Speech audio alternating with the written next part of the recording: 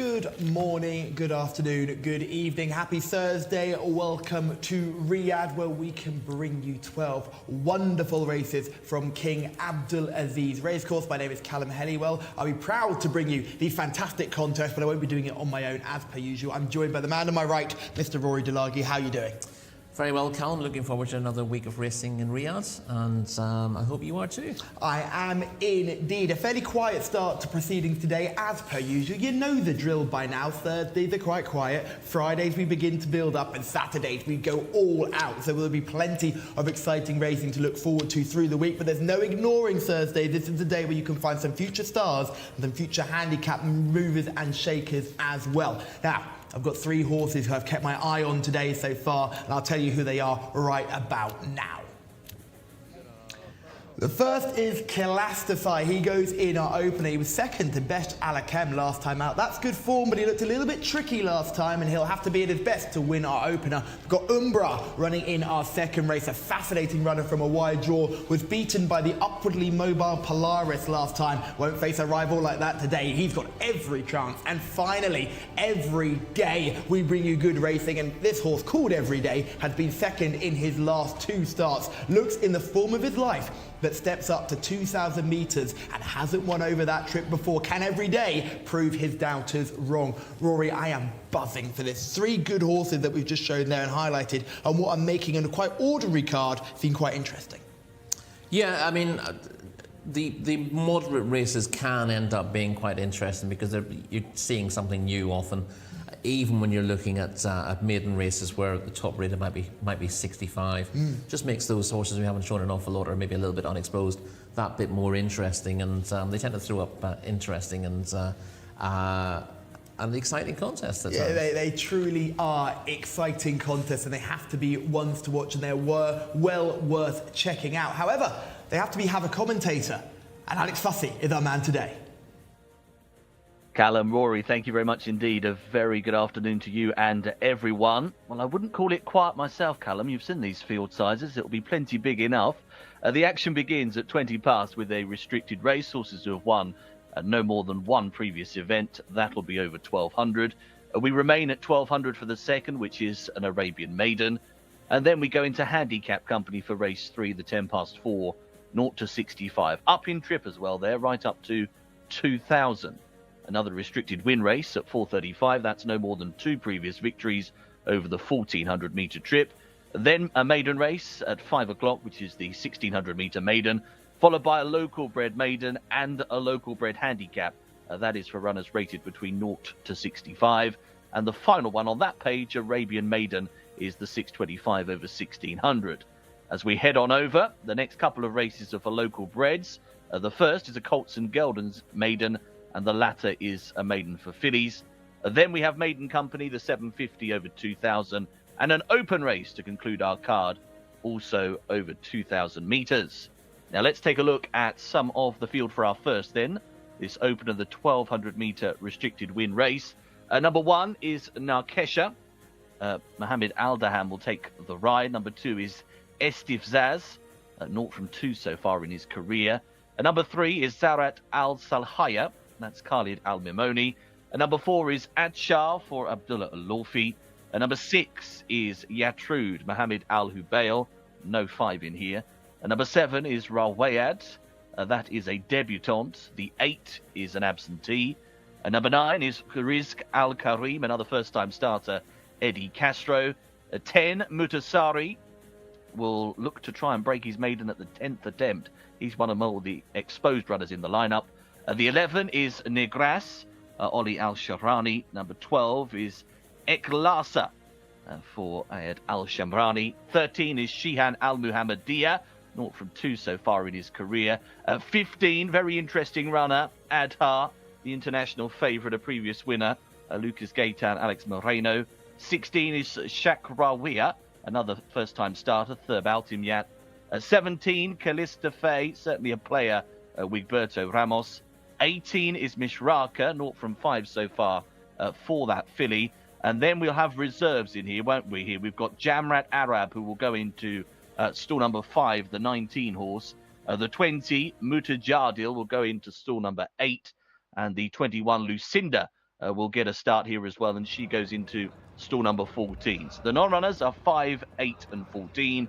All 3 reserves go, and runners are making their way into the paddock for the opener. Let's go back to Callum and Rory. Thank you, Alex, for giving us that wonderful runners and riders guide. And yes, all 3 reserves get in, Rory, a wonderful element of this reserve system, and they're all getting their run because these non-runners were called early enough to give them a chance. If you're with 19, 20 or 21, horse 19 jumps out of gate 5, horse 20 jumps out of gate 8, and horse 21 jumps out of gate 14. But we'll start from the top and work our way down. A really exciting run to start with. Jcsa. Yeah, Jcsa showed promise when 7 lengths 6 of 20 behind Zawuha in a 7-furlong maiden back on the 4th of January. She caught the eye there. She showed lots of early speed from stall 1, drawn in stall 1 again. Didn't get home over the trip that day, but has chances here to up to 1,200 metres. Shamila is live in the parade ring. How are you doing, and who have you found who's caught your eye in this opener? Thank you very much, Callum, and a very happy weekend to all those who are watching the footage live on YouTube. Thank you for joining us, of course. And my pick for this first paddock selection of the weekend is horse number 17, Callista Faye, who will be ridden by Wigberto Ramos. Second last time out, third the time before that, last seen in the winner's enclosure at meeting at 72. Rated 79, so definitely up there in the ratings, but has a bit of a job on jumping out of stall 17. But he has Wigberto Ramos on board, so definitely has luck on his side, and he just looks really well here in the parade ring today. A lot of really nice looking horses. I have about 4 noted down here. Horse number 4, horse number 6 as well, and of course the Lucas Gaitan trainee, horse number 15. I think that Lucas Gaitan could have a fantastic day, but I'm most looking forward to race number 4, where we see Emblem Desert, Anfal and Mumayaza all go head to head, and I think Mumayaza could come out on top for Naif Alanazi. Thank you, Shamila. Yes, race 4 looks like a corker. Here is Estifzaz, horse number 2. Yeah, Estifzaz was 9 lengths 5th on debut over course and distance, but was beaten a long way over a longer trip last time out, 22 3/4 lengths in 12th, and needs to put that run behind him and build at the second time of asking on that promising debut. Another one who needs to put a poor run behind him is Zarat Al Salih. Yeah, that was the end of the season in Taif. Hadn't shown an awful lot on debut there either, and is difficult to fancy in this company. Atcha is horse number 4. Atcha is a winner. Beat Yabri 2 1/4 lengths to win a 7-furlong maiden at Taif in August. Is cutting back in trip here and obviously penalised for that as well. So it's giving up to £8 away to others here. Yatrud is horse number 6. Finished a promising enough 4 3/4 lengths third to Mirwas in a course and distance event on debut. Chased the leader throughout that day, the first 3 coming clear of the 4th. That was quite a nice run from Yatrud, which we'll see on video shortly. Rawa Aid is horse number 7. Is by a Nyquist out of a Canadian maiden from a good family, from the family of the excellent broodmare Flame of Tara, who's like I think the 5th dam of this. So not the best, maybe not the most effective line, but if you go back far enough, it's a very productive family. Risk Al Kareem is horse number 9. It's a half-brother to 3-time winner, Bossur. The dam is a US Stakes winner, Brenda's Way, so a little bit of appeal on pedigree there by Macho Macho. Mutasare is horse number 10. More exposed than most, had 9 runs, not achieved an awful lot in those, and I don't think he'll be making it 10th time lucky. Negrath is horse number 11. Another newcomer in the race, but not one who makes an awful lot of appeal on pedigree. Eklashar is horse number 12. Yeah, by take the points out of a maiden winner, but the half-brother who's run before didn't show an awful lot, and not the most interesting of the newcomers here. Shayan Al Humadaidia. Oh, if I can get that right, the third one. Al Muhammadia. Yeah, a son of Assay Clare. Showed a little bit more than on debut than when 8th last time out, but not really enough to think that it's up to winning a non-winners of 2. 15 is your international favourite, Adhar. Yeah, Adhar was a 6-furlong maiden winner in Taif and was far from disgraced when finishing 6th in a strong Jcsa challenge last time out behind Mustawoba. Shakrawiyah is horse number 16. Another newcomer, half-sister to a maiden winner, Alacy Lee. out of a 6-race maiden. Not the most impressive pedigree, and I'm not sure that Ernst Stavro Blofeld, the sire, is going to make a massive impact. Kalastify is horse number 17, Shamila's paddock selection. Yeah, a solid performer, Kalastify. Winner of meeting 72. That was a course and distance maiden. Has been placed in both starts since, finishing second to Best Alakam last time out. Mishraka is horse number 18. The rating of 45 tells you all you need to know here. Well below form last week, and will struggle in this company, I think. Yeah, so horse number 19, the reserve does get in, Jamrat Arab. Yeah, ran well enough on debut when third here in meeting 72, but it's been well beaten in maidens on her last 2 starts, and needs to prove that the debut effort wasn't a fluke. Mutajadil is horse number 20. Had the 5 starts without making the frame, and took a step backwards when finishing 16th here last week. Very hard to fancy. And finally, we've got Lucinda, who's gone down to post slightly earlier, was getting a little bit upset in the parade ring, has gone down a little bit earlier. Another one who went down early was horse number 11, Negras. So ones to note there. Lucinda, what do we make of this one? Well, she showed a bit on Taif debut, Lucinda. It didn't really back it up here after a break last week. Maybe that run was needed, but I think she'll need to come on a fair bit. Blow the cobwebs away. She's a nice looker, Lucinda, so hopefully she can run as good as she looks. One of the massive paddock eye catchers for me, horse number 6, Yatrude, was a gorgeous individual. Yeah, I like Yatrude. We're going to see Yatrude's debut run, which was a promising third to Mirwas. Mirwas made all the running that day. Yatrude was the only one to really throw down a challenge, and then just got tired late on and was passed for second late in the day. The first 3 coming well clear. I thought that was a nice performance. We've got plenty of action in the YouTube comments already. Plenty of support for horse number 15. Adil Awan has made a big call for horse number 15, Adhar, who is your international favourite. George Lazaridis, one of the interesting runners. George Lazaridis, one of our interesting viewers as well. Welcome back, George. Good to see you with us. Plenty of support coming in for some of the other horses as well, including Yatrude, who's just getting a little bit of support on the international markets as well. But I'm interested to see how horse number 15 goes in this. Obviously, Lucas Gaitan, Alex Moreno teaming up, a dynamic duo in Saudi Arabia. Yeah, this would be the first horse you would come to, given that he's already a winner. Obviously conceding weight, but ran well. That was a really hot race that he ran in last time when 6th to Mostawoba. But fundamentally, you always look at Lucas Gaitan's horses. He doesn't tend to have too many on a card, but his strike rate is probably the highest of any trainer in Saudi Arabia at the moment. Yeah, we can just see Yatrude going down to the start now, and that's why I meant just a really nice-looking sort who's gone down nicely as well under Mohammed Al-Habail, who's a very good jockey, one of the big race jockeys that tends to do his best business on the big days, and has won quite a few cup races, and I think he's had a Group 3 winner this season. Yatrude raced with him until halfway and chased him all the way to the line, but you can see at this point he's getting a little bit tired, and he ends up getting run down for second place, but still beaten less than 5 lengths in the end. And the front 3, as you see, keep pulling away from the rest of the field. So the form looks pretty solid. Time of 1 minute 14:02 for the trip, and in a fairly moderate non-winners of 2, you'd be surprised if he was out of the frame here.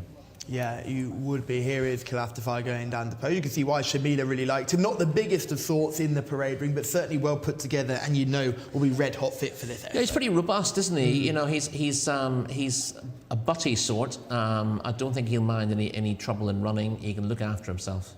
Yeah, he's a big, strong boy. Yatrude going down there as well, looking very nice. I thought Lucinda was an eye catcher for me. Horse number 21. If you're looking for something a little more obscure, you can just see at the back of shot there with the blue noseband on. Horse number 21 with that blue saddle cloth. A good look. I think got plenty of growing to do into that frame though, and certainly will be one to keep an eye on in the future. But notice how this horse has settled down much better behind the stalls than he was doing in the parade ring.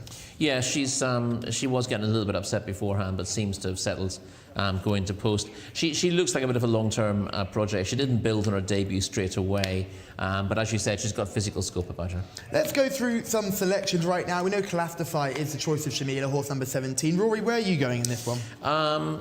It's hard to be against Attar here, given the record that Lucas Gaitan and Alex Moreno have together. So I'm going to stick with him. There appear to be 4 with a half-decent chance, but he's just about the pick. I was going to go for Jcsa, but I just cannot take my eye off Gertrude, and that is why I'm going to change my plans at the last minute, and I'm going to go for horse number 6, Gertrude. So I am going for horse number 6, Rory is going for horse number 15, and Shamila is going for horse number 17. Plenty of love in the comments also for horse number 15 too. So best of luck to everyone at home, best of luck to yourself, Rory, and to you, Shamila. Here we go for race 1. Alex Fussy, it's over to you. Thank you, gents. Loading up process will begin very shortly here then for our first of the day. There has been support in the international market for Gertrude, that is for sure. Certainly a promising first go, wasn't it, when third here at meeting 79.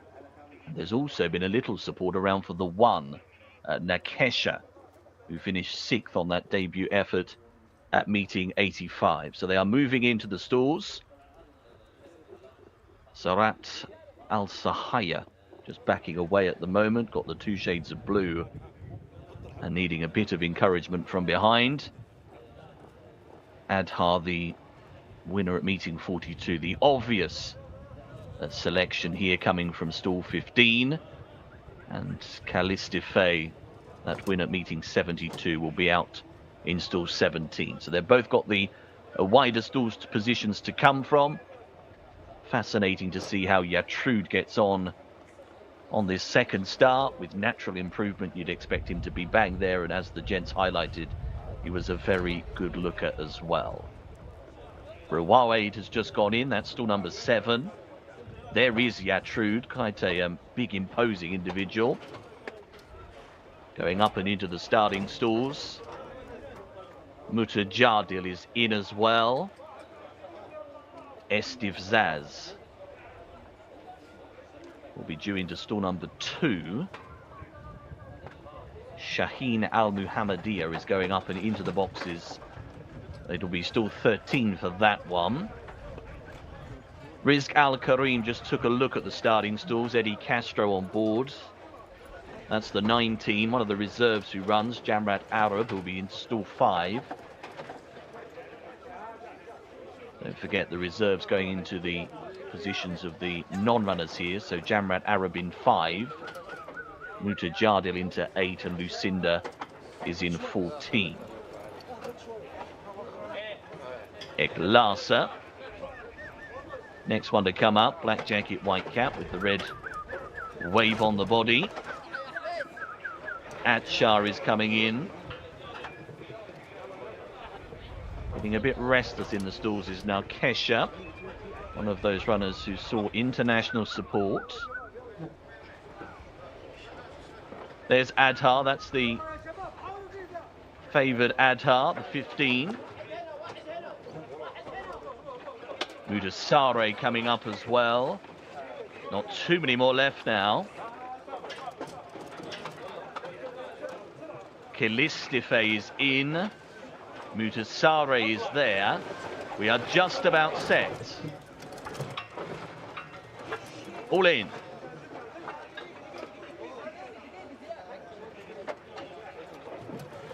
Long hold.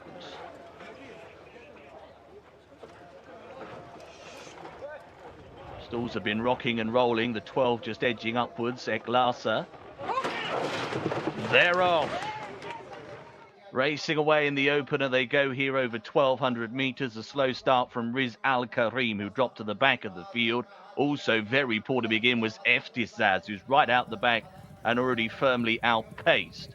Good beginning by Jcsa, bang up there on the inside rail.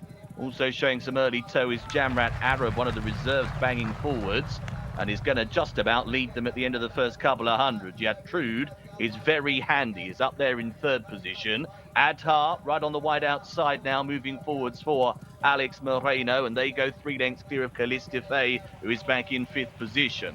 Taking the turn back towards home, Mutajadil is next in the field. Plenty of work on for Rawayad, who's up on the running rail. Next runners include on the outside the improving Lucinda, who's coming from a bit off the pace, but Gertrude is now coming through to try and tackle for the lead, has just about got on. Jamrat Arab is drifting to the inside. Adhar is still there. Kalistife is now running on strongly down the outside of the course. Gertrude is all out with 100 meters to go, and Kalistife is getting ever so close, moving within half a length. Gertrude is being joined and collared.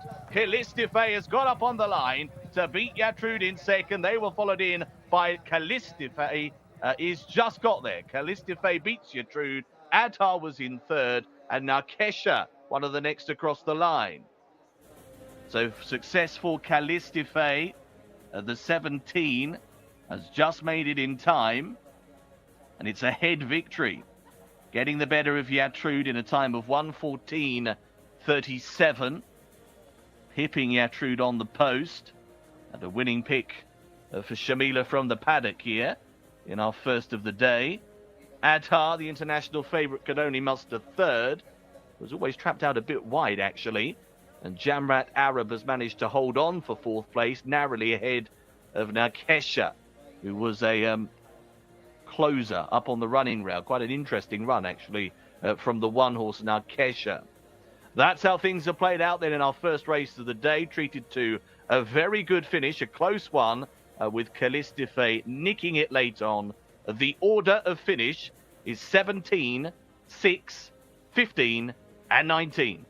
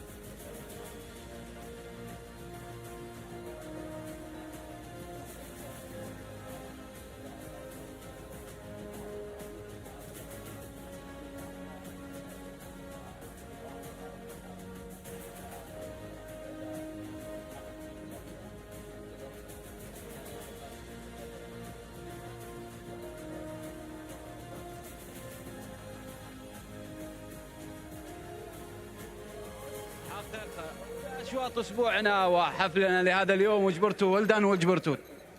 Tell me about the race. Thank you. This is the third time that I ride the horse, and I get to know him. You need to wait a little bit, but close. And he give you good turn foot. He maybe got 350 good turn foot.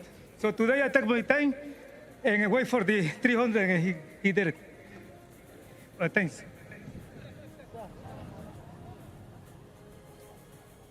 Well, wasn't that an absolutely brilliant race there for horse number 16, Kalistife? And, you know, I think I would be surprised if Callum and Rory couldn't hear me screaming for him to come home from the studio. I was really excited for him to come up, and I didn't think he was going to get there, but very well done to the whole team, because Callum's selection, horse number 6, Gertrude, came in second place, and Rory's selection, horse number 15, came in third place. Now, Wiggy has ridden this horse in its last two starts over 1,400 metres, and has been pretty well, but they've dropped him back down to 6 furlongs, 1,200 metres. The last time he won at meeting 72 was over the same distance. So definitely prefers 6 furlongs, seems like, because this was a very tough race. And it was tough on him as well. He had to come up all the way at the outside. He made up fantastic ground there to finish where he did. But wonderful riding performance from Wigberto Ramos. Timed it absolutely perfectly. And it just looked really, really well throughout the entire race. Jumped out of stall 17, so it'll be interesting to see what Wiggy made of that race, and if he definitely prefers this distance as well. But very well done as well to the trainer Tariq Al-Shebi for this, and owners Hashim Abdullah Al-Mari as well. So very big congratulations to all of them. They have a really nice 3-year-old gelding on their hands in horse number 17, Kalistife. And we just seen a Wigberto to wiggle, but we will say congratulations, Wiggy. You have ridden this horse in his last 2 starts, but he seems to prefer 6 furlongs. Yeah, the last 2 times that rolling, I tried to keep him close, asking early, and he, in the end, he hang. Yeah. Today I say, okay, I got position 17. I just want to be near and take my time. Today I take my time to the last 300 and then ask. Do you think there was a bit of a pace collapse? They went too quickly in the beginning, maybe? Yeah, sure, because my horse is fast. And I was like 3 lanes off, and I let my horse go, but no full. Did you think you were going to come up because it was very close in the end stages? Yeah, I know that feeling. I just beat him. It's very, very, very tough. He went with the speed, so he had to hang a little bit. Would you keep him at 6 furlongs then? Definitely Callistify? 6 furlong or 7 furlong, but riding like I say, sit and wait for the last 400. Were you worried about stall 17 because you had to come out so wide behind everyone else? Yeah, but he got natural speed. So I was near to Alex. Alex, he feels so a lot of speed, so I just stayed near. But in the 800, they go away. 3 lanes. I said, okay, I went to wait. They had to hang. Brilliant. Thank you so much, Wiggy. Okay, thanks. Yes, Wigberto Ramos, always so good at explaining his rides and what happened out there. And I think he pointed out that they just got racing a bit too early, and Gertrude was always there to be caught. Ran a much better race than he did on debut, but was unable to repel the late challenge of Callistify, who's got plenty of experience on his side, Rory. And again, just like Best Alakem we saw in that form line, is now becoming quite a good barometer for how good your horse is. Depends on where you finish alongside this one. Yeah, he always seems to run his race. We see it from the start, and the right horses came to the fore. Jcsa, we knew, would show speed from stall 1. Gertrude from stall 6 also, Gertrude rather, also showed plenty of pace last time out. They've gone forward early, along with the trio white rides. The sneaky horse who got in the reserve that ended up jumping out of stall 5 caused quite a bit of interference early on. Yeah, he's ducked to his left coming out. Jcsa's managed to avoid that, but Estefaz was very badly hampered and lost all chance at the start. We also had a bit of speed from Adar, who we see going 4 wide around here. That hasn't helped his cause in the latter stages. Jcsa, again, just begins to back out of things a little bit from the bend, having shown very similar speed on debut over 7. She's building up to something, but wasn't quite good enough here. And you see the eventual winner swinging wide off the bend to get running room in the straight. He's got momentum under Wiggy, Callistify, and he finishes strongly. So it's just begin to tire a little bit late on because they've gone hard in the early stages. Little bit disappointing, I suppose, from Attar, but the fact that he was wide on the bends didn't help his chance. And Gertrude, we saw run a very promising debut here. So the right horse is very much coming to the fore. If you had to pick 3 to dominate, it would have been the 3 who finished first, second, and third. Perhaps not in that order, but a couple of. The most solid runner in the race has come through to win it. The one you knew was going to run his race because he's done it plenty of times before. He was a bit more exposed than the pair that he beat, but sometimes form in the book is more important than promise for the future. Yeah, I think Wigberto made it very clear in his interview. He says that the reason why he hangs is he hangs when he's tired. So yes. He's tried to ride him to conserve as much energy as possible, which I think is the complete opposite to how Adhar was ridden.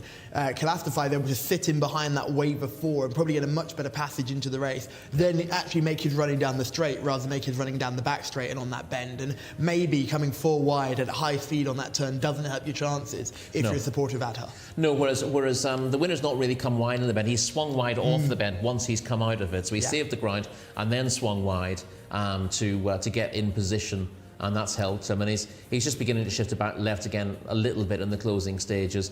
But this ride maximised his chance. You know, the longer he's up there with the lead or challenging, the more likely he is to begin to sort of hang in a little bit late in the day. You see there number 2, Estefaz, completely losing any chance at the start. I think that's pretty much his fault, though. I thought he was a bit hampered in the first place, but actually just a bit reluctant to get into stride, and his chance was gone very quickly. Yeah, and we've talked about it often, how when you're starting in these 1,200 metre races, it's all about who in the middle has got early speed. If you're coming from wide and coming across, and the horses drawn in the middle haven't shown anything. The likes of Risk, Al Karim, Mutasare, Negras, all of those horses didn't show enough speed early on to get across and hamper that rail. So those who were drawn wide, who were the classier animals, have managed to do that quite nicely. And the race is basically split into 2. Yeah, I think there's some pretty moderate horses on show here, whereas the first three would be rated in the 70s certainly, maybe even a little bit higher than that. The winner was rated 79 coming into this. He might have taken his form forward a little bit here, you know, Yatrude and Adhar both looked very promising. First time out, Adhar was bringing a rating of 85 into it, of course carrying 60 kilos, so he was giving a little bit of weight to some of these. He gave not 2 to kilos to Calastify. Yatrude. Yeah, so giving weight to Yatrude, obviously was a maiden coming into it. The first and third were on the same weight. Yatrude, the inexperienced one, getting weight from the pair of them, but you'd like to think Yatrude will be wiser again for this second start, and a maiden should be a formality for him. Yeah, I think Yatrude is certainly one to watch next time. He's improved with each start. Calastify will be interesting to see how he's campaigned now. Clearly, the non-winners of 2 was a great route for him to go down. Non-winners of 3 are much harder contests. Yeah, I think handicaps might make sense for him. He's a pretty straightforward rider. We have to go on to race number 2, and Alex Fussy can take us through the runners and riders. Thank you, Callum. Yeah, let's have a look at the field then for our second race of the day. Again, another big old field. We've got 18 of them going over 1,200 metres. Number 1 is King de Violette, the mount of Mohammed Al Daham. Number 2, Kara Al Khaladia, a 0 from 21, that 7-year-old. Number 3 is Ebiat Al Shuhaib, with Berto Ramos searches the double. 4, Thawad Al Khaladia for Ricardo Ferreira. Number 5 is Shagran Dharma, just had 1 previous start, a first go of the season for him. Number 6 is Muta Farid, also had 1 go this season, not been all that solid so far. 7 is Asaf Al Khaladia. Now this colt, the 7, is quite popular in the international market, but has finished well behind the front rank on 3 starts so far this campaign. Number 9 is the next one, because the 8 is a non-runner, so the 9 is Misk Al Barak for Abdullah Al Kredis. Number 10 is Kafu Al Dam, Khalid Al Mimoni, and 11 is Monfad, the mount of Sultan Al Mimoni. 12 is Jawad Al Khaladia for Camilo Ospina. And number 13 is Mahrayan, that's Jimmy Carrion. 14, Harmas Al Khaladia, Abdullah Al Lofi. 15 is Sultanat Al Dari, Abdullah Al Saeed. And 16 is Arkan Al Gaya for Mohammed Al Shammari. Number 17 is Jabal Al Kirat, a 0 from 3 so far in his career. 18 is Ilios Al Ansari, and that is Abdullah Al Shari. And the 19 will go here. Mureb Al Ansari does run, because the 8 is a non-runner, so he will go into that starting stall position. Now, Callum, Rory, I can tell you that the Al Khaladia stables newcomer, Hamas Al Khaladia, is rather short and well fancied on the international market. He's a newcomer to Saudi, but it doesn't look a strong race. Surely he'll take some stopping. Well, you'd say that, Alex, but we've been bitten plenty of times before with these Al Khaladia stable first-time runners. Sometimes they take a little bit of time to get going. Sometimes they can be absolute rocket ships. But Rory, you and I both know that sometimes they just take a while to get their feet on the ground. Yes, I mean, that's always a little bit of a concern. The fact that Harmas Al Khaladia has had a little bit more time, is making his racecourse debut at the age of 4. Makes you pretty interested in his chances. Shamila is in the parade ring. Who's caught your eye in this one? Thank you very much, Callum. It is our first Arabian race of the day. And I've surprised myself with this race, because 3 of the horses I've noted down as paddock positives are all debutants, which is very unlike me. Now, the horse that I've gone for is horse number 4, Thawad Al Khaladia, by the great Laith Al Khaladia. However, is not trained by the Al Khaladia stables. It is trained by Abdullah Mishrif. So interesting jockey booking as well. Ricardo Ferreira, we spoke to him last week in our mini studio for our after show. But I just love the look of this horse. He's everything you want an Arabian to be. He looks really muscular as well, so that is a good sign, especially for a debutante horse. And obviously, horse number 1, King de Violette's with Mohammed Al Daham is also one of my paddock selections. And horse number 14, Harmas Al Khaladia, who is actually trained in the Al Khaladia stables, another debutante who I think looks really well. They were definitely my top 3. I will be sticking, however, with horse number 4, Thawad Al Khaladia. And you might notice that on a lot of the grey horses, they have a yellow stripe down their neck, and that is just because the horses are blood tested before every race. So blood is drawn from the horses before every race and sent to the labs for drug testing. So that's great to see, just if you were wondering why they had big yellow stripes down their neck. Oh, thank you, Shami. That's always good to get that extra bit of information, and we can see why the yellow stains are on there. I think there's a few we can put into a shortlist here straight away. The first one's horse number 2, Cara Al Khalidiyah. Yeah, Karar Al Khalidiyah is definitely of interest, having bounced back to form last week, finishing second to Shibble Shemek, over 2,000 metres. I thought this trip was plenty sharp enough, though, dropping back from a mile and a quarter to 6 furlongs. He saw it out pretty well last week, and this might be a little bit sharp for him. You know what, I thought the same thing, and then I took one of those typical Jcsa website deep dives into his form. He was running in sprint championship races as a youngster, only last season. So it would suggest that they clearly thought they had a bit of a sprinter on their hands. He's clearly thrived over longer distances, but he was at one point campaigned as a sprinter.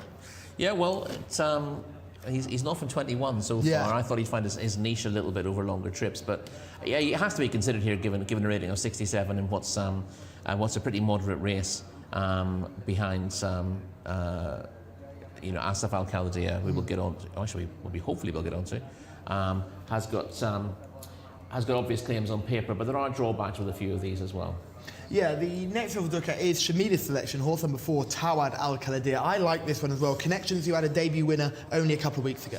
Yeah, and well worth looking at. Ricardo Ferreira is a very good jockey booking for this. A newcomer by Laith Al Khalidiyah out of Nama Al Khalidiyah. The right signs in the paddock, the right signs on paper in terms of a likely newcomer, and one you'd have to take seriously.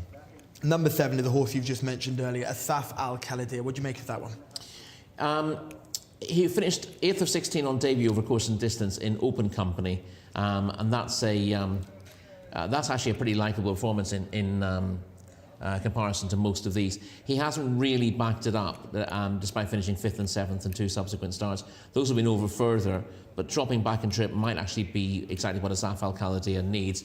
And obviously, you look at a rating of 92 does stand out. It's a little bit of a suspect rating, it has to be said. You wouldn't trust it implicitly, but the handicapper knows the time of day, and this horse definitely does have ability to win a race like this, and will probably be doing it over shorter trips. The international favourite is number 14, Harmath Al Khalidiyah. This is horse making debut for the Al Khalidiyah stables by the mighty Laith Al Khalidiyah, but there's so many here by the mighty Laith Al Khalidiyah. Does that give him a true advantage? Well, the fact that he's representing the Al Khalidiyah stables rather than having been farmed out or sold on is the crucial piece of information there. And yeah, the pedigree does catch the eye. But yeah, essentially, when you see Abdullah Al-Lofi riding one of these in the Al Khalidiyah colours, you think this is probably one of the better ones there. And they're usually reasonably well tried at home. I think he's the first foal of the dam, Jazibat Al Khalidiyah. But you know that's a decent pedigree. You make the point that there are plenty by Laith Al Khalidiyah kicking around, but the best prospects do end up running in the Al Khalidiyah stables colours. Let's have a look at some of these in action. The one we'll take a look at is Cara Al Khalidiyah. This was a very good effort, coming out wide over a much shorter trip, over a much longer trip, I should say. Drops back in trip today.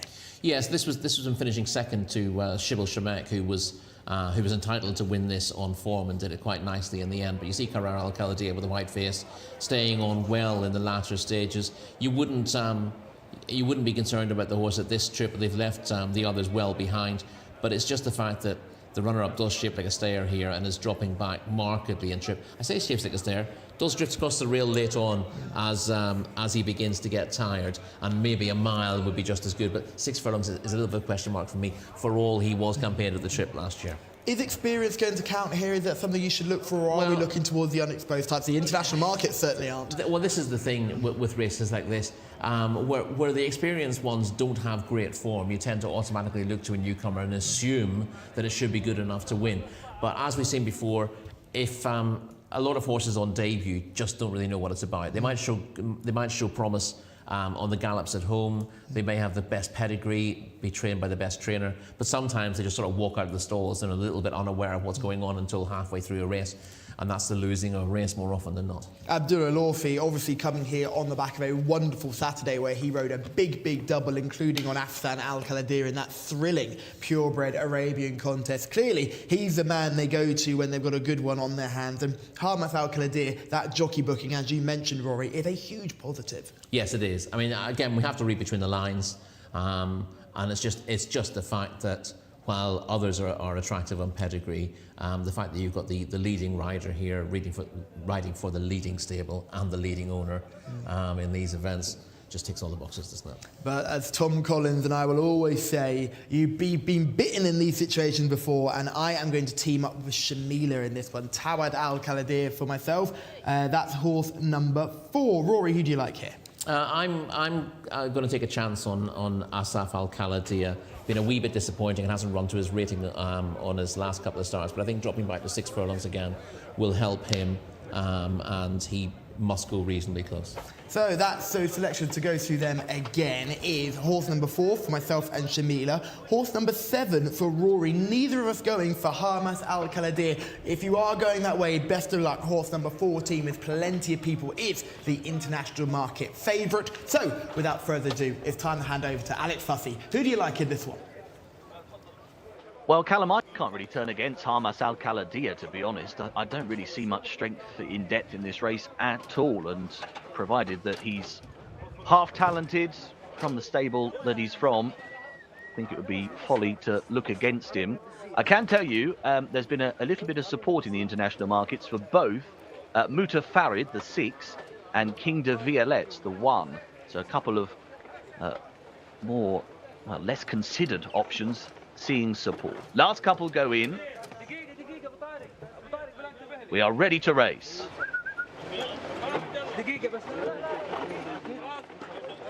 Runners settling in stalls there with King de Violette. They're off. They are away and racing. Fawad Al Khaladir missed the start, blew it on debut, was very slow to go and awkward. Shagran Dharma tried to run towards the inside rail there and is dropping right to the back of the field. 1,200 metres again. This is an Arabian maiden, and King de Violette is going on to show. Leads up early doors, showing only narrowly though by about half a length.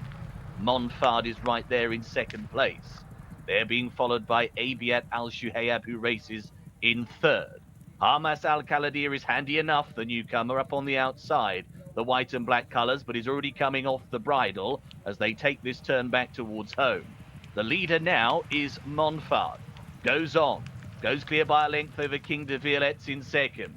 Abiat Al Shuhayab is in third. They're followed by Hamas Al Khaladir. Next in the field is Mohayan, who tries to get going. They're followed as well by the improving Murab Al Ansari, but the leader, Monfard, is clear. Heading towards the final couple of hundred. Still boxing away. Hamas Al Khaladir is getting ever closer, but Monfard got that break on the home turn and is away by 5 lengths. Trying desperately hard. Hamas Al Khaladir is flying home, but Monfard, home turn, won the race. Beat into second, Hamas Al Khaladir. Mohayan was back in third. They were followed in by Asaf Al Khaladir, who made some late gains. Win for number 1, Monfard, who scored here in a time of 1:21.19. And certainly around that bend was the decisive point of the race. Got away, Hamas Al Khaladir, with the inexperience on show, and then everything dropping late on when running very close near to the line. 2 1/4 lengths is the official distance. Morea was in third, and then Asaf Al Khaladir, who finished in fourth. Up that inside rail, actually. Keep an eye out for that runner. It's just Bob there for fourth on the inside with a steaming late charge. Nicked that off Abiat Al Suhayab, who was racing much further forwards. That's how they've come home then in our second race of the day. A little bit of an upset with Monfard winning. The order 11, 14, 13 and 7.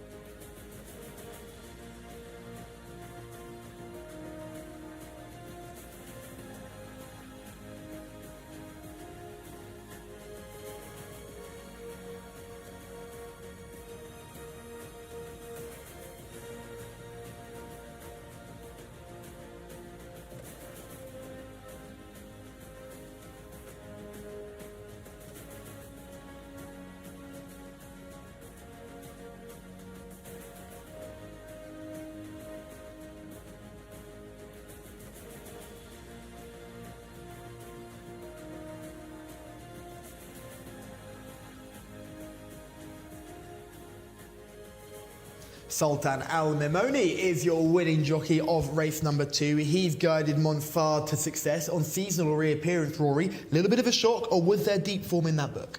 Well, he's 15th in 2 of his 3 starts, but they came over different trips. His one solid run last season came win second over course and distance on his second start. And if you ignored the form over further, he had a little bit of a chance, and he showed that he was all speed today by making virtually every yard. He was, I suppose, King de Violette might have led briefly on the inside, but Montfard was soon alongside, was given a clever ride by Sultan Al Mimoni, who kicked on early in the straights and had the favourite in a bit of trouble on the bend and made sure that he nicked a few lengths at that stage. Yeah, I think Harmas Al Khalidi is probably the best horse in this race, but as we mentioned before, sometimes they just need a little bit of time to kind of work out what they're doing, and you can see there's plenty of inexperience on show. He got completely lost on the bend and then ran on quite nicely towards the finish. Yeah, he's run on very strong. You see carrying his head to one side a little bit, but he's just showing signs of inexperience. And with thoroughbreds as well, you don't always want to be with them on debut on dirt. But particularly, I think with the purebred Arabians, you can't get too stuck into them at home. They've got to learn a little bit on the job, and you can't be following the newcomers blind, however well bred they are. Yeah, and again, we just saw there were some really poor starts in behind, most notably from Shamila and I's selection, Sawad Al Khalidi, who really fell out the stalls and had no chance from there. But again, debutants. Yeah, exactly. Just absolutely clueless.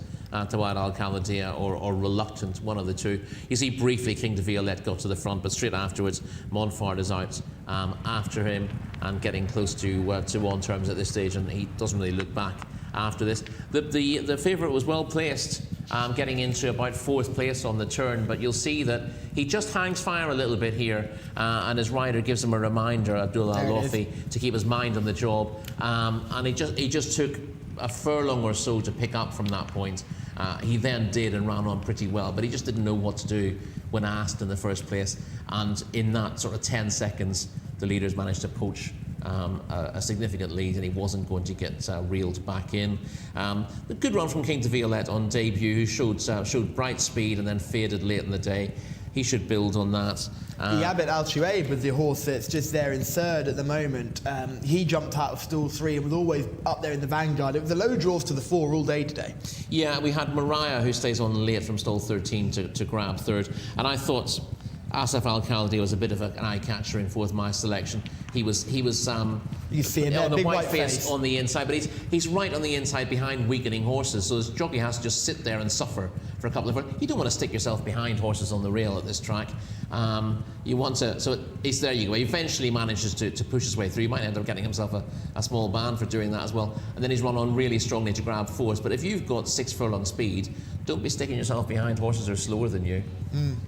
Yeah, it's one of those things where he's got a decent enough draw position as well coming out of 7, so it's not like he's had to come from wide and put the brakes on. He's got a nice position there in 7, and he's just not been able to keep up with the early speed and ends up in behind horses who were cheap speed, as you like to say the word, and that cheap speed then fall into his lap. Yeah, you need to find yourself space. That's why a lot of the top jockeys are happy to stay wide on the track in the early stages, because they know that those who aren't good enough to contend, they're still capable of showing early speed, but they'll drop back quickly and they'll be dropping back towards the inside, and that's where you get trouble.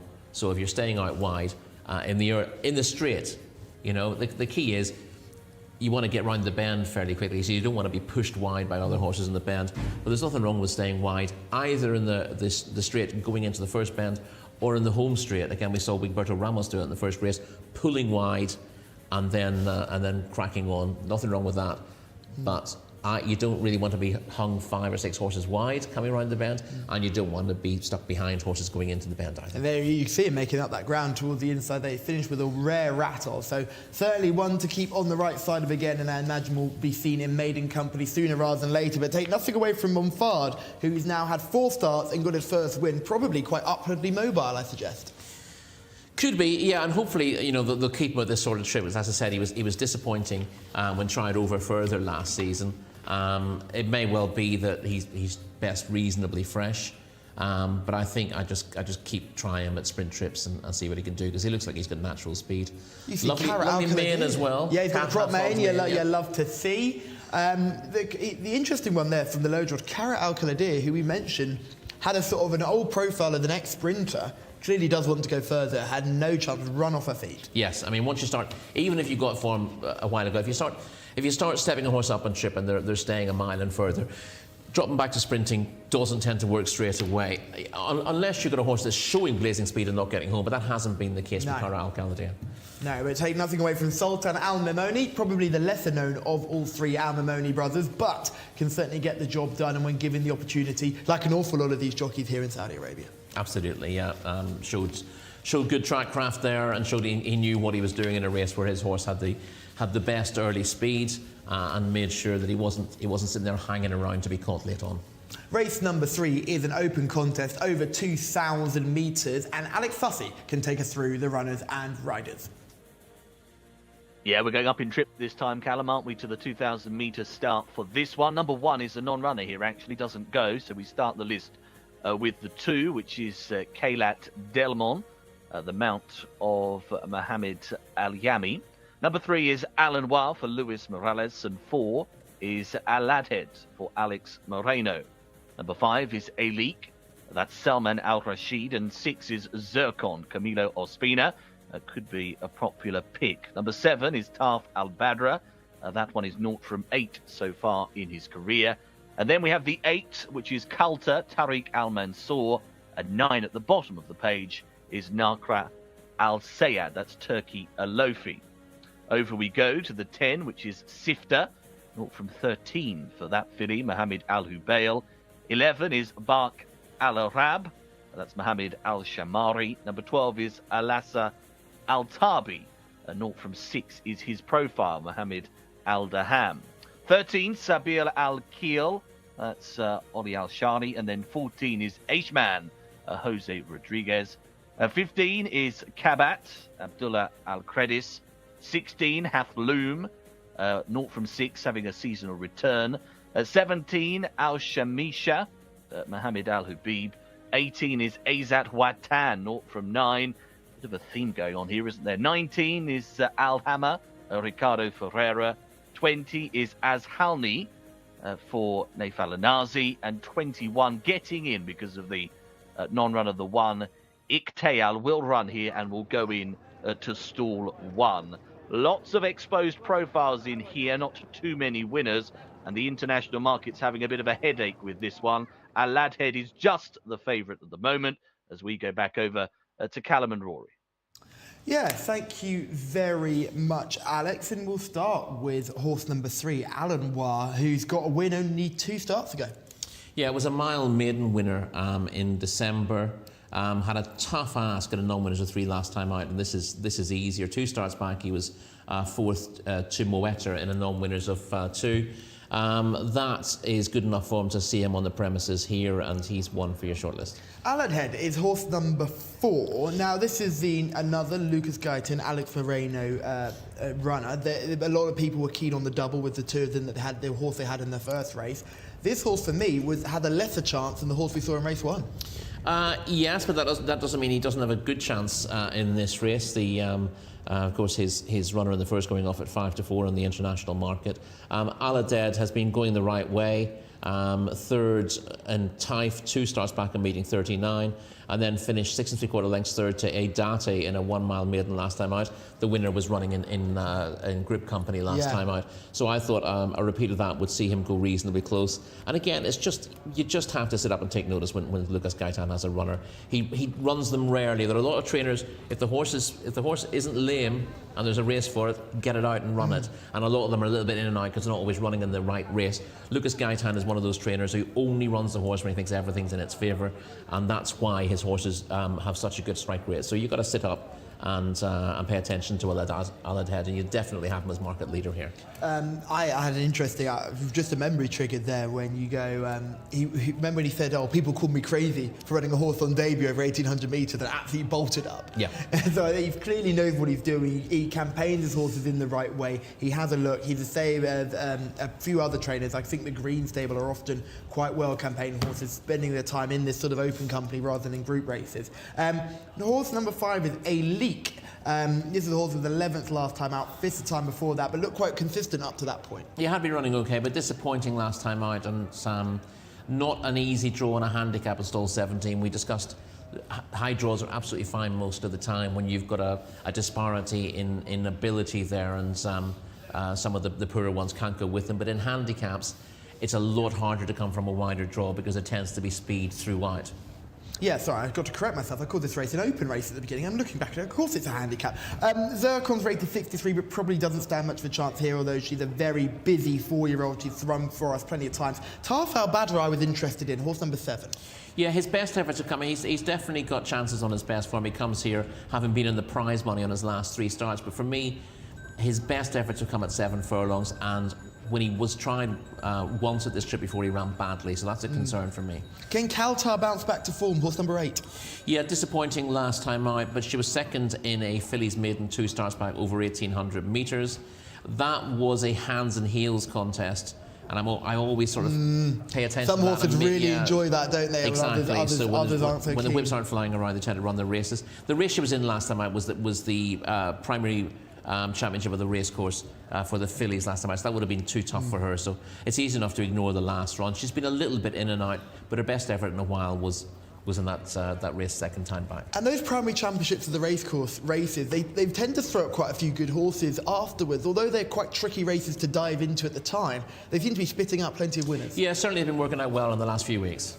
Shamila is in the parade ring. A tricky little contest here. Has anyone caught your eye?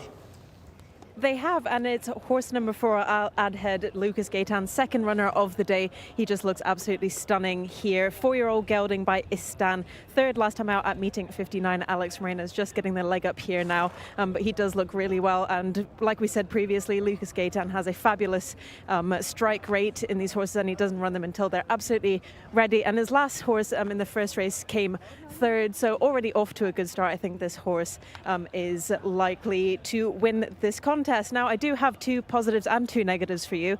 My next positive is going to be horse number 19, Aldemir, for Sami Al-Harabi and Ricardo Ferreira, 4th last time out. Jumps out of stall 4, so I think they have a good chance as well. My 2 negatives are horse number 9 and horse number 11. I just both didn't really like the look of them. Horse number 11 looks like he'd rather be pretty much anywhere else, and horse number 9 very much on toes as well. Thank you, Shamila. We'll talk about horse number 10, Sifta, who's got a very different profile to horse number 11, Bark Al Arab.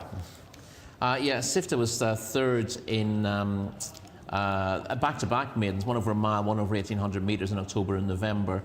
Hasn't been so good of late, and interestingly, has been well beaten when tried in handicaps. So seems to save her best form for maiden company, where there is less congestion. A lot of horses who don't seem to show their form in handicaps. Again, horses tend to go to the bend together, a lot more congestion, a lot more competitive, and a few horses just sort of spit out the dummy in that sort of circumstance. What about Bark Al Arab, who is very unexposed, it looks? Now, unexposed after 4 starts, 6th and 7th are just respectable outings in Riyadh this season, but his form to date has come over 7 furlongs and a mile. So there's a possibility that step up to 2,000 metres for the first time, we'll see a little bit of improvement, but he does need to improve to take a hand. Does look very light in the parade, and you can understand why Shamila thought he was a bit of a paddock negative. Yeah. Sabil Al-Khair and Kabat finished in front and behind each other last time out. What do you make of their chances, number 13 and 15? Yeah, Sabil Al-Khair was beaten 9 lengths in the second in a 0-60 over a mile and a half. Last week, having made late headway from off the pace. I thought Kabat, who was third in that contest, shaped better because Kabat was chasing the winner, Nashar Al-Aid, all the way, and then got tired late on over a mile and a half and was passed by Sabil Al-Khair, who came from a long way back and seemed to relish the trip. But I think at the shorter trip, Kabat would appeal more. One of Shamila's other paddock eye catchers was horse number 19, Aldemir, who's a horse who's got absolutely no early pace, but often finds well for pressure. Yeah, well, he was 4th in that contest as well. We might just catch him if we have footage of that. But yeah, he finished a fair way behind. He'd beaten 13 lengths in total when 4th to Nashar Al-Aid in that 0-60 over a mile and a half last time out. Again, he doesn't massively appeal dropping back in trip because he clearly stays well. He was scrubbed along all the way down the back straight, but kept finding. So you clearly finds for pressure, but you're concerned dropping back in trip after showing that sort of running style?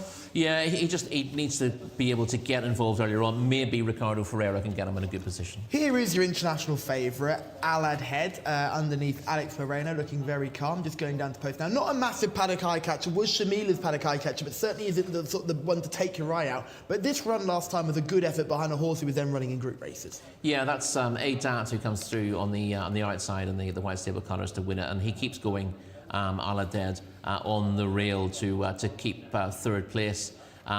It's not a... Sorry, I've picked up the wrong winner there, but it's Adat who does win the race, not the white stable colours.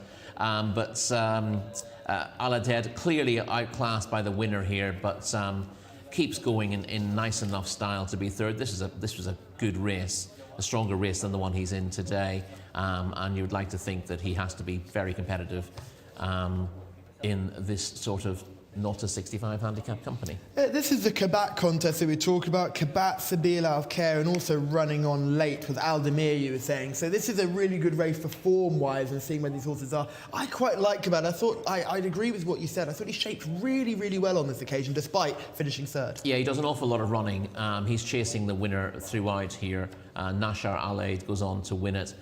He just begins to get tired. As the winner gets away from him, he gets tired, he gets a little bit lonely, and you see that Sabila Al-Khair stays on from a long way back in the field to grab second place. And you see also back in fourth there, staying on at the one pace, is Aldemir. The pair of them stayed the trip really well. I thought Kabat didn't really, and would benefit from the step back to 10 furlongs. So I'd fancy his chances strongly of turning the tables around. And he's probably the one I want to be with in this race, given that, you know, I would, if I priced it up, I'd make Aladed the likeliest winner. But I think the one who might give you a proper run for your money would be Kabat. Yeah, I'd agree with you on that one. Does Kabat's run style often leave him there to be shot at, though? Yeah, but I mean, the question is how many are capable of shooting him down late in the day over this trip? Not that many in this company, I don't think. So yes, he's clearly going to lay it on the line, but he's still fairly unexposed after 6 runs, and he is gradually getting better as well. He's had 3 runs in the last month or so. He's stepped forward with each of them, and I think this trip should be his optimum. So lots of reasons to like him today, and I thought he carried himself well going to post, so he looks in good form. Yeah, it's interesting to see the YouTube comments are very strong in favour of horse number 4, Alad Head. There's plenty of support, and just remember, only 2 races ago we saw plenty of support for a Lucas Gaitan, Alex Moreno trained runner who could only finish 3rd. So although there's plenty of support there, it's not unbeatable.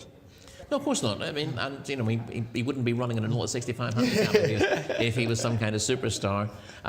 He's just your obvious starting point. I think when you're looking at a race like this, there's probably not an awful lot between maybe half a dozen horses by definition, because it's a handicap and the form is there on show. But people will tend to zero in on the likeliest winner, which means they probably gets a little bit over supported.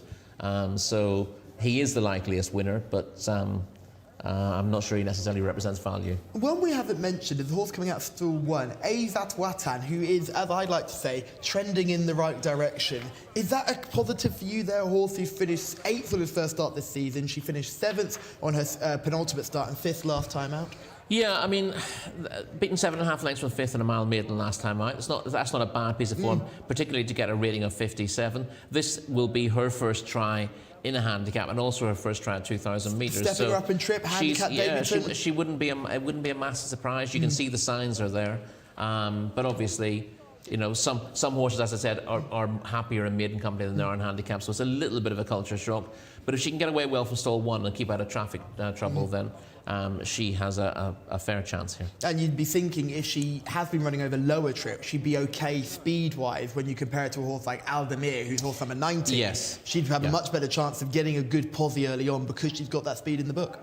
That's a very good point to make, it has to be said. So it's a tough one. You can understand why the international market is finding such a tough time with this contest, because like you said, you could give half a chance to probably 6 or 7 of these.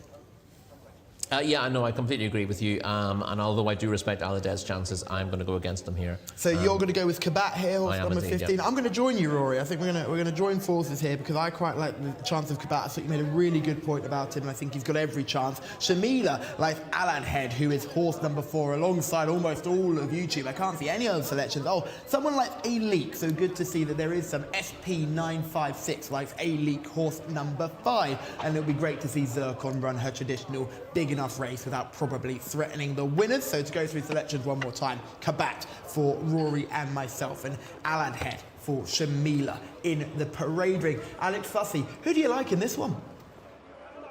Keeping it simple here, Callum. Could be perhaps tarnished with being a favourite supporter, but I think Aladhead is the most likely winner here for the Athbar Racing Stables. Lucas Gaetan, Alex Moreno will jump out of stall 10. Not a bad stall's position, and has been strong at the top end of the international market before the off here. There has also been support for Aldemir. Certainly been money around for that one, and there has been support in the international markets for Kabat near the off as well. So they are the trio of runners that have caught the international market's eye as they continue their load, as we see across the Riyadh track here. Those fancied runners, Aladhead will jump from 10, as I mentioned. Kabat, the tip for Rory and Callum, will come from stall number 8, so a couple of doors down. And then you've got Aldemir from 4, stall 4, the position for Ricardo Ferreira, so both closer to the inside. Don't forget, Ikteal is into 1 here. The filly who gets in the reserve is into stall number 1, looking for her first win at the 12th time of asking. It is one of those races where we've got quite a few exposed sorts. There is only 3 previous winners. Hilat Delmon, the 2, the 3 Alandois, and the 9 Nakra Al Said, the previous victors in the lineup. There goes Zircon. Poor Ospina is in. Aladhead also going up, so we are nearly set for action here. Standing by. They're off. They are racing away. They go here over 2,000 meters in the third. This local bred handicap, 0 to 65. Let's see where the early pace is going to come from then. Decent start made by Aladma. It's just looking for a bit of early cover. Right out in the centre, Bark Al-Arab, probably just the overall leader, the striped jacket. And also Sifter got a decent start and races handily. Tarf Al-Bada is another one vying for that early lead. As we look over the top of the field, and they're pretty well stretched out, as is quite often the case, going onto the main course proper now. So, on the outside, Tarf Al-Bada continues to force the pace, looking for Aladhead. He's just got into 4th now. He's got a lovely slot. He's starting to move into 3rd as well. So Kabat on the inside of Tarf Al-Bada, with Aladhead just in behind. Is racing up there on the outside of rivals. Got a lovely little slot. Nakra Al Sayed is not far away. They're followed by Sifter, and deeper out on the racecourse now coming under some pressure is Bark Al-Arab. Also, Aishman was caught out wide and is now also coming off the bridle. Aldemir is starting to pick up. Yellow and Maroon is starting to move in behind the leading wave of about 5 or 6 to try and launch some sort of effort. They're about to level on in for home, and it's a 3-way go up top. Up on the inside, Kabat has got company here. Aladhead has come there travelling very well and now goes on by. Aladhead at the top of the home straight is committed. Moreno says go. Giving chase is Aldemir in second. Still there, boxing away is Kabat. They race themselves down to the final couple of hundred. Aladhead is trying to hold on a bit now. Very close this is going to be, because Aldemir is picking up strongly as we drive for the line and looks like going to get up. Is going to do just that here as we drive towards the finish. Success then goes the way of Aldemir, has beaten into second place Aladhead. These two shooting well clear at the line. Alanoir was a one running on in behind the eventual front wave. Success then for the 19 horse here. That is Aldemir, who goes on to win. Travelled, well, quite well actually, behind them, and then made up good progress just behind the leading wave as they came into the straight. And although Aladhead had committed and gone a few lengths clear, didn't really ever get fully away. And Aldemir has come through to pick that runner off and has won in a time of 2:09.49. Beats Aladhead into second position, a length and 3/4 between the pair. And Alan Wall was third there, the runner on from the back end of the field, the orange and white. If you are looking for fourth place, it was Zircon in the black and white colours who's eventually fourth. But they're quite well stretched out, that runner back to the rail. Order of finish then, race 3, 19, 4, 3 and 6.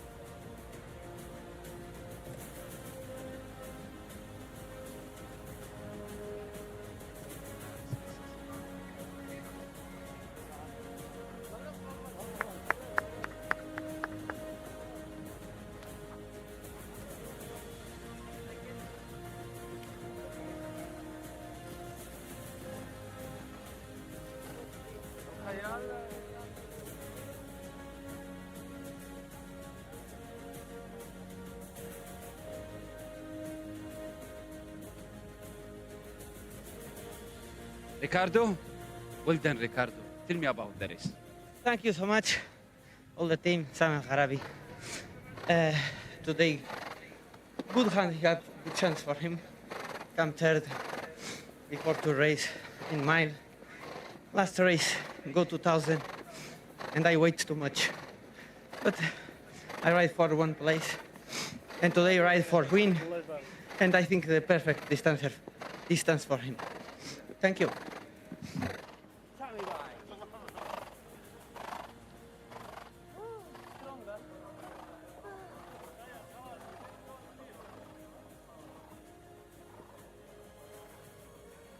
Jockey Ricardo Ferreira comes away victorious in race number 3, a local bred handicap for horses rated 0 to 65. And this is a little bit of a win for me because I pointed out horse number 19, Aldemir, as one of my paddock eye catchers, but I sided with the international favourite, which is horse number 4 for Lucas Gaitan and Alex Moreno. But very well done there to Sami Al-Harabi, the trainer, Ricardo Ferreira, the jockey, and of course the Al Gamar stable, the owners. This is a beautiful 4-year-old bay colt by Bandini, jumped out of stall number 4. This horse is out of a mare called Miniskirt, rated 57. So one of the lower rated horses in this race, but proved himself a great deal here in this contest. I thought that Alex Moreno was going to get up. He thought he timed it perfectly. However, Aldemir just came around the outside and swept through pretty easily. So it would be good to hear what Ricardo thinks. Well done, Ricardo. You rode this horse in its last 2 starts over different distances, but he seemed to do really well today. Yes, the horse today, third race for him in third week. First race 1 mile is very short for him, but last week have a good handicap for him, no handicap 460, the rating. But I wait too much in 2000 because I scared too much distance. And today good luck, good travel, and good handicap for him. I riding for win. Today I think perfect distance for him. And did you think that maybe Alex went a little bit too quickly and you thought it would be good for you? Yes, before the race I stood the race and I like course, Alex and Luca. And I go all the time, look this horse and behind him, and try. Maybe I have more power, win. Maybe not have, this horse can go with me. And would you keep him at this distance now? This is the perfect one for him. Yes, for him 2000 is perfect. Thank you so much, Ricardo. Yep. Yes, great to hear from Ricardo Jcsa Ferreira, who has been a man in fine form since he started riding here in Riyadh. We don't see him in the type season, he's riding in France and Spain, but this Portuguese jockey certainly knows what he's doing when he comes to Riyadh, and he's had plenty of winners, Rory. He has, yeah, he's really lit the scene up since he arrived here after his usual stint in the French provinces. He's champion in Spain as well. And he's a very, very cerebral jockey. He knows what needs to happen in the race. He knows where he wants to go, and he clearly thinks it out well. You see, he's chivying along after the start. There's only 3 or 4 behind him after the first 50 yards, but he did a lot of late work over a mile and a half last time out. And I think Ricardo knew that he needed this horse to get a little bit closer. He's in daylight here. He wants to make sure he doesn't get in a pocket, so you see he's just steering wide of the trio in front of him and going for the gaps, going for the spaces, and making sure he can gradually gain positions. He doesn't have much early speed, as you can see. He's still having to be ridden along to hold his place, but it's a strong pace up front, and it's going to play into his hands eventually. But yeah, he's still right at the bottom of the screen there in about 10th or 11th place. But he's always looking ahead and working out where the gaps will be later on. Now he's getting himself into a space here and riding along because he knows he can't afford to lose momentum. Now he's in a little bit of daylight again and he can afford to relax. But he just keeps this horse going forward, making sure that he's going to be within striking distance of the leaders. And it's not an easy ride for him. You know, this is a horse who he says this is the horse's perfect distance. He looked like he needed every yard of a mile and a half last time out, and finished behind the horse who's leading at this stage. Kabat, who ran a big race over that mile and a half but didn't quite get home. Aldier was behind him on that occasion, but because Ricardo is never dropping his reins here and making sure the horse doesn't drop the bit at any stage, he keeps in contention, and he's now within striking distance of the front 3. There's been plenty of pace on. Aladead just gets to the front now and briefly looks like he's got his race won because he travelled nicely. He gets past the leaders. But Ricardo Jcsa Ferreira has been riding along since the start of this race and gets his mount into a challenging position now. He's always going to stay on strongly, and we knew that in the first place. We thought he'd be staying on strongly from a bad position. But Ricardo never dropped his hands and never allowed this horse to get into a poor position after coming out of the stalls fairly well behind, just always improving that spot from the get-go, and it's paid off in the end. It's a nice performance. He's capable of running to a higher rating as well. It's just a case of, because of his run style, you know, if you drop your hands on him, you're going to find yourself in an almost impossible position. But Ricardo made sure that he just kept the horse going forward, and I think this will do him a little bit of good, getting this win on the board as well. I think it'll give the horse confidence. Hopefully he can start showing a little bit more early toe in his races. It's not guaranteed, but it just means he needs to be ridden in this style, and not that many jockeys I think are probably capable of riding like this all the way through. You've got to be making judgment calls constantly in the race to make sure that you don't run into traffic. Once you run into traffic, you're beaten. Shamila is in the winner's enclosure. I am indeed in the winner's enclosure with the winning trainer, Mr. Sami Al-Harabi. Congratulations, Sami. It looked like you have a nice horse. Thank you, Alhamdulillah. And you're flying this last few weeks. Yes, the horse, mashallah, tabarakallah, good run now. 3-week double for run 1 mile, finished 3, and last week finished 4 for 2,400. Today 2,000, mashallah, win. I think this horse no problem for distance. This horse need more years. I think next year, inshallah, better. And what's your plan for him now after this? Well, inshallah, maybe now a 3-week double run. I think you need wait for 1 month and then again run. Inshallah, look horse eating good, form good. Inshallah, again run. Thank you so much, Sam. Thank you. Alex Fussy to take you through the runners and riders of our 4th race. Thanks, Shamila. Yeah, let's have a look at this field then for the 4th. This is very competitive. Looking forward to this race. Some interesting runners for sure. Number 1 is Anfal, Ricardo Ferreira. Just seen him in good form. Number 2, Veiled Illusion, with Berto Ramos also already with the winner today. Number 3, is Moad, Fahad Al Faradi. 4, Emblem Desert, Camilo Ospina. 5 is Larin, that's the international favourite, a winner back at meeting 62. Number 6 is Snafia for Mohammed Al Hubail. 7, Hug a Tree for Khalid Al Mimoni. 8 is Safa for Alex Moreno. And then we go on over to number 9, Ala Nude for Tariq Al Mansour. Number 11 is Mame Yaza for Naif Al Anazi. And 12, also an interesting horse in here, number 12 is Resurrected for Luis Morales. At 10, the non-runner, so just the 11 of them here, but a very interesting race in prospect. What do we make of this one, gents? Yes, it is a truly interesting contest, and the first one of these that's really caught my eye when we were going through the cards over the last couple of days, because there's plenty of good form all around in this contest. We'll start from the top and work our way down, Rory, as long as you're okay with that. That's fine by me. Perfect. Well, let's start with horse number 1, Anfal.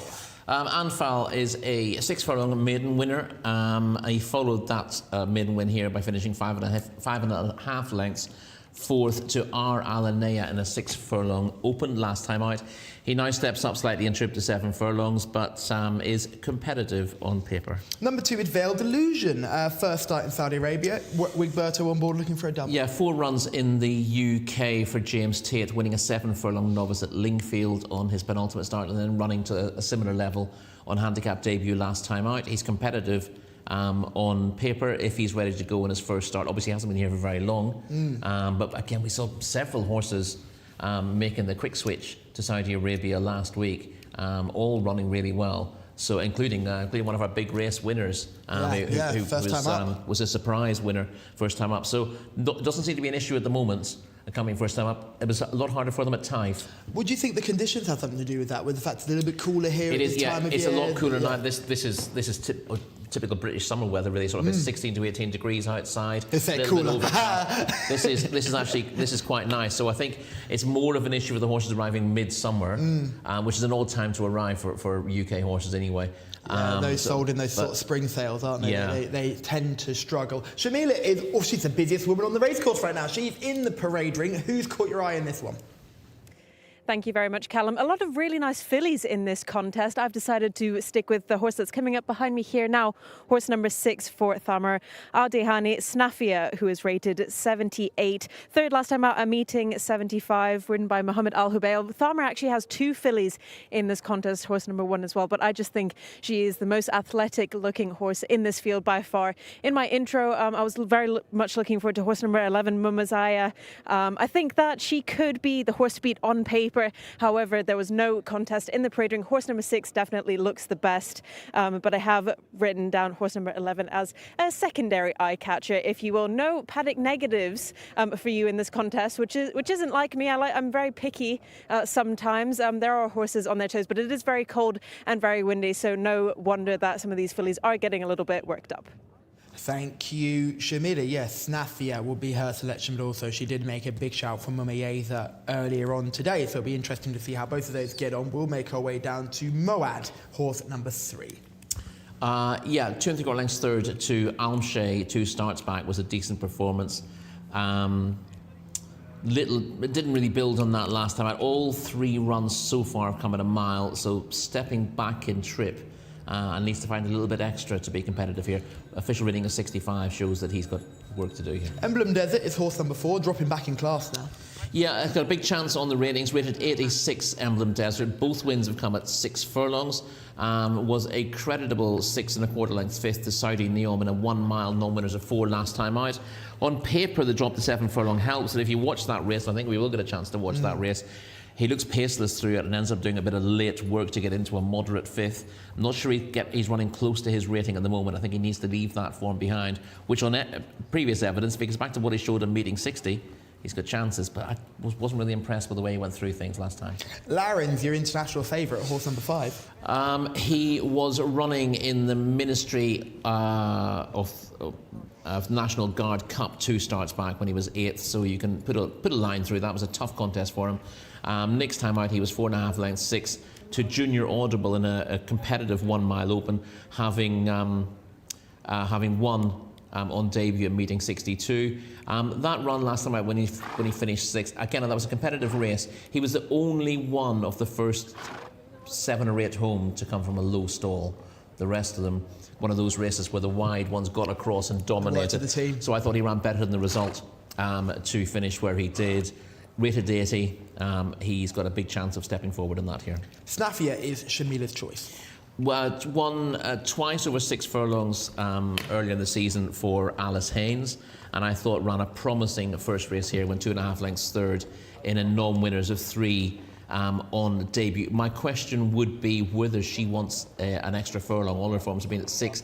She is a daughter of Blue Point, and I don't think too many Blue Points really want 7 furlongs at this stage. And for me, I think there's going to be such a battle for the lead here early. It's not like she's going to get that slower tempo that I think they were hoping for when stepping up and trip, just to let her get back into herself. Yeah, I think it's going to be they're going to go hell for leather here early. They are. She does have a chance on form if she stays the trip, but the stamina is a definite question mark. Hugger Tree is horse number 7, making Saudi debut. Yeah, I was going to say, as you can tell from the name, if you're a bit of an anorak, this was owned by Bill Gredley, who's had some lovely horses in his time. A lot of horses are named things like Want to Plant a Tree, environment friendly. So Hugger Tree is very much in line with that. Was trained by Michael Bell for Bill Gredley in the UK. Probably ran her best race when 6 or 7 on nursery debut at Goodwood in October, despite the fact that doesn't sound like a particularly promising run. She only weakened late in the day, wasn't beaten very far. Again, she sort of gives the impression that she might be better dropped in trip, but she has run twice over the 7 furlongs. She's better than she's been able to show to date. It's just a case of whether she's ready to fire on her Saudi debut as well. Yeah, plenty of international confidence on Snafia, Shamila's selection, horse number 6. Plenty of light for that. Again, we mentioned the Blue Point stepping up and trip. Looks a bit of a negative on paper, but you can understand why they've done it. Because she clearly, with a bit run off her feet on debut, where she kind of just ran on fear and instinct and ended up getting very, very tired. You'd think that they go a step slower over 1400, but there's so many horses similar to her that are doing the same thing that they could go just as fast and then fall into a heap at the end. Yeah, Mohammed Al-Habail will need to have his wits about him to work out how to position her in this race. Yeah, it's interesting to see the support for her. On the figure, she's got a decent chance, particularly if you take the view that Emblem Desert is vulnerable after a so-so run last time out. Safar is horse number 8, plenty of experience. Yeah, plenty of experience. Was a winner in Taif back in meeting 34. Disappointing last time out on paper, but I think she didn't stay a mile trying that trip for the first time.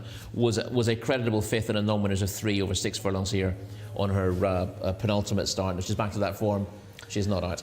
Let's take a look at Emblem Desert in action here. This is a very hot race and a much stronger race than she faces today. But I like you, I was a little bit disappointed. Saudi Neon's the horse that's going to go and win this. That's a very good horse. Yeah, Saudi Neon's a very good horse. And I've got no issue with Emblem Desert finishing 4th or 5th in this race behind the front 3 who look pretty good. You see, she was racing with, or he was racing with Saudi Neon. That Saudi Neon was taken off underneath. About 2 furlongs from home and run out quite an impressive winner. But Emblem Desert couldn't match that pace. And that's the worry for me, because the argument for Emblem Desert is dropping back to 7 furlongs should suit, given that both of his wins to date have come over 6 furlongs. But he didn't look particularly speedy there in the closing stages. Perhaps he'll be able to show a bit more of what he's about now dropping in class. Interesting to see what Alan Nude does. She was a really impressive runner on debut. She just finished 2nd, but she beat a load, I should say, of next time out winners. Yeah, she had the likes of Moscow and Bint Al-Ajwad behind her that day. And Mimbaria as well. Yeah, so there were 3 subsequent winners from that race. Obviously, it was meeting 11 in time. It's gone back quite a while. But she was also better than the bare results. She made the running. She went clear. She went too far clear, really. She was so tired at the end. And she got really tired and got caught near the line. But she was clearly the best filly in the race that day. Just a case of whether that race left a bit of a mark on her. But she certainly looked very promising. And she's not one to take lightly here. We've got 2 more to look at. Mumayyaza's a really fascinating horse. I think we can draw a line through Resurrected, who will need a big effort first time up. But Mumayyaza, number 11. Yeah, I'm not sure. We'll come to Resurrected in a second, though. Mumayyaza, winner of a non-winners of 3 last time out, beating Alamya and Snafia. So meets Snafia again here, and was strong at the finish. So this course and distance should see Mumayyaza in a good light. And finally, Resurrected. Yeah, Resurrected now is a half-brother to 2 winners out of a Grade 1 winner, Sweet Lulu. So that's a pretty good pedigree. You know, there aren't too many Grade 1 winning mares producing foals here. So Resurrected, for all this looks like a tough ask on debut, wouldn't be a massive surprise to see him be competitive. They're circling at the start, about to begin loading. So who do you like in this one, Rory? I think it's a tough little I thought this is really tough. I can make a case for so many of them. I'm going to go with not an awful lot of confidence in Mumayaza. I just liked how strong she was at the finish last time out, and I'll give her a chance to build on that. So Rory likes Mumayaza, horse at number 11. There's been plenty of talk for Resurrected in the comments saying just how good a looker Resurrected is. Shamila likes Snafia. I'm going to go completely. I like Veiled Illusion on debut here. If Veiled Illusion runs to the level that he showed back in the UK, it'd be very hard to beat here. So I'm going to go for horse number 2 for a shocking, sparkling debut. So horse number 2 for me, horse number 6 for Shamila, horse number 11 for Rory. Keep an eye on horse number 5 and horse number 4. It's a cracking contest, Alex. Who do you like here? Yeah, it's a cracking contest, and I was in the Mumayaza camp here as well. So I was with Rory, and that runner has seen some late support in the international markets. I can tell you that Veiled Illusion has only got one runner bigger in price in the international markets, so that would be a bit of a surprise according to that as they complete their loading up process here. Larin continues to be the steady favourite. There is Veiled Illusion about to go up to stall number 2. Very interesting contest this. We've got plenty of winning form on show. Throw into the mix as well the Saudi newcomer Veiled Illusion and the altogether newcomer Resurrected. Ready. They're off. They are racing away over 1400 for this restricted win contest. Bit short of room for the stalls was Larin, missed out a bit at the break and is at the tail of the group early on. Veiled Illusion also on the back foot and being shunted along. Snafia got a good start, the white cap, and is gradually tacking on over towards the rail to be up there. Mumayaza is wider out, and also Resurrected, the first-time starter, big scopy individual, is bang there for speed. Right behind them, the red and white is Safa, that one racing into third position now. Moad is just behind the pace. On the running rail is Anfal, the green cap, and they race 2 lengths in advance of Ala Nude. Larin is trying to latch on, but is switching wider, is in advance of Emblem Desert. Back into the field still is Veiled Illusion with lots to do as they take the turn. Heading for home, Hugger Tree is also right out of its ground at the back of the field. The leader, Snafia, shot clear by 3 lengths there on the turn, is being followed by Moad in second. Third place then with the red jacket of Safa. Down the outside, Larin is running on. Still in between horses is Mumayaza, who's trying to battle, but Snafia got clear at the top of the home straight and is finding plenty for pressure. Snafia is away by 5 or 6 lengths. Still coming, Larin from the back. The start costly for that runner's chance as Snafia wins well. Beats Larin into second. Mumayaza might have got third just on the line in advance of Moad. That's close, and the judge will confirm. Number 6, Snafia, has won for Shamila. Excellent pick. 127.53. Ran very well on the Saudi debut when third at meeting 75. Jumped beautifully and got right on over. Slowly was able to tack across for Mohammed Al Hubail and has won this in very good fashion. 3.5 lengths at the line as well. Larin, well, chances were scuppered from the start, weren't they, for Larin after being short of room and did run on. And Mumayaza has finished third, that's confirmed. Just getting third place on the line. Well, Shamila in fine form so far this afternoon. And that's a decent price winner on the international markets as well. The order for race 4 is 6, 5 and 11.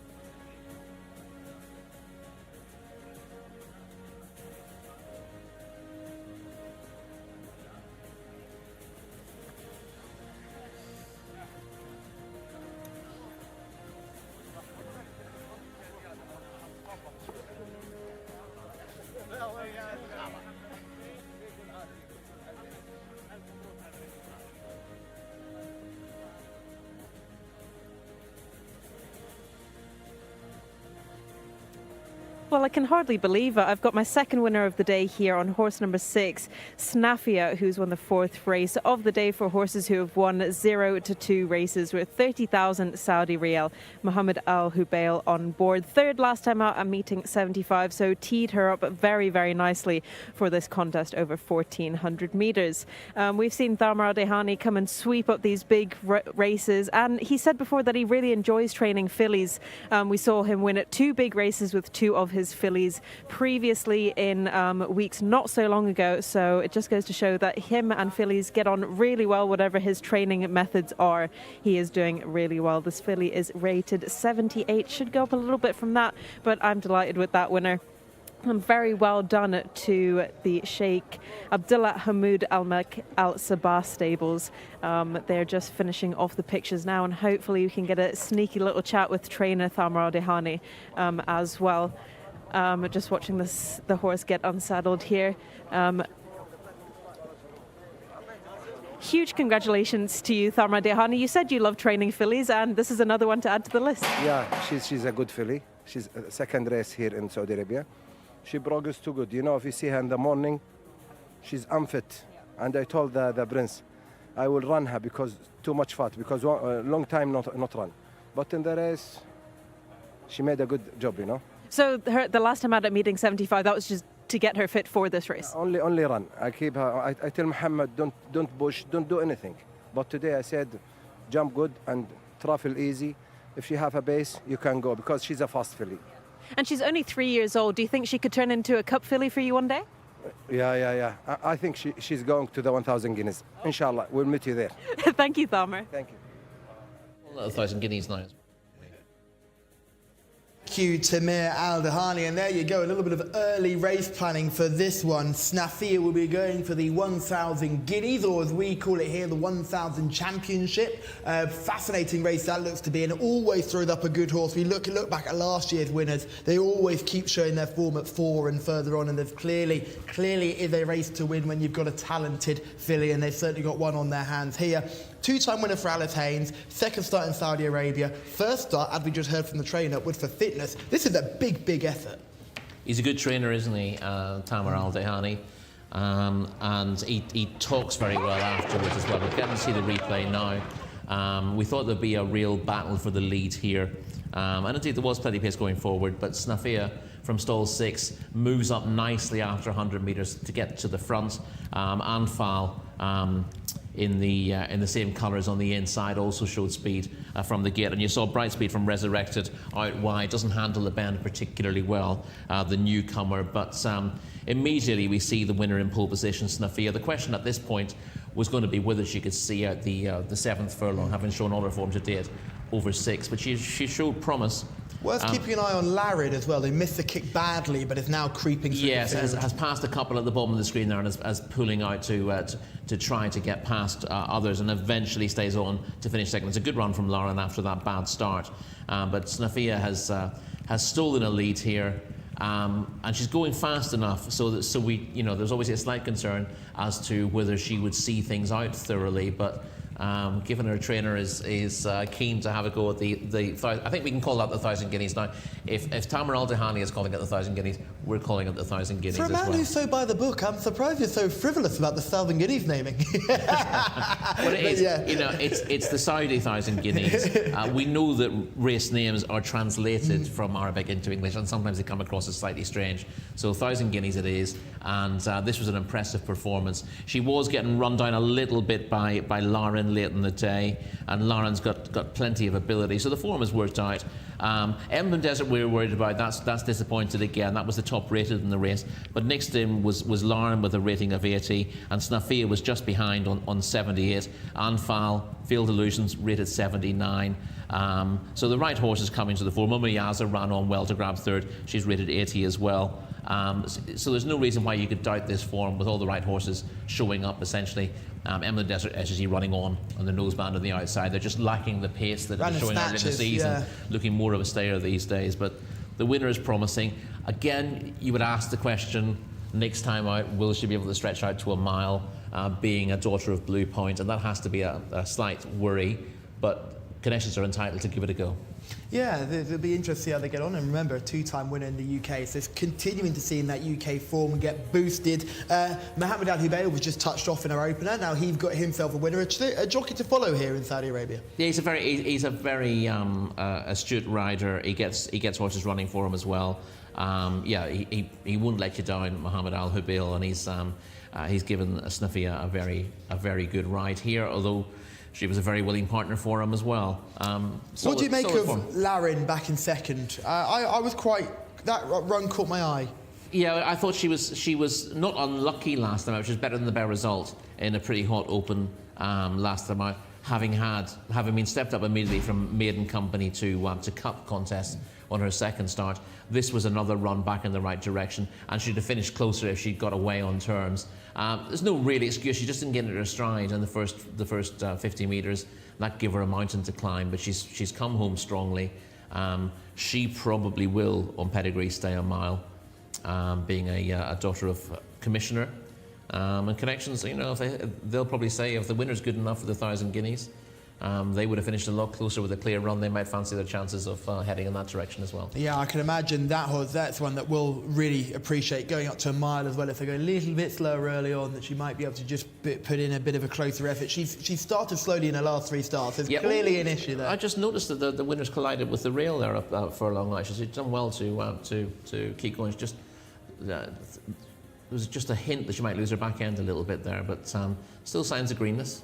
Which is a positive considering how well she performed. Yeah, listen, you mentioned she's got form in the UK. It's interesting that Sheikh Abdullah, who owns her, is very, very content to have horses. He wants to race in Saudi, but he will race them in the summer in the UK to get that experience that they need and then take them out here. It's not a case of, if you do well with them, we'll race them in the UK next year. He knows exactly what he wants to do with the horses, but he's happy to give them experience racing on the turf tracks in the UK before bringing them out here. And that experience can stand them in very good stead. And there's clearly a link here. Those horses that are coming from the UK and running here for this owner, not first time up, but second time up, is always a good time to catch them. I remember the horse that beat Al Motterhead in that 1,600 Saudi Derby sort of qualifying race.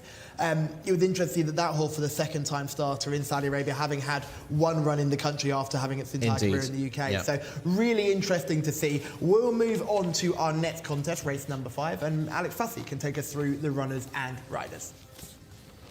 Thanks very much, Callum. Yes, this 5th race of the day is a 1,600-metre maiden event. Quite interesting, actually. There's definitely some form on show here. We have got 3 absentees, numbers 5, 15, and one of the reserves, 21, doesn't go. Number 1 is Jazzy Al Muhammadiyah, Fahad Al Fawraidi. Number 2 is Salfa for Khalid Al Mimoni. 3, Saudi Front for Luis Morales, well fancied. Number 4, Yadar, one of the newcomers, Mohammed Al Daham. Number 5, as we said, is out. So then the 6, Stratford Prince. I had one previous start. It was promising, 4th on debut. 7 is Al Fouz, another one with a placed effort already to her name.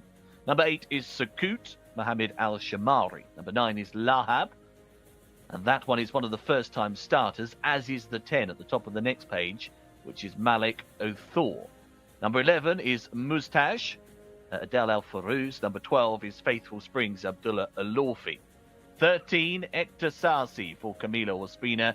He ran well on that first start, win 4th. Number 14 is Aldo Ria, Alex Moreno. 15 then is a non-runner. 16, Gala Sad, more exposed horse, 0 from 5. 17, Al Munib, one of the Gaith Al Gaithin mates. Number 18 is Al Reem, Naif Al Anazi. She's a player, she's had some place starts. 19, Thunderstorm Tariq Al Mansour. 20 is Shab Nara, 0 from 2, well down the field, both tries.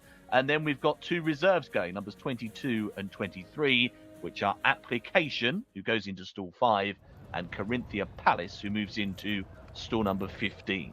I can tell you that the international favourite is Ektasasi, which is not too much of a surprise given his promising debut.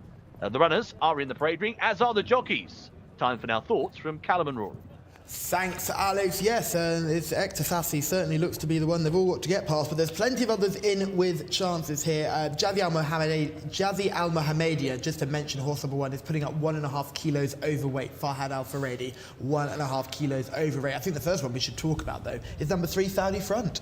Yeah, the top two are difficult to fancy on form. Saudi Front, on the other hand, is of interest. Second in a 6 furlong maiden first time out, and had a pretty stiff task right behind the really promising Al Wakad in a non-winners of 3 over course and distance last time out. Was beaten the best part of 11 lengths, but I thought that was a really hot race, and Saudi Front wasn't disgraced. You can expect him to finish closer here. Yeah, another horse that ran in a really hot race was Yadar, whose run came in Yarmouth in the UK. He was almost second last on that day, but they all finished in a heap. I was reporting on that day. It was one of the best maidens that they had at Yarmouth all season. Horses like Katra Bra, Sadati, all involved in the finish there, and they all finished in a bit of a heap. Yeah, as a son of cracksman, Yadar is going to need time and distance. Yeah. And as you've literally just said, horses in these colours, yeah, they need a run. From the stable, they will be they'll be set up first run to second. This is going to be an interesting horse when stepping up to 2,000 metres. Shamila is in the parade ring. Well, thank you very much, Callum. Hopefully I can find you another winner from the parade ring. This time I've gone with the way of horse number 3, Saudi Front, who will be ridden by Louis Morales. 5th last time out, 2nd the time before that. The trainer does tend to do really well with these horses and prepping them in such a good way. And a lot of debutantes in this race and a lot more horses with experience under their belt. So this horse only has 2 runs to his name. But he is 3 years old by war front for Prince Saud bin Salman. And he just looks like a powerhouse. I really like the look of this horse, and he's got the brilliant Louis Morales on board as well. So hopefully everything lines up perfectly for horse number 3, Saudi Front. But you cannot ignore horse number 4, Yadar, for Thamara Dehani, who's just won the last race as well. Debutant, so this might be a prep race for him just to get a little bit fitter, a bit like the filly we saw just previously. 2 paddock negatives for you in this race, horses that are looking just like they're carrying a little bit too much condition, horse number 10 and horse number 11. Thank you, Shamila. Stratford Prince, horse number 6, was behind Tabar Fail on debut. That's surely a good line of form. That is. I mean, you've beaten a long way, beaten 19.5 lengths when forced to Tabar Fail, over 6 furlongs and tie first time out. But the first 3 have all won since. Tabar Fail, obviously a cup winner. The runner-up is a cup winner as well. So the form is pretty strong, and Stratford Prince is entitled to improve from that. But that was back in meeting 8, though, wasn't it? That's the concern. long time ago. We just saw Al-Anud in our previous race coming off an absence and running no race. So there would be a concern. I was going to go right down to Jcsa in number 13, but are there any other debutants? There's a few debutants in between there that you want to highlight? No, I was going to look through any. Lahab, yeah, Lahab's probably worth a mention. Out of a 4-time winner in the USA, and was originally registered as Baby Blah Blah Blah, but didn't race. It was in training in the States under that name, didn't race. And now races as Lahab, which is a better name for Saudi Arabian racing. Malik Othor is a half-brother to 2 US winners out of a dual US winner as well, so there's a bit of ability there. Not a bad pedigree, that's son of Candy Ride. And Faithful Springs is a half-sister to 2 winners out of a useful French 7 furlong to 1 mile winner from a good family. So again, there's enough in the pedigree of those 3 for you not to be entirely surprised if they popped up. There is Stratford Prince going down to post there. Really nice looking individual. Jcsa is the international favourite, so well worth a mention. Yeah, finished 3.25 lengths, 4th of 19 to Samsung in a 7 furlong maiden here in October. Clearly, well bred, looks good, and should play a big part. This is Al Reem we're seeing in shot here. He's a horse certainly worth a good mention. Second last time out, that was in meeting 70. Clearly going the right way, so would have every chance as well. We're going to see some of Al Reem's form. We're also going to have a look at Saudi Front's form as well. We can see horse number 7 proving a little bit reluctant to go down to post. That's Al Foz, who's having a little think about things before he makes his way down there. Yeah, Alfouz was 3rd in a 7 furlong maiden first time out, was beaten over 40 lengths last time out in the non-winners of 3. That was a tough enough contest, but it's a long way to be beaten. This is one of the horses we'll have a look at. Saudi Front on the rail, running quite a nice race here to finish 5th. This was a tougher contest than he'll face today. And I saw quite a nice run under very little pressure. Yes, I mean, you look at this and think, well, this has been well beaten, but I think the winner of this race is very smart indeed, Al Wakad. And the front 3 or 4 are useful types. He looked like he was going to finish nowhere, but I thought he ends up doing quite good late work with a rider. I think the rider almost given up on him, then found he had a bit of running left in him. So that was a promising run. This is Al Reem. This is the second place effort at the back end of November, so well worth a watch here. The bird has sort of flown on this occasion, but what happens is those two, Al Reem and the horse in green on the outside, I think both run on late. Yeah, it's Tasfahill who's winning this contest. That was a 7-furlong fillies maiden, and Tasfahill looks above average, like so many from her stable. Well beaten in the cup race afterwards. Yeah, but that's so often the case that they go from bolting up in a maiden to running in a race where the conditions are completely different, and it can just take them a while just to take the step up. So I wouldn't say that form hadn't worked out, because when you're running in cup company from a maiden, there's a huge step up. So you just put a line through that and say, ignore. So it's well worth that form. Al Reem there, horse number 18. Yeah, I wouldn't be negative about what Tasfahill did next time out at all. Garlasard's the horse in shot at the moment, a horse who has got plenty of experience but looks to be going the wrong way. Yeah, it was runner-up and meeting 56 here, but it's just gone backwards with every single run since. One of the two reserves that do sneak in, Application, Corinthia Palace. Corinthia Palace on debut, hard to kind of judge that one, but Application has had a few starts and looked really good in the parade rig, I thought. A big, strong, imposing type. Probably, I imagine, had a profile of being a lot earlier than he's actually turned out to be. Yeah, Application showed a bit on debut at Taifa meeting 42, and I thought would probably improve for that, but was very disappointing here. A couple of weeks ago when finishing 16th, and just needs to leave that behind. As you said, has the looks, but needs to show he can do it on the track now. Yeah, it'd be interesting to see how Garlasard gets on as well, because I remember Garlasard being quite well fancied for a few contests and letting himself down, and then probably just struggling away after that. Jcsa is the one that they've all really got to have a good look at. Were you impressed with that debut? For me, it left a lot more to be desired. Showed early speed, but faded very quickly. Yeah, it gave the impression that he would improve a fair bit for the run, I thought. My worry with that wasn't so much the run itself, was how the form has worked out. No winners have come out of that race since, which is a little bit of a concern, particularly when you're looking at a horse who's strongly fancied in the international market. Yeah, so as we narrow down, we see the beautiful sun here in Riyadh on King Abdulaziz Racecourse. In this contest, Shamila is on such good form, so it sounds like I'm following her into battle here, but I think Saudi Front, suddenly, we've looked on that video form, makes quite a lot of sense, doesn't it? Yeah, I think Saudi Front will go very close here, the son of Warfront. Better than the result last time out. Good second first time out over 6 furlongs. Clearly stays this trip. Was going on nicely at the finish last time out. And hopefully can get a good position, because Yadar, I'd have thought, would be reasonably slow into stride from stall 4, the son of Cracksman. Those in stalls 1 and 2 are difficult to fancy. So hopefully Saudi France can get himself into a good position. I can see him running really well. Again, I think he'll be doing his best work late on, and if he can get himself in a competitive position in the first half of the race, I think he could be the one to give you a very good run for your money. You can just see horse number 10, who is Malek Otter, who is going on debut here, getting taken into the middle for attack adjustment, and a couple of others doing so as well, horse number 18 and horse number 9. So horse number 9 is Lahab, one of the other debutants, getting attack adjusted, and 18 Al Reem, one of the shortlisted runners, also getting attack adjusted. That's quite common. Horses just changing their breathing as they've gone down to post. You might need to tighten up that girth a little bit. Absolutely. The last thing you want to see is saddle slipping during a race. And of course, they're clever enough horses as well. Plenty of them take an extra breath when they're getting the girth on in the first place, because it can pinch a little bit, and if you push your chest out when you're getting the girth on, then when you relax again, it feels more comfortable. Hey, but as a result, belt. it's liable to get loose, so it needs checking again at the start. Always needs a readjustment. Just a check-in with the YouTube comments. George, you're struggling away here. The results are very strange at Riyadh today, but you just keep on going, George. Don't worry. We should all team up with Shamila on Saudi Front in this one. I feel that could be a good thing. Hello, David, who's back in the chat, and Jose as well. And we've got a few more people as well. Cherie is also involved, saying good day and keep everybody's spirits up, and we hope so too. Selection of this one, Shamila and I are going for Saudi Front. Are you joining us, Rory? I'm with Saudi Front as well, yeah. We're giving it the triple kiss of death.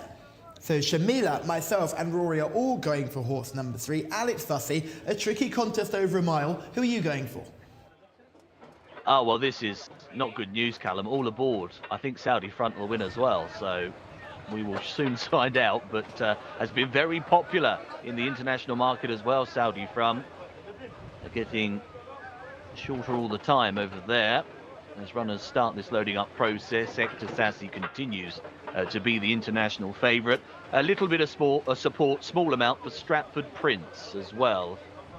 One or two looking at him popping into the frame perhaps after that good fourth placed effort a long while ago, though, at meeting 8 at that debut run. There, going into the stalls is Al Fouz, number 7, black and yellow checks. Al Ria has just gone up into the boxes as well. Mujtaz is in, that's stall 11. Lahab is coming up, red jacket and white cross belts.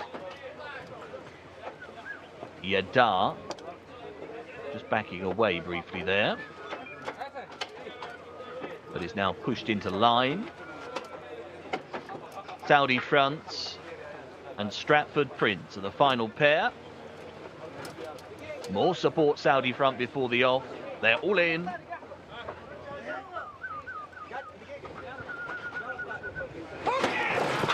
They're off. They are racing away over 1,600 metres in this maiden. Pretty level start on the whole here. Jaz Al Humamadia just going towards the back end of the field, and also Al Fouz, black and yellow colours, is being strongly driven in rear. Corinthian Palace on the debut is another one right out the back end. Jcsa is the first one to go. Leads up early on, though. Shows the way by about a length. Up on the outside handy is Al Reem in the blue and red colours. Another runner prominent is Application, one of the reserves getting into a handy roll. A wider out is Mujtaz. Just in behind the pace is Saudi Front. Managed to get quite a decent sit.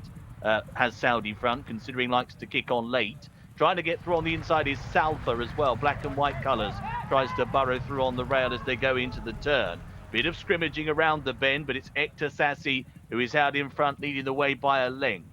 Mujtaz is racing in second. Now into third on the outside is Lahab. They're being followed through by a pushed along Al Reem. Looking for Saudi Front, round about 6th at the moment, quite a bit of work on. Yadar is ahead of that one, the green sleeves and cap, as they are now levelling for the line. Jcsa is being clawed back here. Up on the outside, it's Mujtaz who's gone on. Mujtaz leads the way. Lahab is in behind them. Then Yadar. Saudi Front is running on, but is it too late with 200 to go? It's Mujtaz who leads. Lahab could well be the final challenger, maybe not. Yadar is coming between them. Yadar lugging left, trying to get to Lahab. A bunched up finish here. Yadar just edging on. Yadar has won it. Beats Lahab into second place. Third place to Mujtaz, and in fourth, Saudi Front. He's run on from the back again, but he couldn't get up to the pace, and that's proved costly later in the piece. Number 4, Yadar, is the winner. Connection striking again here. Did show signs of inexperience, Yadar, lugging left, that's for sure, at one stage, trying to lean down upon Mujtaz, but has gone on to beat Lahab by half a length at the line. Mujtaz was back in third position. The winner has clocked a time of 1:41.39. Saudi Front, bit frustrating. He does continue to be of interest. He runs on, doesn't he? He's right there on the back of them at the line, but couldn't quite make it to the leaders in time. I wonder what they'll do trip-wise for Saudi Front in the next outing. Order of finish, race 5, is 4, 9, 11 and 3.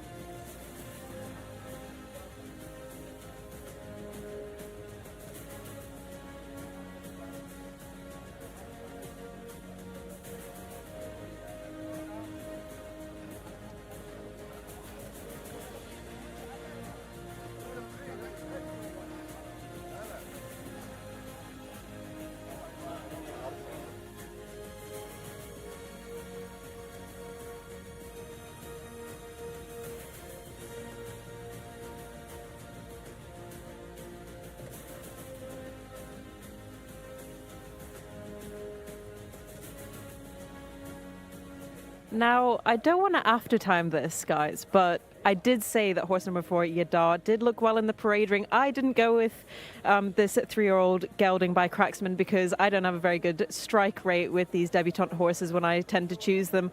However, very well done if you were on Yadar in our 5th race of the day, a maiden worth 19,000 Saudi Riyal. And I told you as well, you cannot discount these Tharmal Dehani horses. He is flying at the moment. He was flying in the Taif season and he was flying in the Riyadh season now as well. So very well done to all involved and the jockey Mohammed Ad-Daham for doing the steering as well. Quite disappointing there for Saudi front. I thought he got caught really badly in the kickback and he didn't enjoy it whatsoever. So he did do well to come in 4th place. However, I was pretty disappointed with that. I wonder if they will switch up the distance next time maybe. Didn't help that he was in stall 3 as well because you can get caught really badly in kickback if you're in a lower drawn stall. But we will have a word with Mohammed Ad-Daham once he finishes weighing out for this 5th race of the day. And he has good ties with trainer Thamar Al-Dehani as well.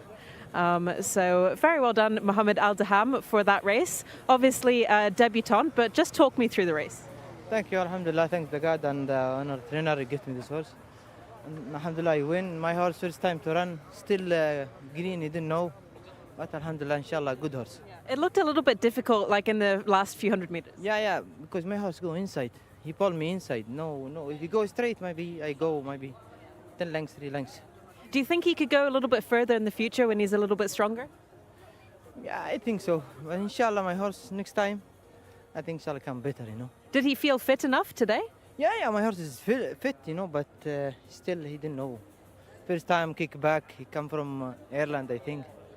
No, grass not same there, Thank you so much, Mohammed. Well done. Welcome.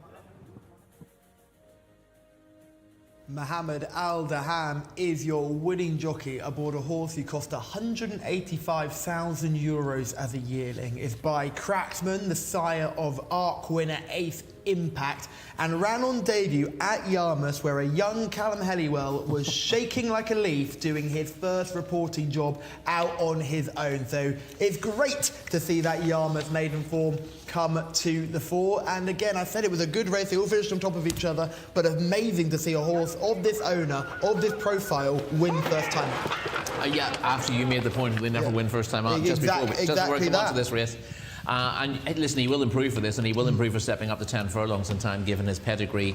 And he showed still signs of greenness here by hanging most of the way up the straight, but was going forward all the time, and has won it in the style of a really promising sort.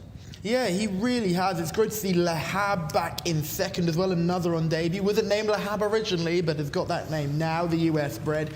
In third, Mutjaz, who was the horse who was probably one of the early pace setters. You can see right involved there up in the vanguard. And then Saudi front back and forth. It was a real roller coaster of emotions aboard Saudi front. Look, you've got the winner and the eventual fourth are next to each other. Yes, indeed. You saw that Ektabasi made the pace and got clear in the early stages. Looked comfortable enough at the turn, but paddled with a furlong and a half to go and finished out of the frame in the end. As you said, Mujtaz is chasing him with a white face in a share of sort of second or third there. He keeps on well to get third. Lahab runs a really good race. You see out a little bit wider in the red colours with the white cross belts. That's a very good effort on debut, having to go wide as well. Plenty of eye catchers in this contest, but sitting in about 5th place at the moment, that's the winner, Yadar. He was badly in need of the experience on debut for George Bowie in that race at Yarmouth, which is a race that's bound to work out well. You can see he's carrying his head to one side and perhaps not enjoying the kickback particularly, not particularly bred for the dirt surface, but bred to be smart. And he shows lots of ability, and I think he shows plenty of courage as well to come through between horses in the end to win this race, because the head carriage says this isn't as much fun as I was hoping it was going to be, but he doesn't shirk the issue when he comes through to win in decent style. Just gives a little bit of a nudge there late in the day, but ends up staying on nicely to win. And as I said, a longer trip will suit him turf, if they want to try it, will clearly suit him as well. There's this key moment just around the bend here. We can see the brilliant drone shots we've got. There was a little bit of scrimmaging here. Saudi front got caught in scrimmaging, while our eventual winner managed to get out of that trouble-free, and Ned puts about 2-3 lengths between them, and that's sort of the difference that you see at the end of the race. And essentially the problem with Saudi front is he probably doesn't have the basic speed to keep out of trouble. And, you know, when he's gone for a run up the inside, because that's where the biggest gaps are. Not necessarily the ideal place to be, and he stayed on strongly, but he's rather one-paced. He's had to switch out wide again once he gets he's going to have to with horses on the rail in front of him. But you don't lose an awful lot of ground switching outside in the straight, and he's run on strongly to grab a place. But his issue is just that he lacks that mid-race tactical speed, which is important.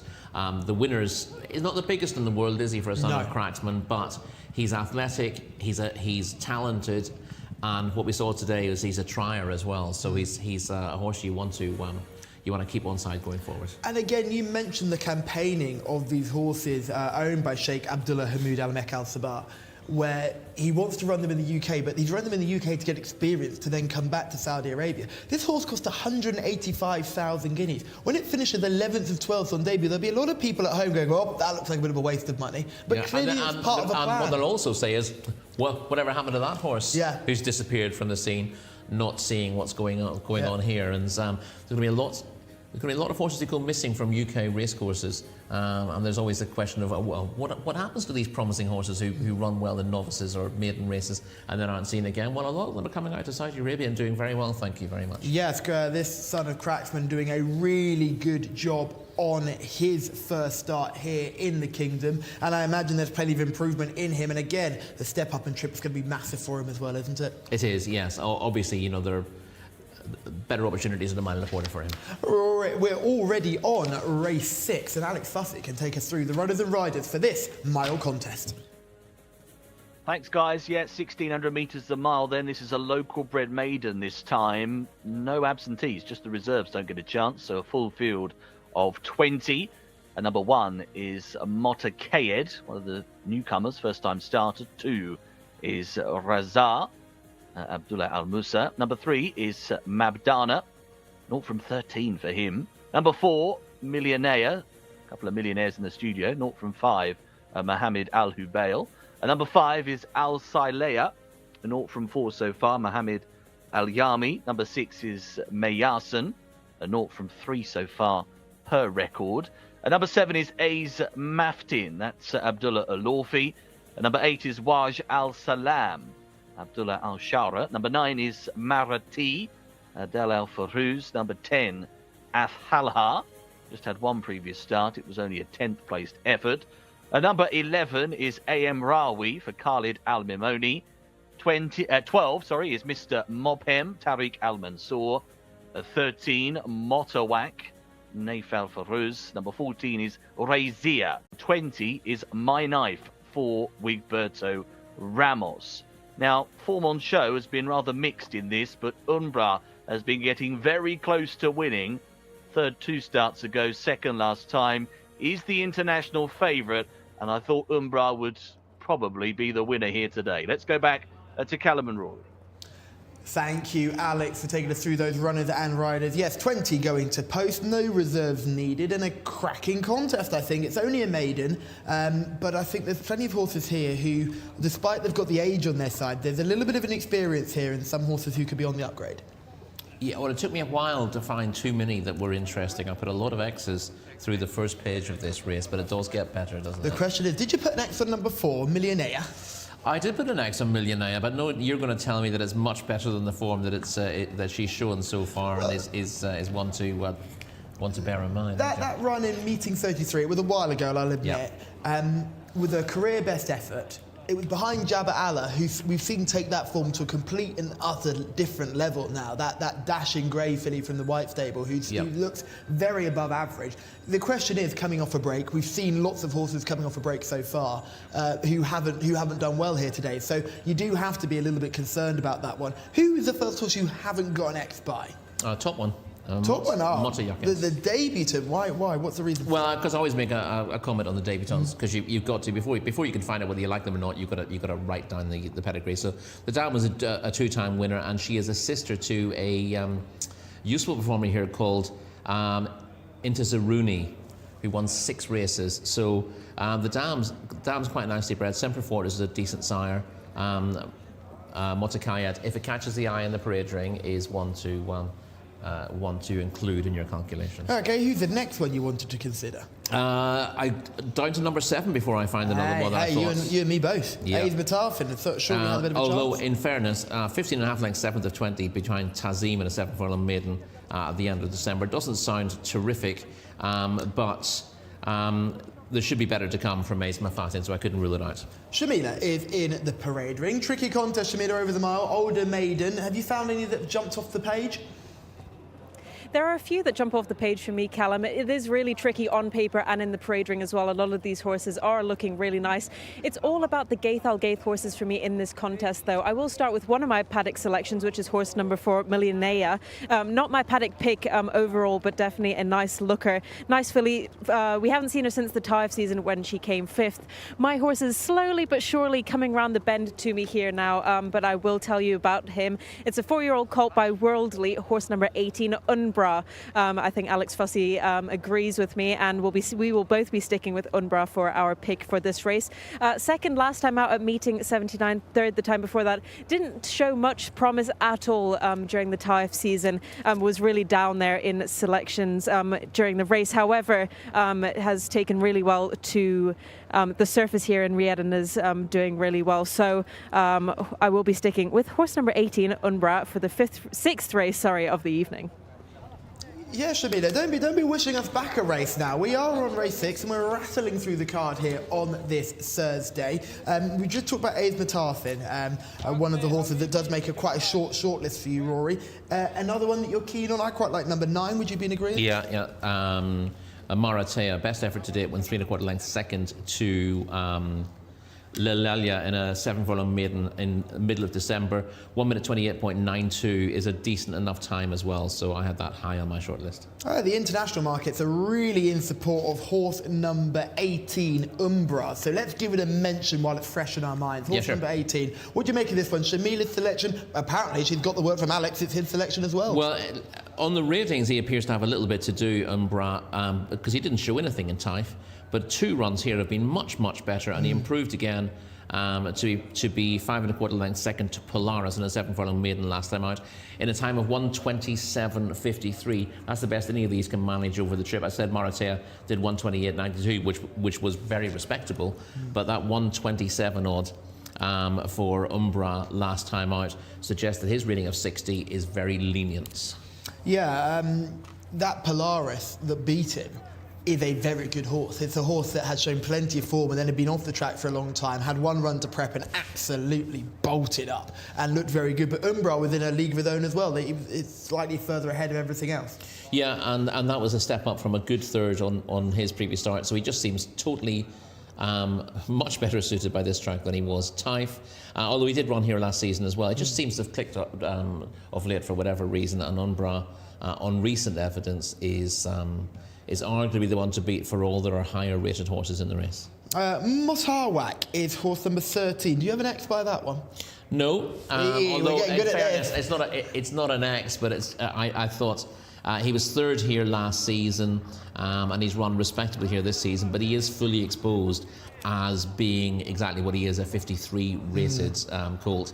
He need a few to run bad races. Yeah, I mean, he's going to finish midfield, so he's somewhere in the ruck. But I thought he was hard to fancy to win. We're having a look at Umbra going down to post here under Luis Morales. He's developed a lot physically, hasn't he? Yeah, he's looking a really good specimen at the moment. Yeah, good-looking individual. This is the race where he gets beaten by Polaris. You'll see that horse come from, that's horse number 3 you're seeing in shot Polaris, but you can't get anywhere near that one. But Umbra runs a very good race in his own right. He's just ridden to win his race and actually wins it in quite nice style, looking thoroughly straightforward, and Polaris is just unleashed like the missile he's named after to come after him and ended up winning the race pretty easily. But the runner-up did absolutely nothing wrong. He came to win a different race, and Polaris belongs in a different class of race. Ends up holding on for second. only by about a neck in the end. But you know, he knew what he had to do, or his jockey knew what he had to do on that occasion to win what appeared to be the race that was there, and I thought he was full value for finishing second. Yeah, the other horse we're going to take a look at is Maratia in form. We're just seeing Meya Sen in shot at the moment, just going down to post, looking quite gentle and relaxed. But here is the Maratia race that we're going to have a good look at and see where this horse finished. This wasn't a bad effort in second in mid-December, right up the rail. No, yeah, this was a best performance from her. She was second to Lalalia over 7 furlongs, and again didn't do anything wrong in the race. Was strong late on. You'll see the horse in second at the moment, just running around a little bit and getting caught, but she runs on strongly up the rail to grab a place. They're in a bit of a heap in behind, but that was a step in the right direction for her. She's got a rating of 61, and she's getting weight from a few of these. Would you say she's shaped more like a horse that would get a mile instead of Umbra? No, I'm always wary of horses who are running on very, very late, as she was. She never really looked like winning the race. The horse who should have finished second and has run around has ended up finishing out of the places, and she's picked up the pieces. I thought Umbra went to win a race last time out and did everything but doing that, was just beaten by a higher class horse. I'd take more from his run, even though there's not much between them on the official ratings. Umbra was getting slightly collared up the run-in as well in his race. I'm just trying to pick because he clearly is as the I said, one the point I was making about that was he's got his eye, the jockey's got the eye on the leader there, and said, right, I know the horse I've got to beat. He puts a bead on that horse, sets off after it, wins that race, then gets swamped, and then late in the day he's being closed down by the horse who finishes third. But I think, you know, in a different scenario where the jockey knows exactly what he's got to beat, he just delivers the horse slightly later with that run. But with any of these horses at this level, if you go too early, you're going to get tired. And it's a long way home down that Riyadh straight. It's a case of timing your run and keeping the horse on the bridle for as long as possible. But he does catch the eye. He's, I wouldn't disagree at all with Shamila's paddock pick. I think he absolutely stands out here. Kamikaze was horse number 15. I was intrigued by that one. Comes here off a rating of 68. I'm not sure whether you've got a different rating to me, but I've got 68 in front of me. Yeah, I mean, we saw Kamikaze a fair bit in Taif. And he was in the frame several times. Was well beaten last time out, but he was out of his depth in that contest. You can ignore that. Was a fair fifth in the course and distance made in 2 starts back. He's pretty consistent, but I do think that there's going to be 1 or 2 to beat him again. Stall 15. Quite a few with similar ability here. It might not be as easy as it has been in some races to get across either. Well, Umbra's coming out of stall 18, which is again just. We talk about not easy to come across. Umbra's right out in the car. I'd rather be right on the outside than be 2 or 3 in, as a rule, because the one benefit you have of being on the outside, everything's trying to move across, so there's nothing to come across you early on. If you're drawn in 16 or 17 and the horse on your right, or if you're drawn in any of those wide stalls and the horse immediately outside you cuts across you early, you've got nowhere to go. You've got to take back and then start again. At least if you're drawn wide as the full, we're talking experienced horses here, then there's nothing to cut across you from the inside, so at least you can always stay wide and find room. So I'm always happier with the outside stall, except when it comes to completely inexperienced horses. It's a terrible draw because they will almost always duck out to the right and lose ground. So, as we've been through those run of the riders, anybody else you're keen to mention? How far did we get? We got down to number 15, Kamikaze, so yes, from 60 to 20. You could give it Razier, who's just above that, was second in the course and distance made in December 2022, but had been below form since that. If it gets back to the old form, it's got a chance on paper. And yeah, that's the only ones that I'd want to give a mention to that we haven't already. Okay, what's your selection for in this race? Are you going with Umbra, with Shamila and Alex? Yeah, I'm going with Umbra. I really knocked my eye out, and the form is there for all to see. It looks like we're going all aboard again, the Umbra train. We tried it last time out and we all got beaten, but hopefully we can go a couple of places better today. Alex, you're a man in the commentary box. According to Shamila, we already know who you're picking. Umbra as well, very keen on this one's chances. Think he will take loads of stopping today. Looked really well in the prelims and moving down to the starting point, and those recent efforts have been very solid, haven't they? That Polaris race was a lot better than this race that is being contested today, and the international support continues apace for Umbra as runners go forwards to the stalls. Razazar has just gone in. Well, he's just going in. Stall number 2 is about halfway there. Down the card in terms of stalls positions here. And a reminder, no reserves going in this one. Still to go in is Pullman. 19 horse, just taking a turn.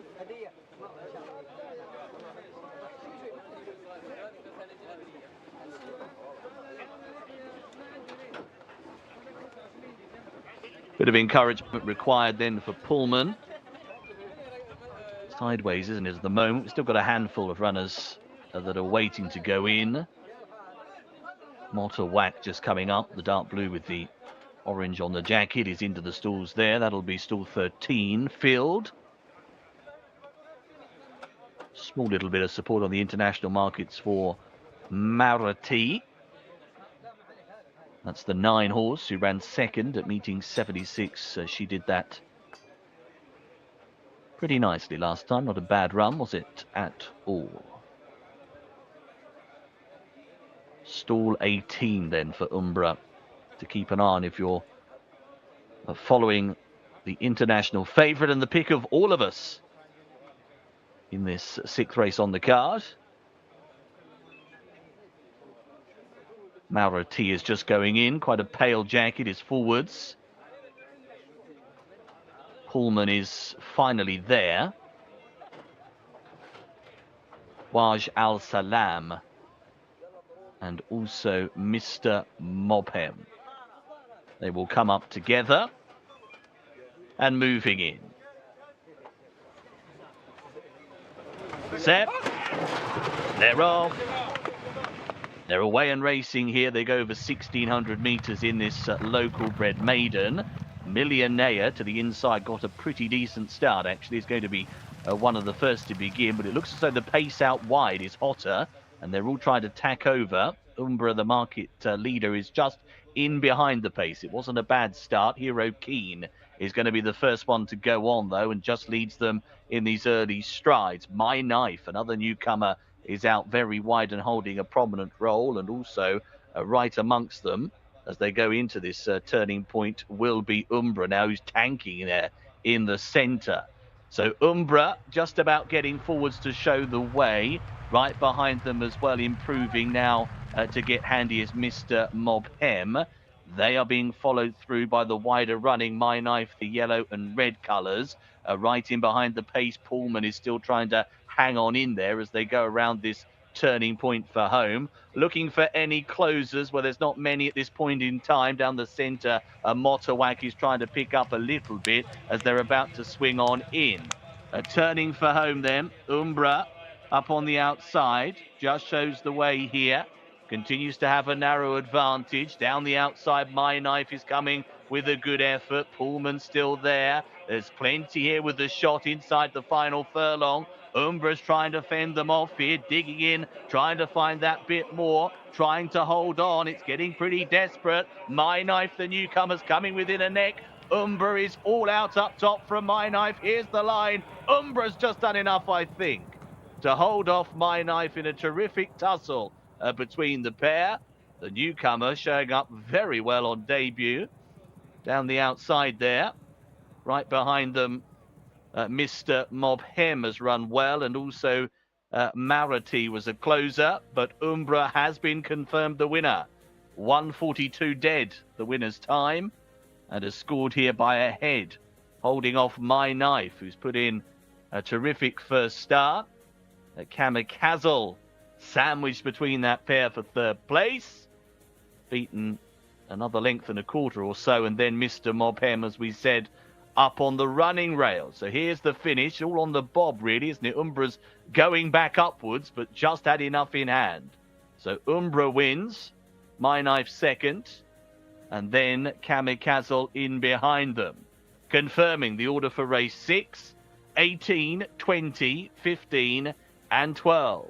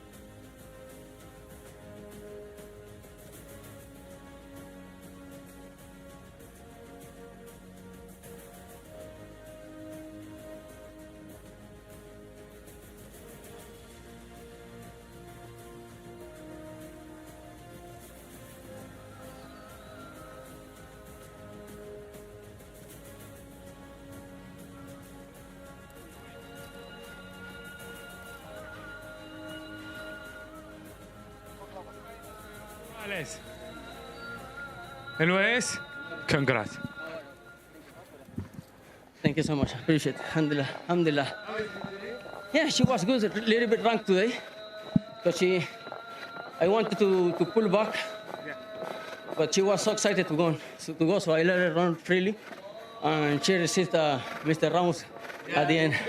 Yeah, he come very fast, but alhamdulillah. Alhamdulillah, thank you.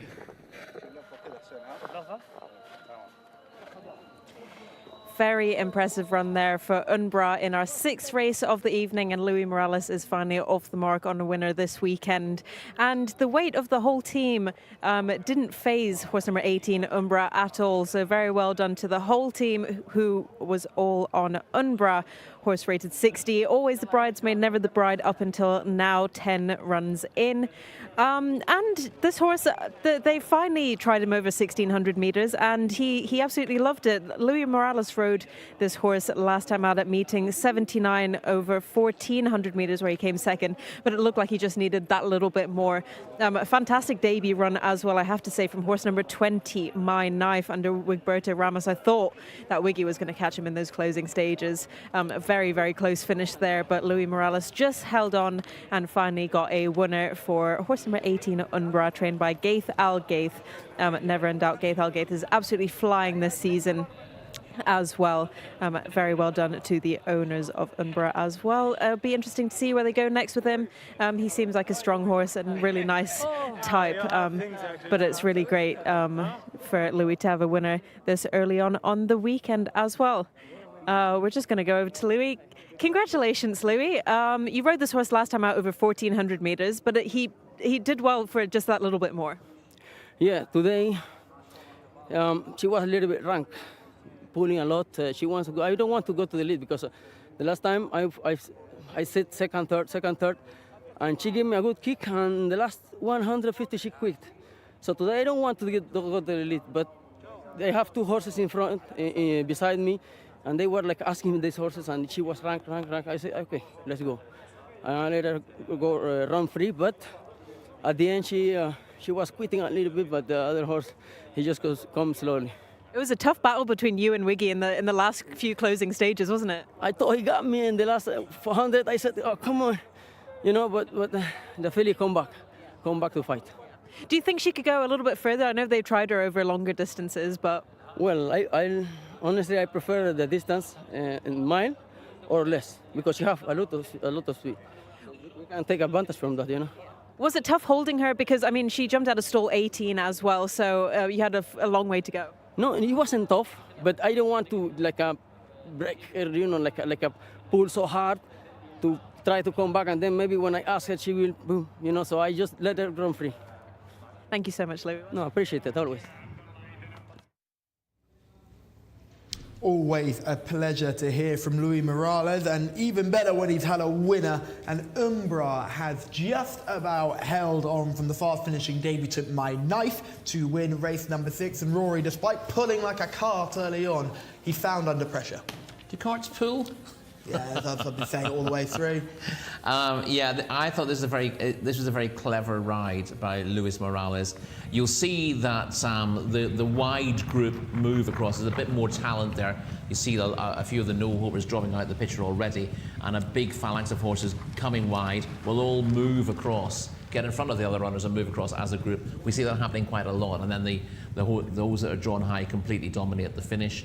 And from an early stage, Umbra was travelling strongly, but probably over-travelling at this stage. And you see all those who've been involved in the finish are pretty handy. My Knife's run a mighty race on debut, the debutant, a son of Take the Points, who's a half-brother to Thoal Atlal. He's won a couple of races here, clearly has all that family ability. He was stuck out wide early on. Wigberto's just asked him back a little bit to tuck in behind horses rather than being forced 5 wide. And Luis Morales has found himself in front now on Umbra, who travelled well. But he knows that he doesn't want to kick for home at this stage, because he knows this horse has probably done a little bit too much under him, and he's going to have to nurse it home from this stage. So he just tries to get himself a neck in front and hope the others just crack a little bit and drop away. And he's just nursing all the way home from this stage. It looks like he's got those on his inside beaten, but shortly Wigberto will ask for a big effort from My Knife, who moves up to get within half a length here, and for all the world it looks like My Knife is going to go straight past.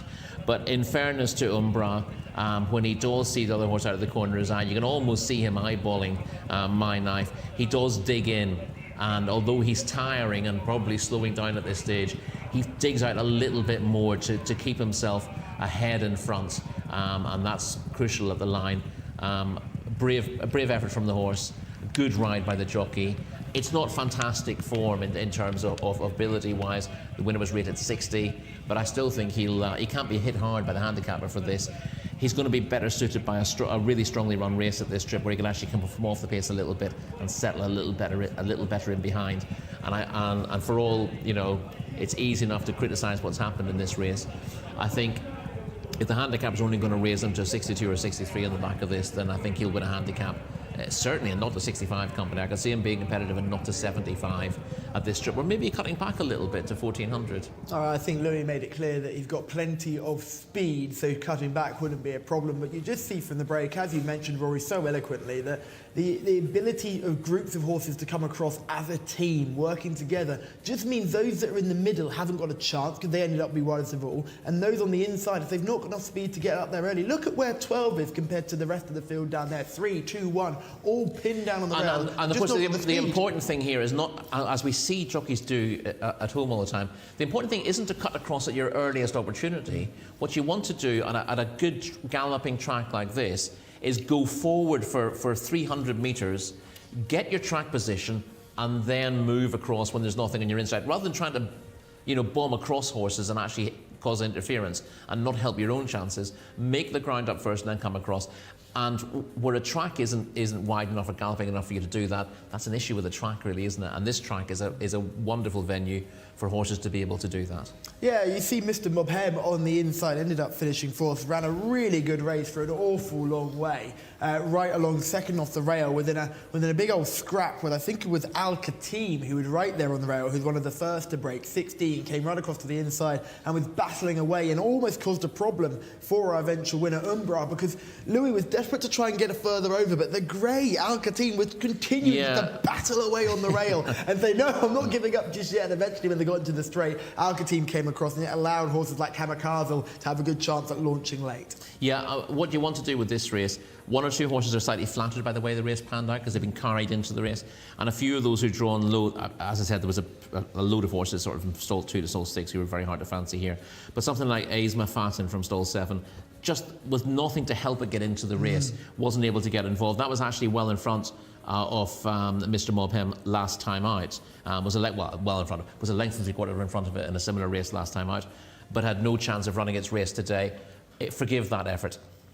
Yeah, really good to see that winning performance from Louis Morales, but now seems the perfect opportunity to look at some of the jockeys, trainers and owners standing. So we'll start with the jockeys. Camilo Ospina with a Group 1 winner, a Group 2 winner, a Group 3 winner and 9 Cup wins as well as 4 Jcsa award contests. Combine that with 87 normal wins, he's broken the 100, he's on 103. Yes, he just keeps firing in the winners week in, week out, doesn't he? And although we've seen plenty of other jockeys capable of making the mark, and obviously with 12 races a day, there's a chance for more than one jockey to shine on the card, but Camilo rarely seems to go a day without a winner, and that is maintaining his significant lead in the championship. Alex Moreno had a big week last week. He's looking to close that gap to Adel Alfaredi, who responded on the last couple of days with a couple of cheeky winners as well, and Lou Morales, he's now at 55 because he had a winner today already. Yep, and you see Naif hanging on at the bottom there. All his wins have come in ordinary company. I saw him, did you see him in action yesterday? Or were you watching? Yes, I did, yeah. I saw him in action at one of the other courses in Saudi Arabia. I think it's Jeddah where that other course is. He was riding no stirrups. The saddler completely gone. He went no stirrups and won quite impressively. He's done nicely. Won very impressively in the end. It can't have been a very comfortable ride for him with the saddle caught from an early stage in the race. Certainly not. This Rima, wasn't it, the track? Oh, it could be. Yeah. The Trainers' Championship is looking like a fairly sorted contest now, with Ahmed Mahmoud having a very successful week last week, including a Group 1 winner, 1 Group 2 winner and 1 Group 3 winner as well. He's chucked up 11 Cup wins too. He's the lead trainer for the White Stable. Said Mutlaq, Ahmed Al-Bada are all trying to keep involved as well. Yeah, 1 or 2 names, you know, fighting to get onto the bottom of that leaderboard. We've seen Tamer, who we interviewed earlier in the day. I think he's got 31 winners this season. He'll be getting on there because he's got a really good strike rate at the moment as well. Yes, and here's the Owners' Championship. King Abdullah bin Abdulaziz and Sons, they are away with 139 total points. The points for these are different to the points that we've seen in our previous two tables because winning cup races and group races is worth a little bit more than winning your ordinary race. Prince Faisal bin Khalid, the red stable, in second. Al Khaladir for the purebred Arabians, clinging on for dear life, but it's Sheikh Abdullah Hamoud Al Malik Al Sabah who is now going to pass them because they had a winner already today. Yeah, but it's very much one-way traffic for the season, really, isn't it? With the white stable absolutely dominating. White stable absolutely dominating. Alex Fussy, for race number 7, it's over to you. Many thanks, Callum. Let's have a look at this for our 1400-metre local bred handicap, 0 to 65. The grade here. Number 21, the reserve, doesn't go, but the other 20 do. Number 1 is Reem, is going to be Rahati, is number 1 here. So that graphic is actually the next race, the Arabian Fillies race afterwards. So the runners here in this race, Rahati number 1, Mohammed Al Shamari, number 2 is Mir Farasa, which is actually the international favourite. A little bit surprised, 0 from 10 is that particular runner. 3 is Helm Abdullah for Camilo Ospina. Number 4 will be Fury, Luis Morales, of course, seen his talents well advertised in the saddle. Number 5 is Alga Trusha, Mohammed Al Hubail. 6 is Shibble Lady, Mohammed Al Jami.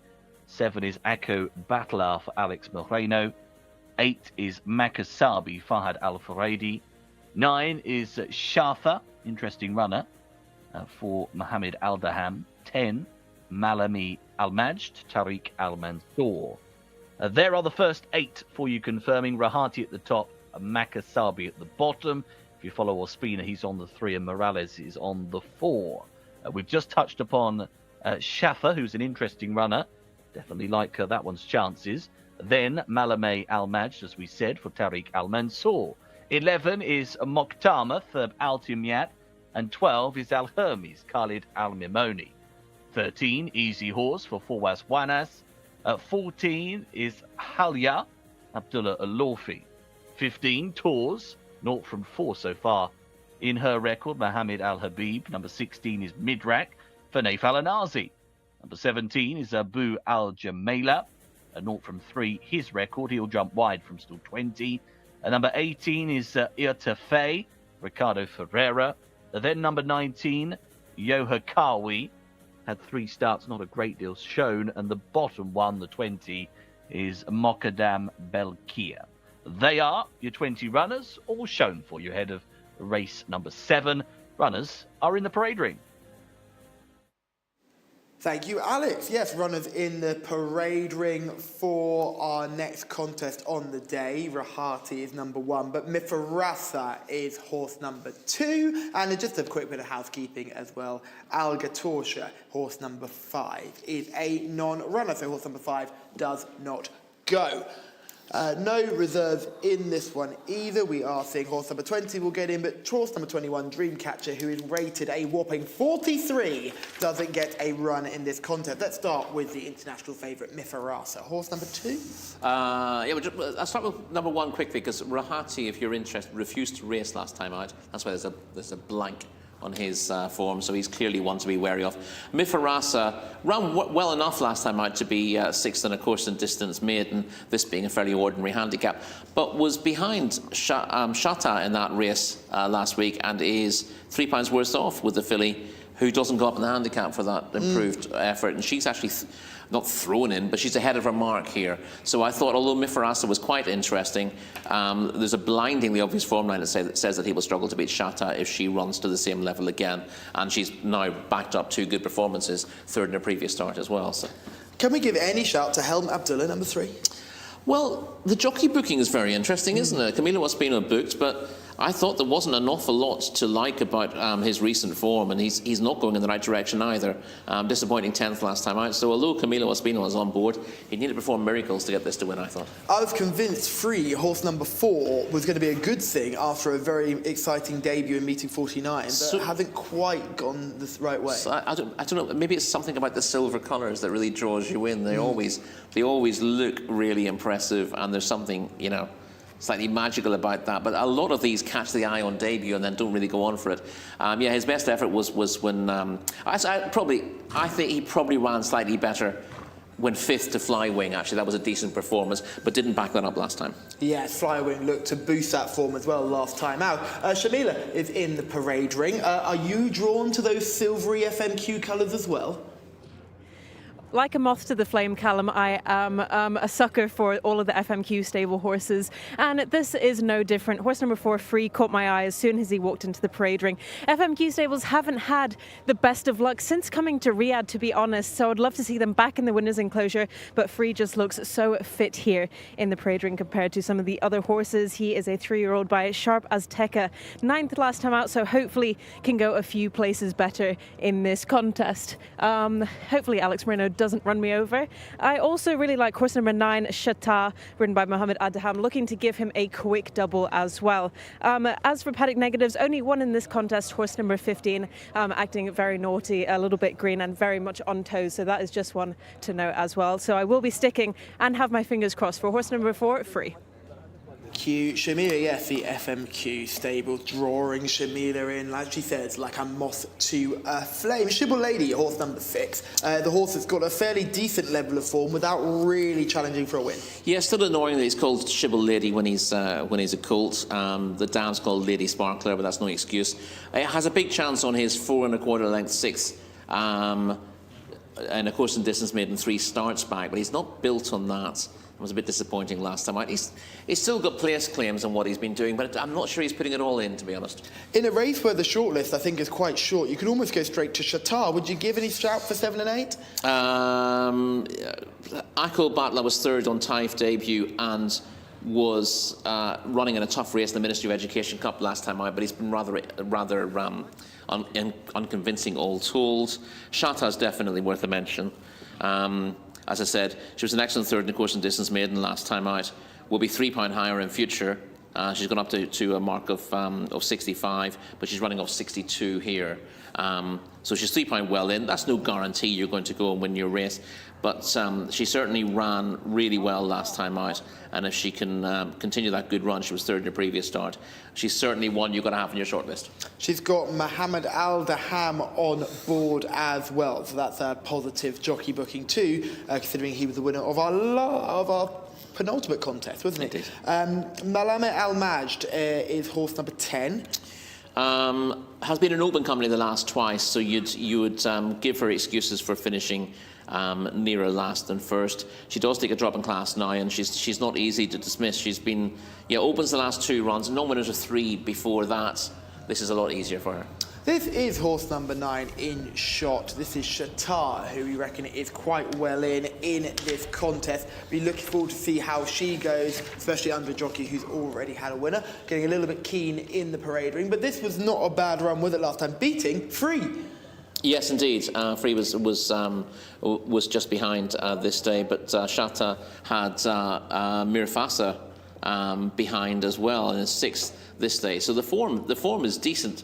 This was a stronger race than the one we're looking at here, and she seemed to raise her game in finishing a very good 3rd. Just gets run out a 2nd in the last 100 metres, but it's a good performance. I'd say she needs to show she can back it up, but I think she did enough on her previous start, which is a big improvement on what she'd done before. It suggests that she's just thriving at the moment, and she's hard to kick out of the frame.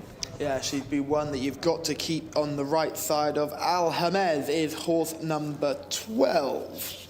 Yeah, he ran okay in Taif, but was tailed off on his Riyadh debut. Something seemed to be wrong that day. It was a very strange run. He broke reasonably slowly, but not the worst. But he seemed to be eased off from a very, very early stage, and I'm not entirely sure what the excuse was that day, but that's probably not his running. And if you ignore that and look at his Taif form, he's got place claims. Easy Horse is ridden by Fawaz Wanas, who's no longer claiming. Yeah, and not easy to fancy Easy Horse on what he's done recently. 13th or worse on his last 4 starts. That's Halia in shot there, going down quite keen, but just sitting on the bit there, and I think the jockey's doing a magnificent job here, just wrapping the legs around, keeping the stirrups long, keep them long, live long. Yes, the longer you ride, the longer you live, as Broad Monroe Wilson brought to my attention some years ago. Sadly, Brod's no longer with us, but there you go. Yeah, Halia started off pretty well in Taif with a placed effort and then a reasonable second run, but hasn't really gone on here and was 16th on her most recent start. I thought Tours was an interesting horse, one of the lesser exposed runners in this field. Yeah, was 8th in a not to 60 handicap last week. I didn't think, I mean, she's only had the 4 runs. That was her handicap debut last week. She was behind Wafi Long, beaten 9 1/4 lengths. She does need to build on that, but the mark does at least give her scope to do a little bit better. Midrock in at 16 here. Naif Al-Nazawi just saw him behind Shamila having a word with the trader, and last minute instruction just in shot there. He's probably asking, where's this horse's form gone? 3rd in an open company at Taif, back in meeting 33, but 3 runs since have been really poor. 2 in Taif and then 17th here on Riyadh debut last time out, so needs to find that old form quickly. Abu Al-Jamail is horse number 17, comes out the widest stall of all, stall 20. Yeah, fairly inexperienced. If you thought that he was going to have the speed to be competitive early, then stall 20 isn't bad, but he's not finished closer than 10th in 3 starts and needs to improve on the bare form that he's shown to get involved here. Ertafei is horse number 18, comes out of stall 9, have had the 4 starts, but is going... Can you say a bounce back to form last time? Yeah, I thought there was a better effort switched to Riyadh last time. Didn't go on from a promising start in Taif. 2 subsequent runs there were poor. And the question is he going to go the right way from a more promising run here last time out? Was beaten 14.5 lengths, went 7th, and of course in distance open last time out again. I thought he could go forward again. Ricardo Ferreira riding, there's no one riding better than him here at the moment. And again, he seems to be able to get these horses to improve from a fairly low base. So he didn't go forward from that debut at Taif last season, but I'd give him another chance of doing so. Having shaped well in a stronger race than this last time. Yeah, there's 2 more to look at. Yohakwi and Mukadam Bilkay.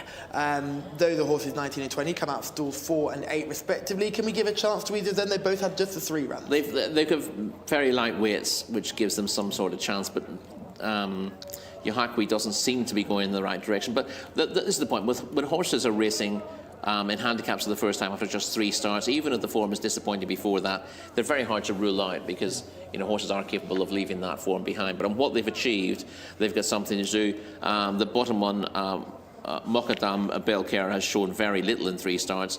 Yohakwi did show a bit on first 2 starts, but has sort of gradually gone backwards. That was a big gap as well between the second start and the first start here. So that might have been needed. If that was the plan was to set him up for a handicap debut, he's got a chance. Yeah, they're beginning the loading process. So who do you like here, Rory? I've got to be with Jcsa. The handicapper says she's £3 well, and I say the handicapper's a very smart man. Or lady, I don't know who it is. You're reaching for conclusions there, my friend. I'm also joining you with Jcsa here, horse number 9. Shamila likes horse number 4. Alex Fussy. Gosh, good luck with this one, mate. Thank you very much, Callum. As we start the load, I feel like we're copying each other today. I like Jcsa as well. Very rare we agree so frequently, but it turned out all right in the last race, didn't it? So Jcsa was my pick here. I can tell you international markets, Jcsa and Free have both been very popular. Both of them coming for quite a bit of support here as the runners continue to slot themselves forwards. Good couple of runs of late, hasn't it been, from Jcsa, the 2 third-placed efforts. And now we've got 4 in the same colours here. Green and white colours. Jcsa is one of them. It's got a distinguishing white cap if you're following number 9. Rahati has the green cap, the 1 horse. Number 17, Abu Al-Jamail, has got a red cap, and the 19, Yohakwi, has got a yellow cap. More money for Jcsa. Before we jump away here, in goes Helm Abdullah, moving forwards to stall number 6. Pause is about to go in. Reminder, Shamila said that one was getting a bit upset in the prelims. Midrak and Free move in together.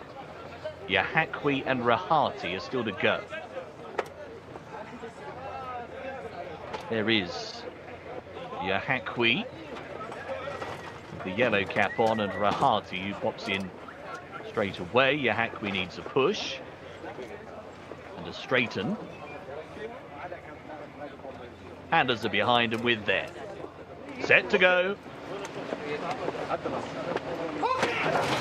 They're off. Racing away here over 1,400 metres. Easy Horse was broadsided on leaving the stalls near side. They got a bump from the left. Very slow to begin with Shibble Lady. And also Mokkadam Belkir is right at the back of the field and already quite a way adrift. After an awkward start, Easy Horse has bagged a good position right up there with Yahakwi, the yellow cap. Another runner coming through in between rivals is Eotefe. The striped jacket wants to go forwards. Helm Abdullah is following, black colours and white cap.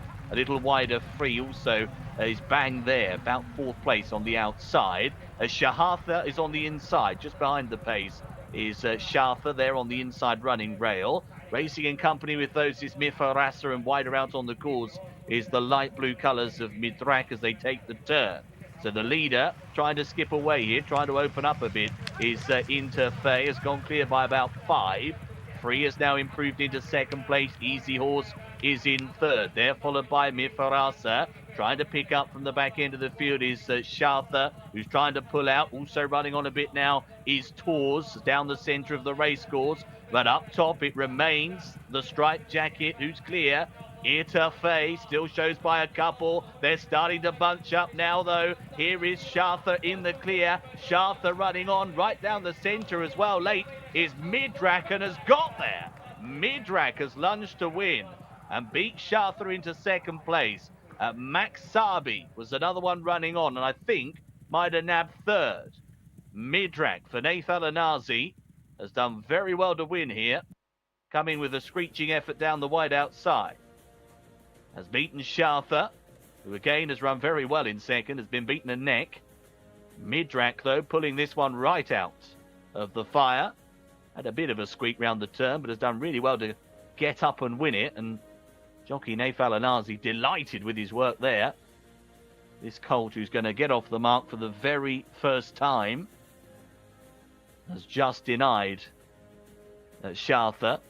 3rd place has gone the way of Mokhtama on the line. Thought it was going to be Maksabi, but there's a nose between them officially. Mokhtama has held 3rd position there, the light blue jackets.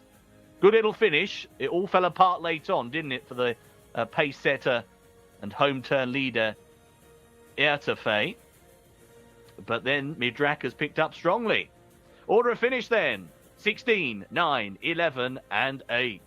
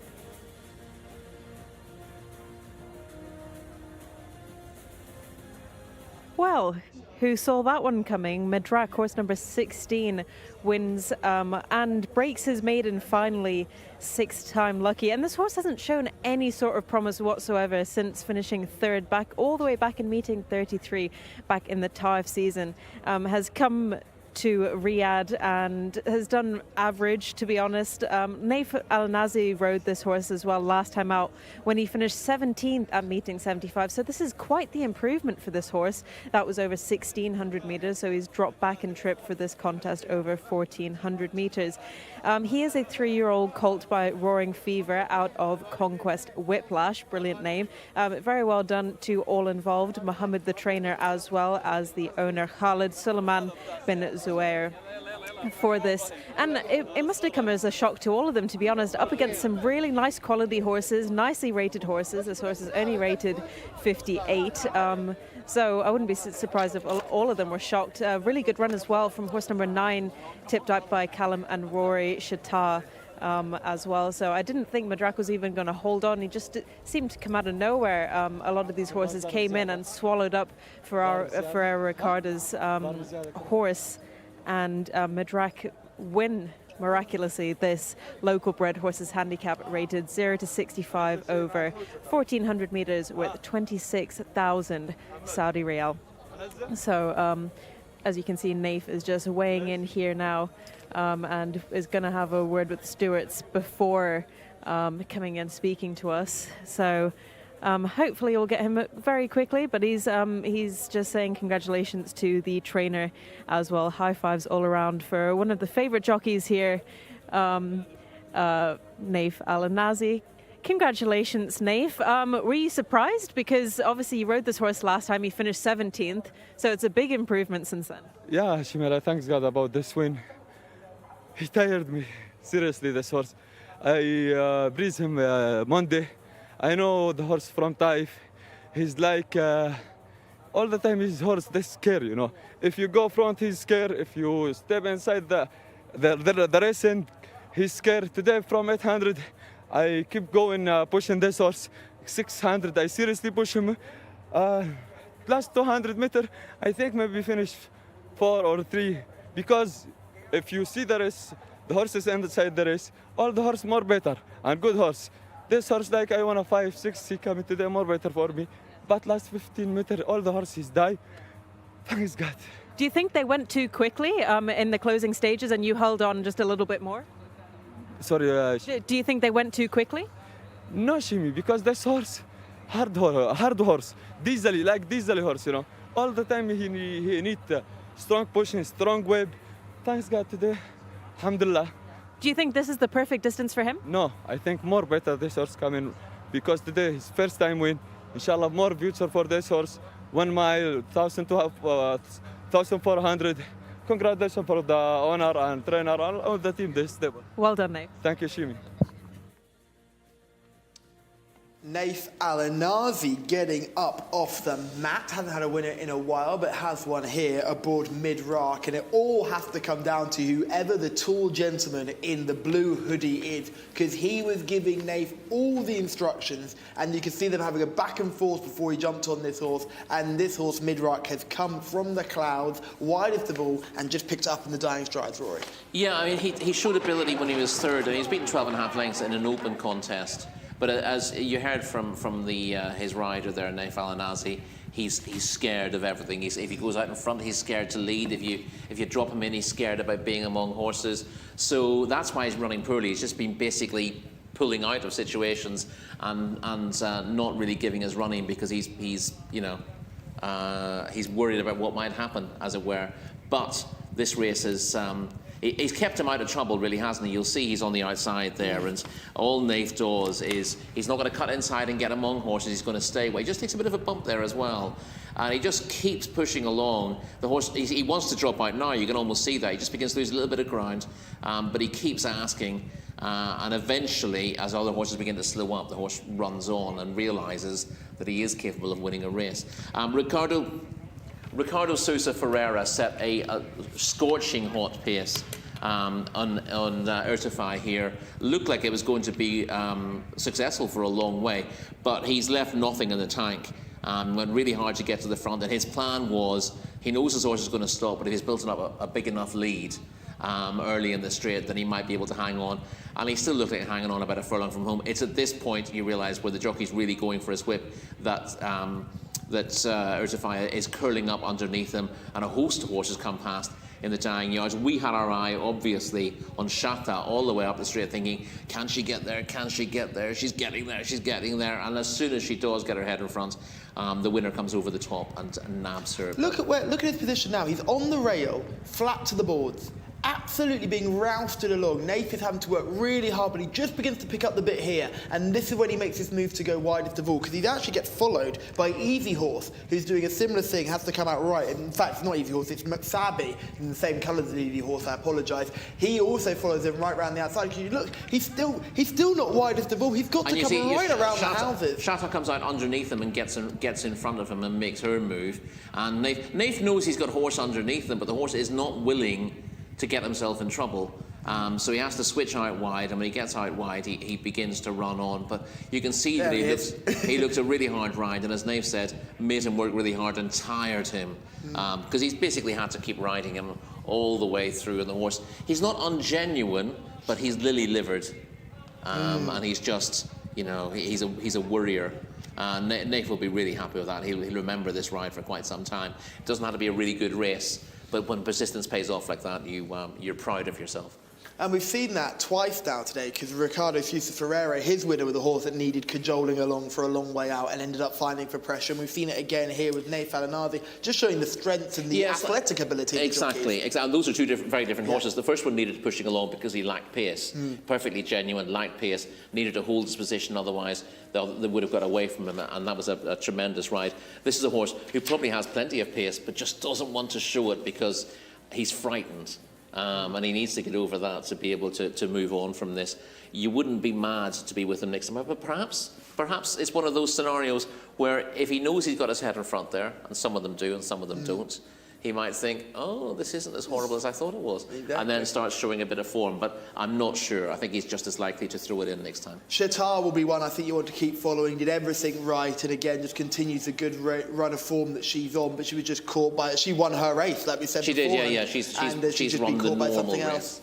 And she's got there and was just blindsided by one. The downside is she's going up 3 pounds in future engagements. That just makes it a little bit harder for her, but she's become very consistent at the moment, and she's in the right level, so she's one that you'll certainly bear in mind. I absolutely love this celebration afterwards. Look at this, give it to him, Dave. Yeah, you love to see it. He's just punched the air, and that's a relief, isn't it, as well, because he's not had a winner for a while.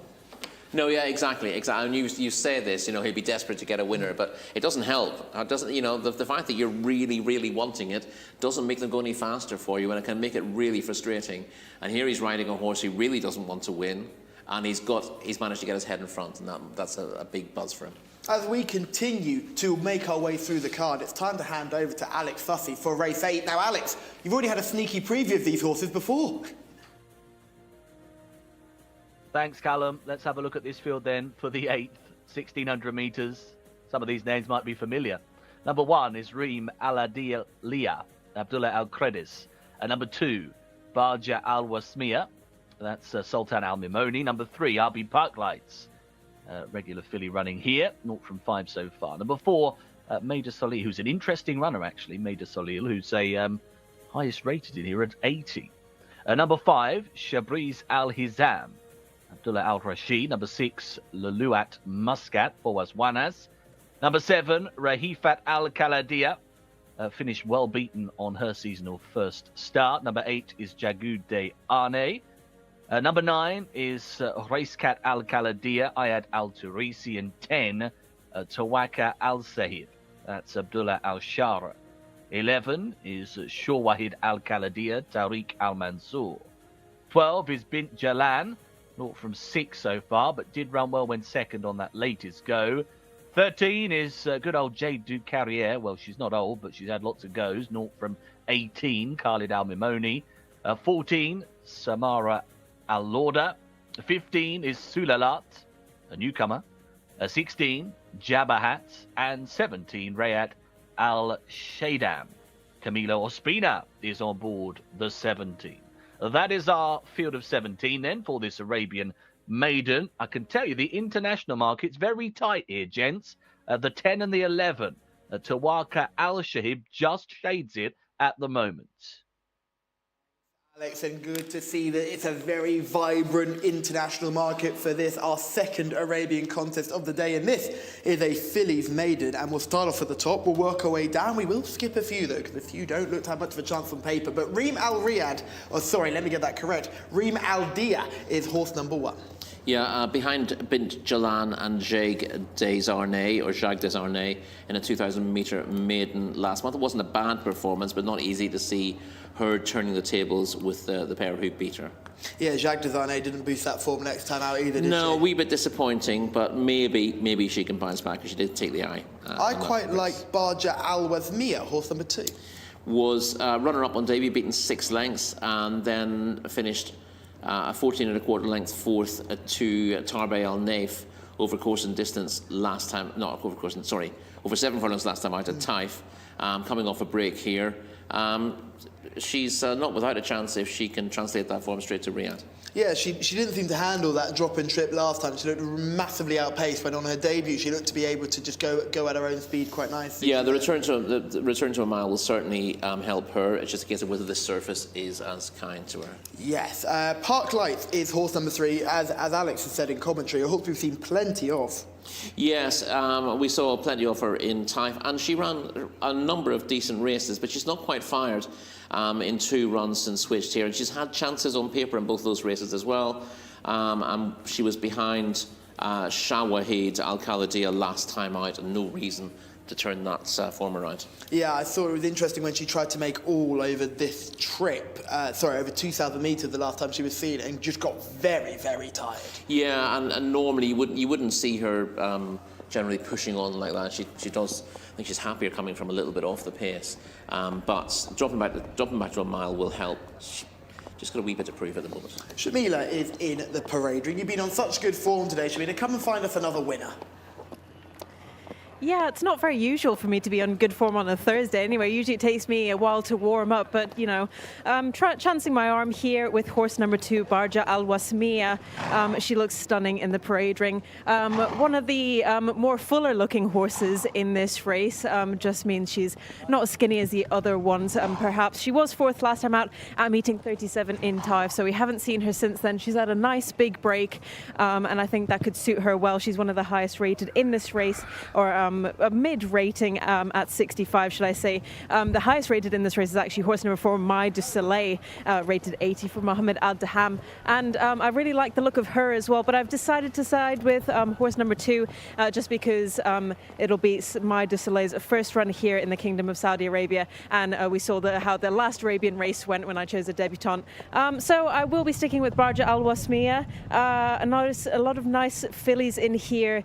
One paddock negative for you though, horse number 15, Sulatat, just looking on the chunkier side of these Arabian fillies. Thank you, Shamila. We'll talk about the top-rated horse here, Mai du Soleil, first run in Saudi Arabia. Clearly his run overseas. Do we know where? Yes, I do, actually. Mai du Soleil, she was 3rd of 11 at Mont de Marsan over a mile and a quarter in March. That was her best effort in 3 runs. And she's got a rating of 80 based on that. She was well beaten on her next start. But the fact she's got form over this trip in a decent enough contest at Mont de Marsan means she's got to be considered at the very least. We saw a horse who had pure Arabian form in France run here last week and get very well beaten. It's very much touch and go whether they take to it straight away and justify their often lofty rating. Yeah, I mean, some of them, well, obviously a lot of them are based on turf form and they just don't translate it. And some of them have sort of shown their form on the downgrade when they come here as well. But the rating doesn't get downgraded until they arrive. So you have to sort of pick and mix a little bit in terms of which ones you trust to show their form. The next one we'll look at is number 6, Leluat Muscat. What do you make of this one? Was beaten 20 lengths plus when 7th of 20 in a similar race last time out. On the plus side, that was an improvement on debut. and although beaten a fair way, still beat most of the opposition that day, so is building up from a low base and could do better again. Jcsa is horse number 8. Let us both down badly last time out. Yeah, I thought she caught the eye 2 starts back. I thought she was in with a big chance last time out, but she ended up finishing 4.5 lengths behind Bint Jalan over 2,000 metres when finishing 6th. No reason, well, the drop back and trip might help, but no great reason why she should be beating Bint Jalan on these terms. Horse number 10 is the next one we'll shortlist. This is going to be my selection, Tawaka Al Sahib. I really was taken by the way this horse ran through horses last time. Seems to love to run through beaten horses. Yeah, we finished 4th in an 80 to 95 handicap over 1,400 metres, 2 starts back, and then, as you said, caught the eye when 6.5 lengths 5th to Cool Ala Lane last time out.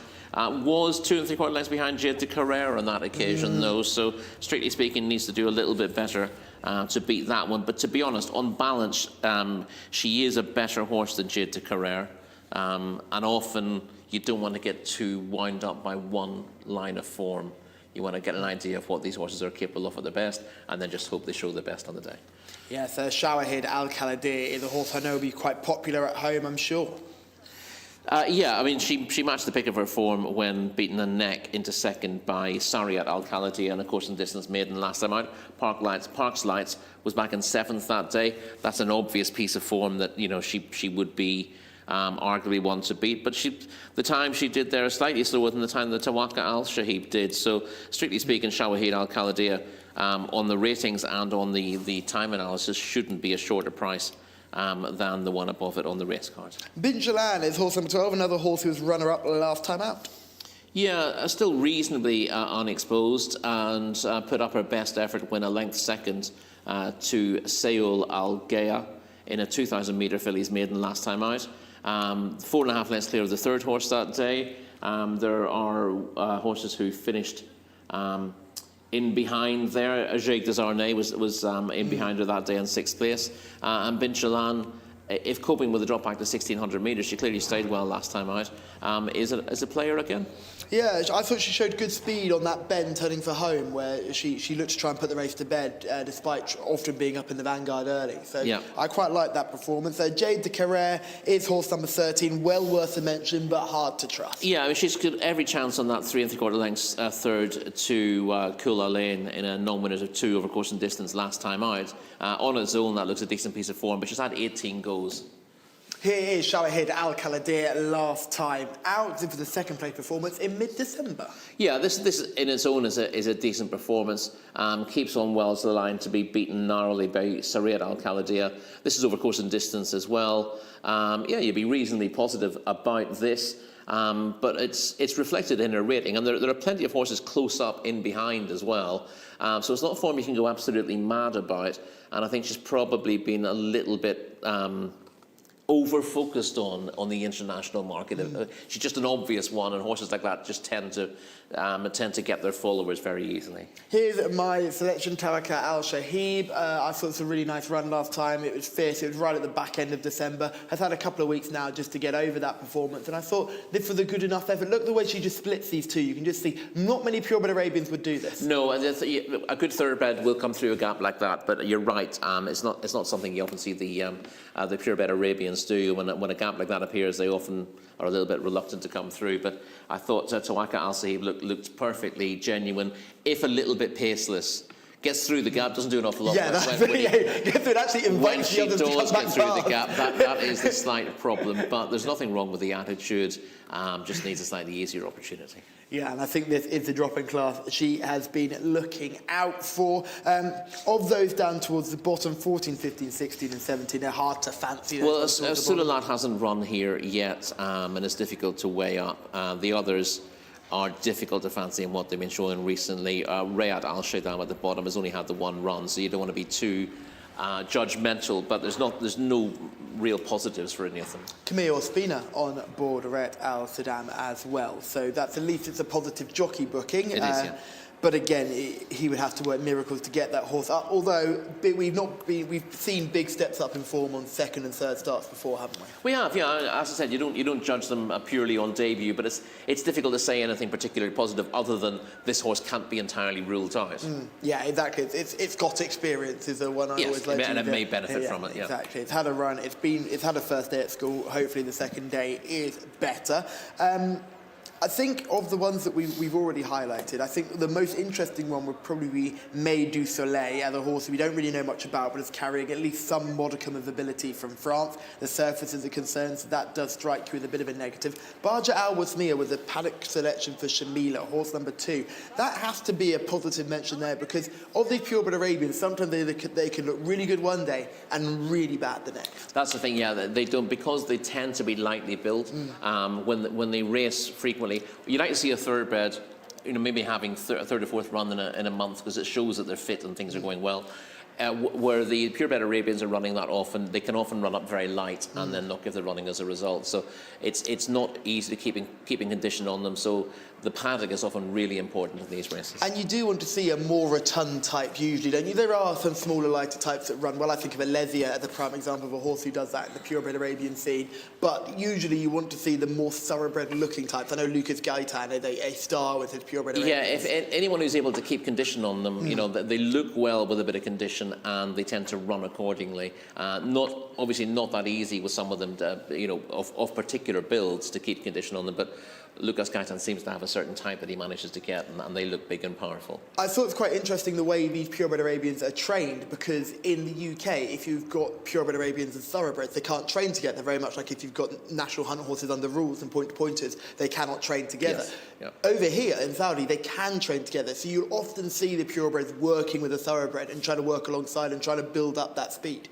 Yes, I mean, obviously, you expect, even purebred Arabians and thoroughbreds of similar ratings wouldn't necessarily work particularly well together, because the thoroughbreds are just faster. Yeah. As a rule, so there is that discrepancy in the rating based on the fact that you're working from a lower base in terms of speed, but they're just a different type of animal altogether. You just look at them, you'd never compare the two. They're apples and pears, really. Oh, it's harsh on the purebred Arabians there. Apples and pears, did you go? Well, yeah, apples and pears. I got oranges and lemons. Oranges and lemons. Oranges and lemons, yeah, a little bit. Apples and pears, really, up to bed, isn't it? Don't get you started on the language now. Selections in this one, I've already made my vote very clear. Tawaka Al Shahib is horse number 10, going to be my selection. And then Shamila likes horse number 2, Baja Al Wasmia. Rory. I like Bint Jalan. Love that one for you, Rory. So, Rory likes horse number 12, I like horse number 10, and Shamila likes horse number 2. I'll have a quick look in the YouTube comments to see if we've got any other selections that are worth mentioning. No, there's plenty of good conversation going on in there. So the horses to watch out for are 2, 10 and 12. Alex Fussy, who do you like? Well, Callum, I'm absolutely fascinated by May du Soleil here, because got this very decent rating and finished third in that race at Mont du Marsan. Now, the winner of that race has since gone on to win an Arabian Group 1 at Longchamp in September. The second in that race has won a Grade 3 race, a Group 3 race as well. So I think the form of that race stacks up very well. You have got to put behind a disappointing run. Of course, it's a first-time start here. International market, rather on the large side, but could be an interesting runner to pop up and get involved. I think her form stacks up rather interestingly here as they continue to load the stalls. We've only got about 4 to go. May du Soleil was originally trained by very top French handler Thomas Fourcy and then swapped stables after a poor first start to have that third placed effort 2 runs ago. You, of course, are doing a bit of ifs and buts about the last run, but very interesting how that form line has all come together. We are nearly set to go. Last couple go in. Shawahid Al-Khaladia and Rayat Al-Shaddam is there as well. Standing by. Troubles in 10 and 11 now. Shawahid Al-Khaladia rearing up rather badly there, but is settled again. They're off. They race away here over 1,600 metres in this Arabian Maiden. Good start made out wider by Shawahid Al Khaladir after a bit of trouble in the gates, is wanting to rush forward. Racecat Al Khaladir is also going up there. Barja Al Wasmiya on the inside is another one who's racing handily. And from a wider draw, Rayat Al Shaydam has got there to be prominent as well. So settling down, it will be Racecat Al Khaladir leading the way over Rahifat Al Khaladir in second place. On their outside is Rayat Al Shaydam, who's racing in third. They're being followed through by Park Lights, who's just in behind the leading line. Wider is Tawaka Al Shahib. They're pretty well stacked up here. Deeper on the course is Jadu Carriere. Also going on the wide side is Jabahat as they go into the bend. Back through on the inside, just poking through, is Barja Al Wasmiya. That runner's in company with Reem Aladilia, who's trying to get going. Latching on behind them is Meidu Soleil as they complete the turn.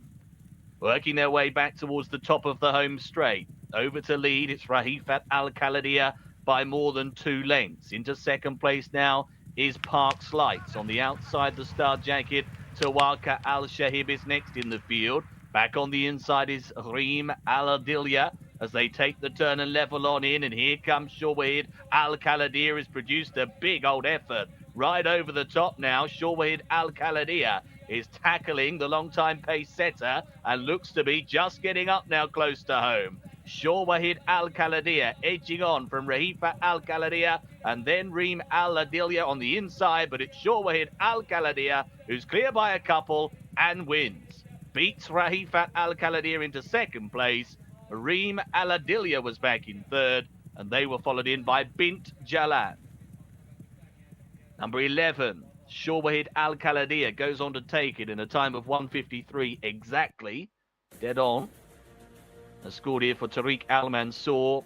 She'd put together a couple of decent placed efforts of late and has continued with that natural improvement to break her maiden tag at the 8th time of asking. Has beat Rahifat Al Khaladir, who has run a much improved race into second. Reem Aladilia was behind them for third. Then Bint Jalan and good old Park Lights, who's put in another fair run. They eventually finish 5th and 6th. Now, Meidu Soleil, keep an eye on her. She was stuck on the inside a bit and I don't think was overly strongly handled. Order of finish, race 8, 11, 7, 1 and 12.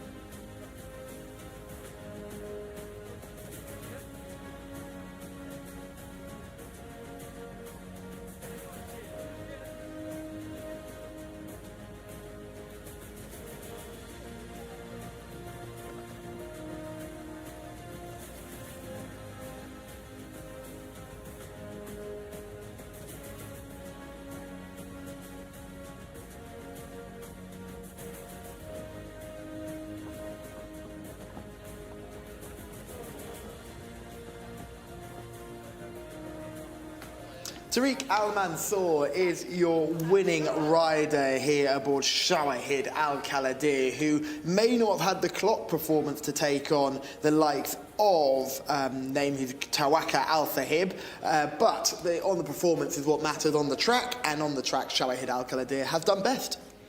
Yeah, it was only a 1/10 of a second slower, in fairness. I was just suggesting that the difference in support in the international market wasn't quite justified by that, but she was less exposed than a few of these, had finished runner-up in 2 of her last 3 starts, and got the job done, as she promised to do last time out, but it looks a slightly more open race on paper than the international market would give credit for.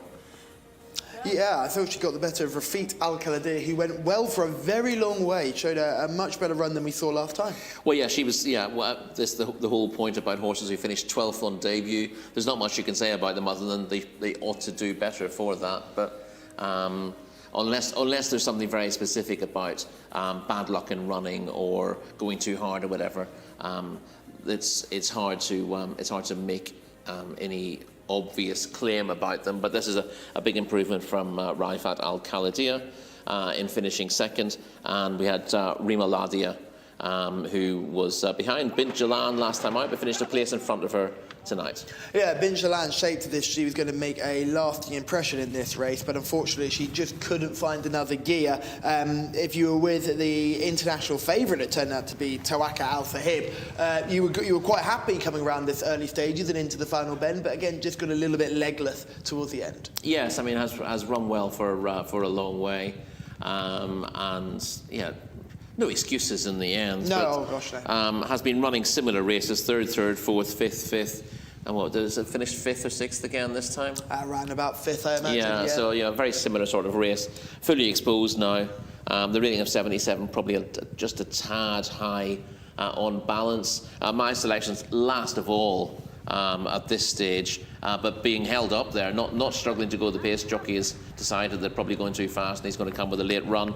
And she did run on very well, but she had too much ground to make up. The winner's only just in front as well. You just see the winners in those blue and white colours, just sneaking through the field, just cutting between Jabanat at the moment, who's on the outside, the grey horse, who was running around very green on debut, and Jade the Carré, who's always up with the Vanguard. But again, that horse was going backwards now, I'd like to think. Yeah, she's been a little bit disappointing. But the winners had nice gaps to come through there, and then things open up in front now, and you do get typically horses weakening, having done a lot of early running, and Shawahid Al-Khalidiyah, yeah, everything's worked out very nicely. But again, the key there when you're riding a hold-up horse like this is you can't go to sleep. You've got to look for when the gaps are appearing and just gradually take your opportunities when they're coming to get closer before you make your big bid to win the race. And I thought Tariq Al-Mansour has made the right decisions all the way through that race, gradually improving and then throwing down a big challenge in the straight.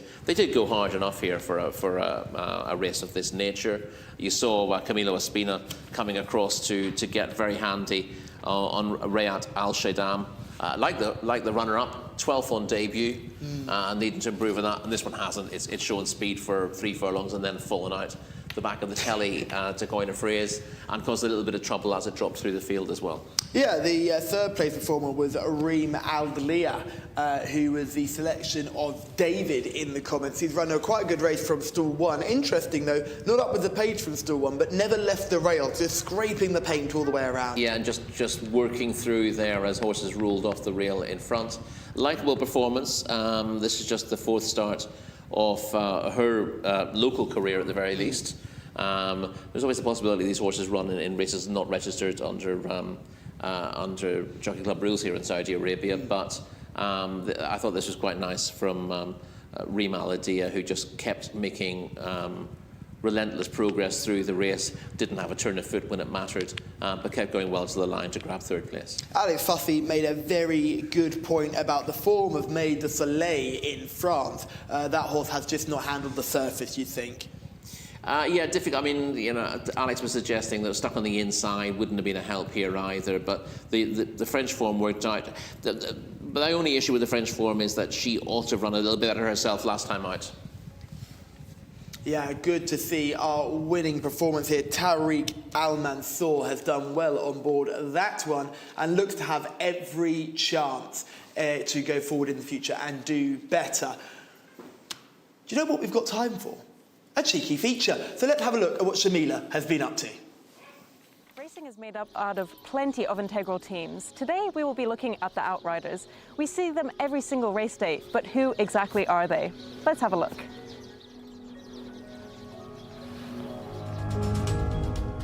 I am Faisal Al-Chamri, working outrider for the Jockey Club in Saudi Arabia, almost 18 years now. Tell me a little bit about your career and your career before becoming an outrider as well. Actually, I started my riding because my father and my family always with the horses. I started riding horse when I'm a little kid. So after I be 9 years old, because before we have a rule for riding the race, so I started riding race from 9 years old until I get 16 almost. Before I come to be outrider, the thing stopped me from riding jockey. I'm taller a bit and I have a lot of weight, so like 56, 58 kilo. And then you're still young actually, because apprentice, you have to lose weight and something. So it killed me this thing to lose my weight. And from 2005 until now, 2023. And tell me a little bit about your social media presence as well. Actually, the social media helped me a lot with this job, and even let the people outside know about our job. And we actually the first 10 years we working, nobody know about our job until the social media came in. And then I started with Instagram. I posted the first video for me, and he took like over 4 million views with the first week actually.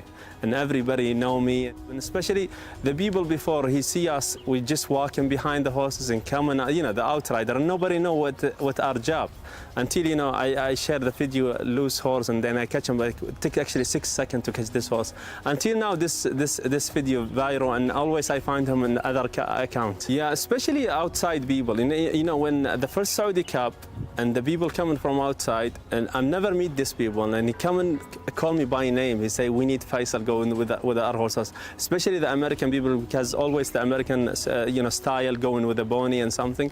Even the European with the time, and he see our job going success and good, and we have a special way to lead the horses and never make the horse panic or anything. So even the European people now start using the pony in the morning and sometime on a race day.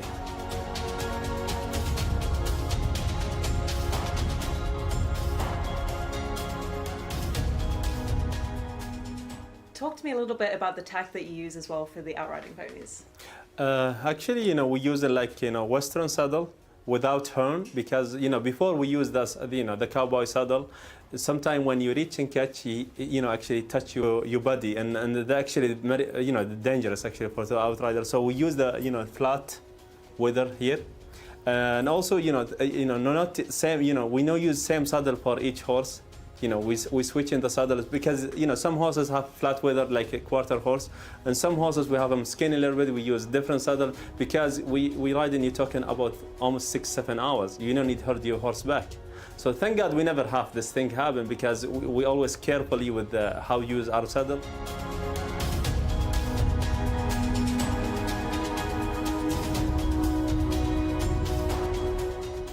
You see Shimmy here, I'm walking, to be next to the gate, because all the horses almost load. I have to go there. You see the horse, he going under the gate.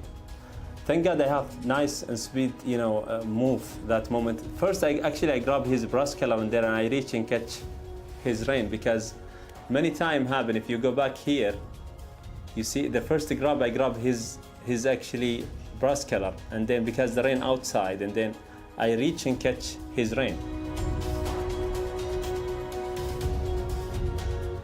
And take from me like, from here to here to catch the loose horse, like 3-4 seconds only to catch him. And thank God, he's actually far away from me, but thank God, I hear the voice, everybody is screaming over there because the horse is going under the gate. Thank God we have him under control, and we bring him back to gate, and he run in a race.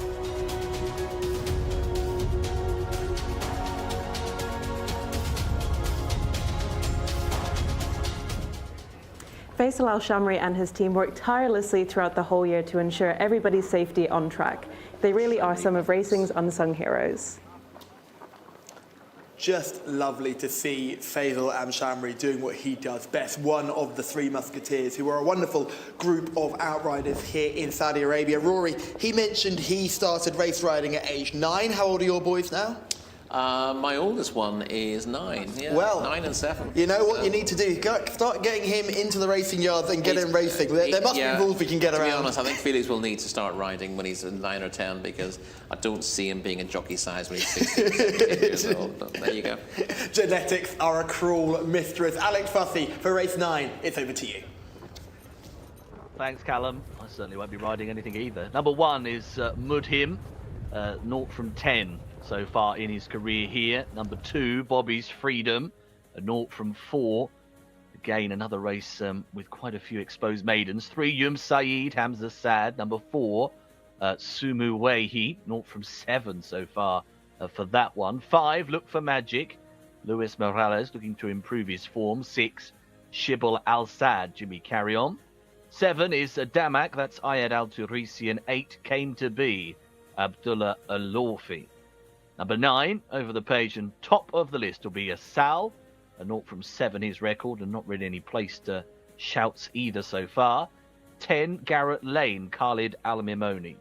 11 is Classico for Alex Moreno. 12, Alazem, 0 from 8 for him also. Number 13 is Malakar, Abdullah Al-Jami. Number 14 is Kawaga, 0 from 5, finished 8th last time. 15, Wafi Al-Sud, this is Eddie Castro's mount. 16, Scarface, that's Abdullah Al-Shara. 17 is Aikint Al-Ahrin. 18, Al-Montajeb, a newcomer. 19 is Smote, Abdullah Al-Musa. And 20, Zaid Al-Keel. Naif Al-Farouz will complete the field. Tariq Al-Mansour is on the 17. We've already seen Tariq successful today, and he gets the leg up on the 17, which wasn't in some of your publications. Here are the runners then in the paddock. Time for the gents to take a spin through the field. Thanks, Alex. Yes, and good to see Tariq Al-Mansour getting a ride today. This is, for me, I could only find 3 horses I really liked in this contest. For you, similar? Could you put a line through quite a few of them? I'd happily talk about 7 or 8 of them, but yeah, it's pretty weak. So I'll do the top 3 for you if you like. Yeah, go for it. Put him to start with. He's largely a consistent sort, but he's not from 10 in his career. Was a respectable 6th behind Al Mawasis and a mile maiden last time out. And probably his best recent run was 10 3/4 lengths, 5th to O'Sheik, and of course in Distance Open. That was a good run. I saw exactly the same thing. Power and numbers in that race as well. So clearly, all of them got on to beating bigger a fairway, things. beating almost 11 lengths that day, but that was a better race than this. Bobby's Freedom is horse number 2, second on penultimate start. Ran well when second, beating just a neck behind Atomic Impact in a 1 mile Taif maiden, but was well beaten here last time out. It did carry his head a bit awkwardly in his penultimate start when running well, so it'd be interesting to see if he can build on that. Shamila is in the parade ring. Shami, I've just seen Look for Magic, horse number 5, looked absolutely stunning. Are you going that same direction? If you look very closely on here, Callum, I have marked him down as being one of my favourites, but no. Look for Magic is not one of my paddock selections. I didn't have to look very far with this one. It's horse number 1, Mudhim, rated 69. 6th last time out, has been really consistent this season, always up in the placings, but not quite good enough yet. But he is a very, very nice looker here by Pioneer of the Nile, trained by Abdullah Al-Manif and ridden by Abdullah Al-Fairuz. So good jockey booking there. Abdullah Al-Fairuz has had some nice wins over the past few weekends. So I've decided to stick with Mudhim. I am a sucker for grey horses, but he does look really well. Nice hindquarters as well. But I think I could be eating my words a little bit because horse number 5, Look for Magic, just a little way away from me there, does look really good for Shala Al-Dehani and Louis Morales, who is chasing a double today. No paddock negatives in this contest. The horses all look really well. It was quite difficult, so I am going to go with horse number 1. However, I think I might regret it later on when horse number 5 comes across the line. Well, Shamila, I'm sure horse number 1, Mudhim, will run a big race for you. Bobby's Freedom, we've just spoken about. So Yum Saeed, horse number 3. Yeah, 2 1/4 lengths behind Mudhim when 8th to Al Mawasis in that mile maiden last time out, and has held on that form. But you know, his best efforts might sneak him into the frame. So Muwei is horse number 4, only rated 45. No. Look for Magic. This was the one that really caught my eye in the parade rig, at least. Yeah, no, he was disappointing when we saw him in Taif and back in meeting 26, finished 10th that day. He's been off since. But he did run his 2 best races in 2,000-metre maidens here in the spring. He's getting back to that sort of form. He goes well here. Getting back to that time of year as well, isn't he? Still a bit wintry in the air, but you can imagine later on this season he could be one to keep an eye on. Shibal Al-Sad had a decent rating of 52, as does Damak, horses number 6 and 7. not decent enough, I don't think. You know, this is not maybe the strongest race, but you get 4 horses rated at 64 to 69, and I'd be surprised if something with a rating of 52 is good enough to win this. So I've put a line through both Shibal Al Sad and Damak for that reasons. And obviously, you come to Came to Be, he's rated 42, so you know what I'm doing there. And Thal's an interesting one, though. It has been largely consistent this season without threatening the places. Consistent without threatening the places. This maybe is a weaker race than he's been in, so he might be able to get himself some prize money, but it'll be a bit of a surprise if he's good enough to win. Garrett Lane's been on the go since meeting H, but it's still seeming to be running in the best of his form. Yeah, well, in fairness, he had a break between meeting 46 and his most recent start, so he's not been that busy in the last couple of months. But second over a longer trip, over a mile and a quarter in Taif, and then finished 5th, beaten 4.5 lengths in the course and distance maiden, won by Riyadh Spirit last time out. That wasn't a bad contest. I caught the eye to a degree last time out. He was drawn 1, but he had to come very wide with his run in the end. I thought he shaped better than the bare results. So he was on my short list. He's one that I've put a star next to. I think Urjuania finished in 3rd in that contest as well, which gives the form another bit of a boost, because that was a winner subsequently That's too. true. So there's plenty of horses that have come out there and done well enough. The less said about Classico, the better. Al Hazem is horse number 12, jumps out of 12. But again, we're getting into that rating of around 56 to 58. It's hard to fancy them, isn't it? It is, and it's particularly hard to fancy them when they're finishing 13th, 15th and 15th in their most recent starts. Some of them can turn it around, but yeah, similar story from Malacca in stall 13, not from 12 now, 16th in 2 of his last 3 starts, and his best recent effort is a 9th, not of interest to me. Yeah, I've just looked at one's couple all the way down the bottom, Smote and Zaid Al-Keel at 19 and 20. Smote comes here for rating. Smote's an interesting one, because he's not locally bred. Yeah. He's British bred. But his run was here as well, wasn't he? So he purchased the yearling over here. No, he's run in Ireland. He ran twice in Ireland for Gerald Lyons. Oh, okay, sorry. He's British bred. I don't see how he's qualified to run in this race. So there must be something in the conditions that allows Smote in there. He's from a very good family, by the way, Judd Munty bred. Yeah. So his dam, I think, is a half sister to Showcasing. Oh, but there I think he's got a bit of a breathing problem. He's been wearing a tongue tie since early in his career. And he looks good, but hasn't shown an awful lot. This is Garrett Lane in action, finishing with a rare rattle down the outside. You mentioned, you can see the saddle cloth. He was drawn in 1 on this day. But he's had to come right around horses and then come wide in the straight and did really good late work. I like that run. He may well be my selection in this contest. Garrett Lane just going down to post there. You wouldn't go far wrong going with the horse that the video team have come up with, because they are always cooking on gas. Absolutely, yeah. Listen, if you're trying to find winners here and you don't really know where to look, anything that comes up in the VT footage is of interest. The VD department are certainly, they do their research and they tend to find good horses. We've spoken about any of the ones of interest. I quite like the 2 at the top, Mutim and Bobby's Freedom. And Look for Magic as well, with a big eye catcher in the parade ring. And the last eye catcher in the parade ring I saw was Yatrude, who ended up finishing 2nd earlier on in the card. So it'd be interesting to see how Look for Magic goes. But again, coming off a massive break. And that's the concern, isn't it, here? It is always a little bit of a worry.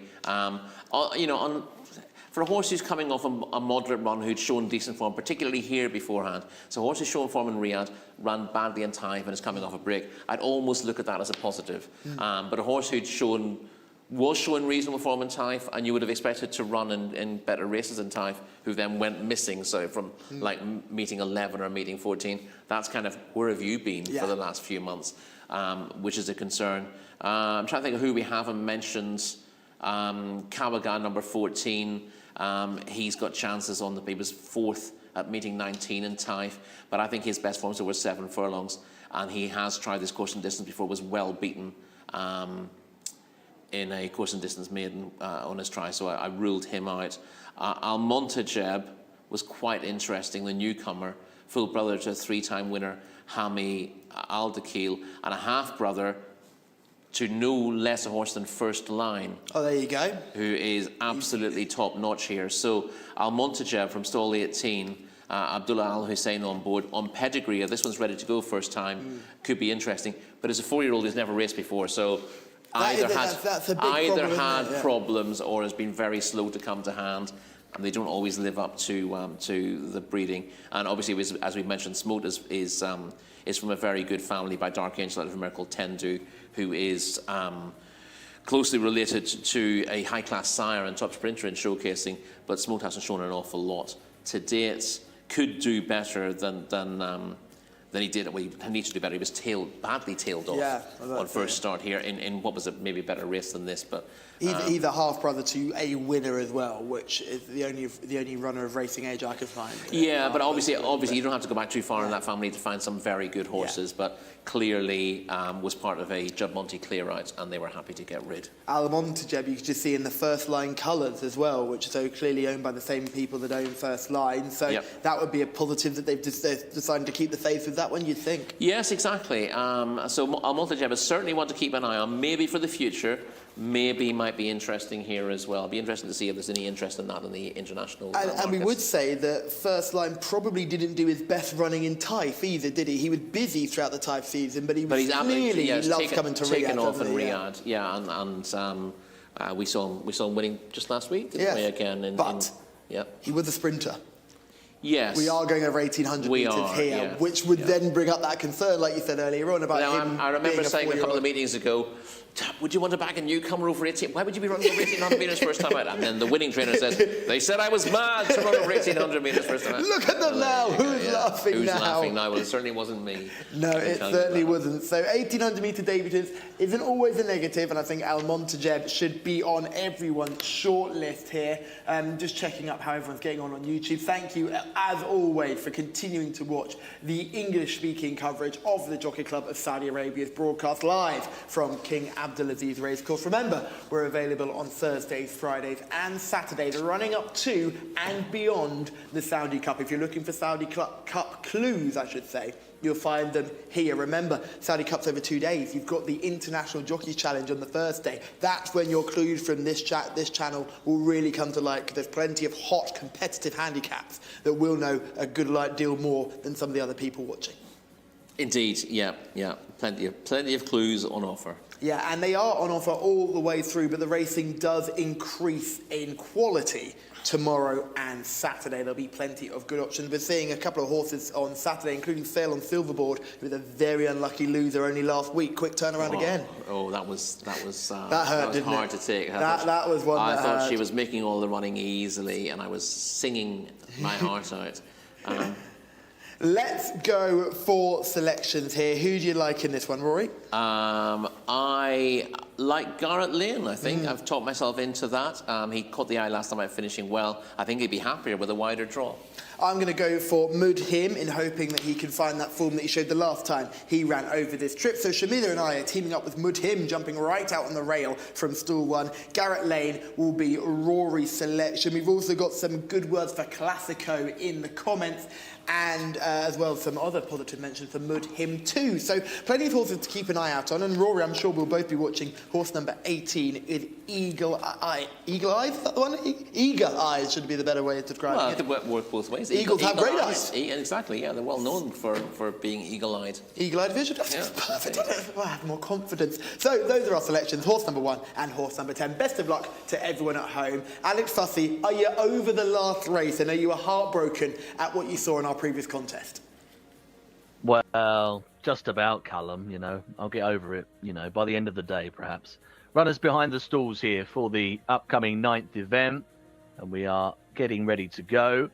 For what it's worth, I thought Mudhim had every chance of finally getting his head in front today. It would be the 11th time lucky, wouldn't it? And I would be in that camp as well. And any time I've teamed up with Shamila or one of the guys today, it's worked out. So Mudhim for me, as we load the stalls. Mudhim is a pretty solid international favourite as well. Has been support, though, for Garrett Lane and Look for Magic. So all of them at the top end of the international markets are popular.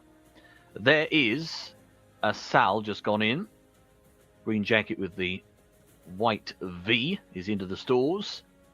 That is Look for Magic, highlighted in the parade ring as one of the lookers in the field. Still 5 for him. There's Bobby's Freedom. White and green colours is just about to head on in. Still 1 to be fielded now by Mudhim. He's into the gates. Here comes the 6. Shibal Al-Sad going up and in.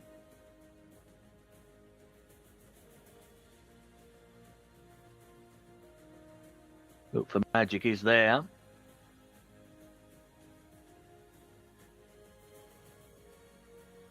Just backing away is Came to Be.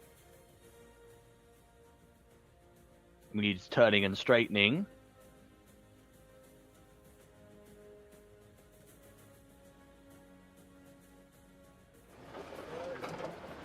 Nearly ready now.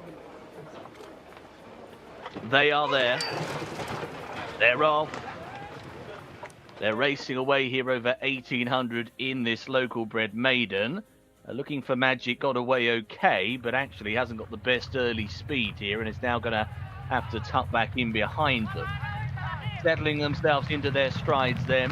Classico, right up their early doors. They're very well stretched out again here. Not sure if many are going to get involved in this at all as they charge their way to the end of the first 400 or so. Out wide, Smote is right up there. The pink jacket and blue sash is going to bound on forwards to hold a handy position. Alazem is another one handy. Classico is back down to the inside. Came to Be. Hoop Jacket is between rivals as well, trying to get involved as they now continue progress towards the exit of the back straight. Smoot over the top, leading the way on the bend from Classico, who races in second place. Alazem in behind those, back on the running rail. Came to Be continues to try and creep closer. Very deep is Malaka, white and red colours, but is moving forwards. Behind them, under pressure, Look for Magic appears to be struggling as the leader really is stretching on here. Smoot around the turn for home, trying to open up. Has gone away by about 4 lengths. Bobby's Freedom has now inherited second place and is there coming with a big effort now. Bobby's Freedom starts to try and reel the leader back in here as they battle their way close for home. Smoot paddling in front, looking for Mudhim, late on the scene, that runner, right from the back end of the field. It's Yum Saeed who now goes on here. The 3 horses ahead. Yum Saeed has gone clear by a couple from Bobby's Freedom. Then Smoot, too late for Mudhim, who's storming, but far too late. It's Yum Saeed who's gone on to win, beating Bobby's Freedom. Mudhim came strongly down the outside, but it was all too late, and Smoot was back up the running rail.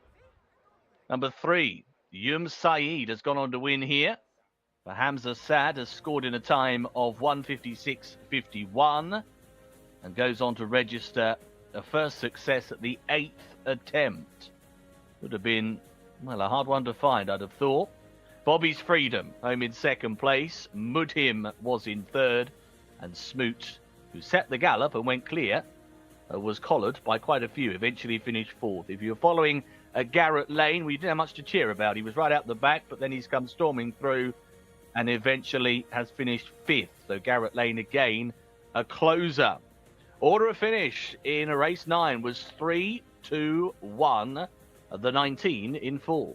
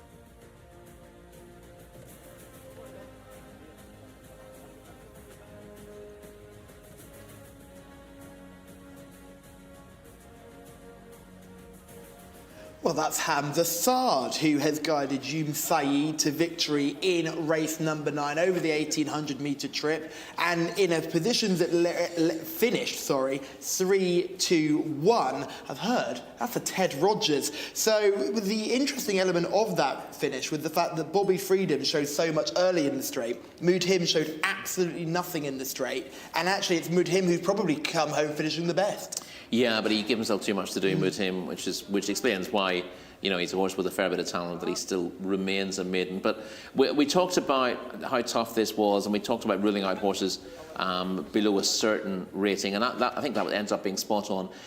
The first 6 home, I reckon, were horses rated 60 or higher. Yeah, because Garrett Lane was home in around 4th or 5th. Yeah, Garrett Lane finished 5th. It was Smote in 4th. He was rated 60. He's run a much better race, hasn't he, Smote?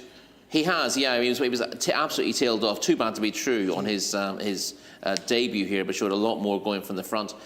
I wonder if he didn't get home in his races in Ireland for Gerald Lyons. I suspect he's got a little bit of a breathing problem that stops him seeing it out late in the day. And it may well have been Look for Magic, who was certainly 6th or 7th there, running a half-decent race in the black colours. He was the other one rated in the 60s. So even though these horses are pretty exposed and have their issues, still the best 5 or 6 on paper have ended up filling those places on the day. So the form is reliable. Yeah, it's worth following those always front-ranked in this contest. So notice Scarface, who's right at the bottom of your screen, just on the right, just slipping out of view there. He missed the kick badly, so his chance has gone quite early. But you're looking at Mudhim, the grey there. He's on the rail, coming from stall 1, didn't show that much pace. Look for Magic was going well for an awful long way before fading quite badly in the final couple of 100 metres. Yeah, he's up. You see him up there in about 6th or 7th place, don't you? Travelling nicely, and he's gone well through. It looked like he was going to get involved in the finish, but couldn't find anything in the last 100 metres or so. Smote has got himself to the front at this stage and set sail for home. Yeah, again, typically came across rather gradually. Once he's clear and able to get to the front, he comes across the rail and he makes a big move for home at this stage. The winners come from a fair way back, hasn't he? Look at Bobby Freedom scraping the paint and weaving around there. That's a big move. And you compare it to Mudhim. Yeah, but looking behind, that's where the winner's coming from. Yeah, so he's come through exactly the same gap. He's given Bobby's Freedom a couple of lengths, but Hamza Saad, always with his eyes on the horse that he was following all the way through, pulls out wide, causes a little bit of interference to the horse immediately behind him, but finishes off strongly. It was a clever bit of riding by the jockey. He saw exactly what the jockey on Bobby's Freedom was doing, Al-Sarhani, and just basically said, right, I know he's a danger on paper. He was the 2nd highest rated horse in the race, Bobby's Freedom. Going to follow him home and pounce late, and that's exactly how it just watch him. They literally just follow him all the way along. He's at the white face. There goes Bobby's Freedom with the run. He's had to sort of push his way out there. But Hamza Saad says, oh, thank you, I'll take that gap that's opened up, and just gets on his tail. It's like when you're on the motorway and there's an ambulance going in front, and you just follow the stream of the ambulance in behind you. Thank you very much. You just sit in behind the ambulance, that parts the Red Sea, and you just slip in behind. Always a good way to travel. And the eventual winner, Jcsa, has profited just from that move. Hamza Saad, a very good apprentice to keep an eye on. Yeah, I mean, this is, again, things worked out really well because he's seen what's happening in front of him. He's been smart enough to react quickly. He's no better than the pair in 2nd or 3rd, but he's just taken advantage of a good break, a nice stalls position, and everything happening for him out in front. And you can see the way he celebrates that he's had a plan and it's worked out perfectly. He chuffed to bits with that, won't he? What do we make of Garrett Lane's performance there? Seemed to be nowhere, and then all of a sudden there right at when it matters. Again, that's what he did last time out. He got himself in a bad position, then rattles home, and you can see in our picture there, he just came out a shot. He's just too far back. Now, as we come past, we'll see him.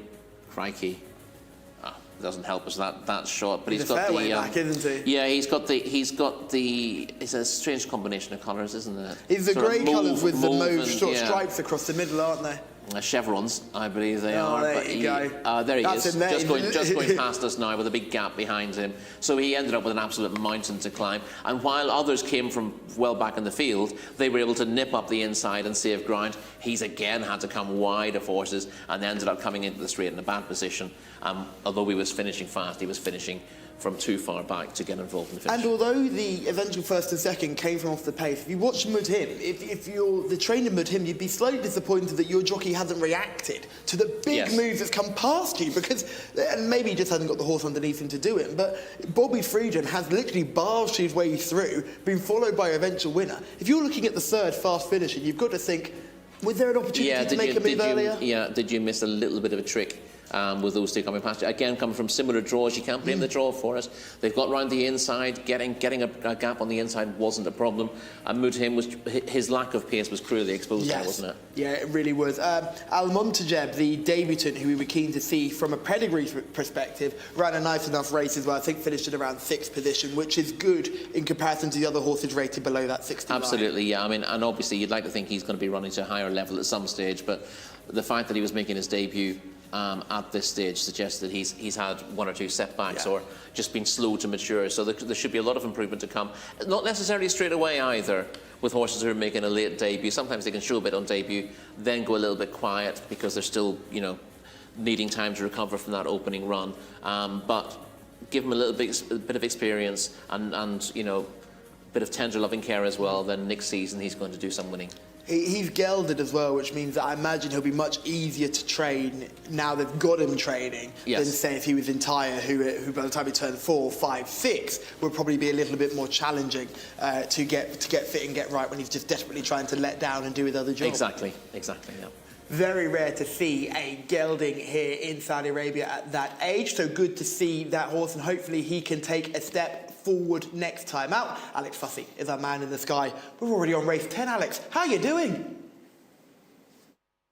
Yeah, all good, thanks. Callum, flying by, isn't it? On to the 10th, this local bred Fillies Maiden coming up next, and a bit of a smaller field. Still quite a few runners, but smaller than we've been used to today.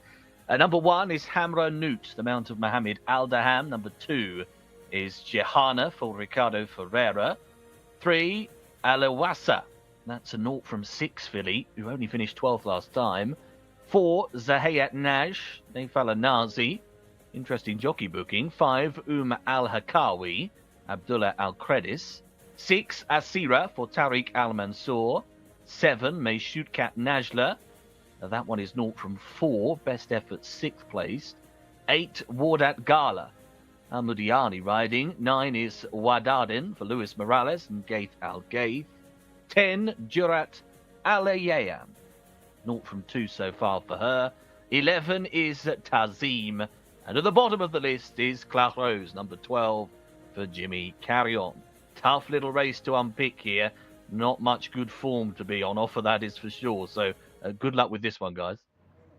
Thanks, Alex. Yes, you've hit the nail on the head in this one, where there's not much form to go by and there's not much good form to go by, which makes one of my shortlisted horses, Asira, a horse who was rated as low as 28 earlier 23, on. 23? Yeah, I think she was rated 23. Yeah, 23 earlier on this season, now rated 45. Suddenly had a chance in a contest like this, but again, she's stepping up to 2,000 metres for the first time. Only 12 here, so I reckon we can just work our way down. Hamra Newt, horse number 1. Regressive in maidens, rated 48.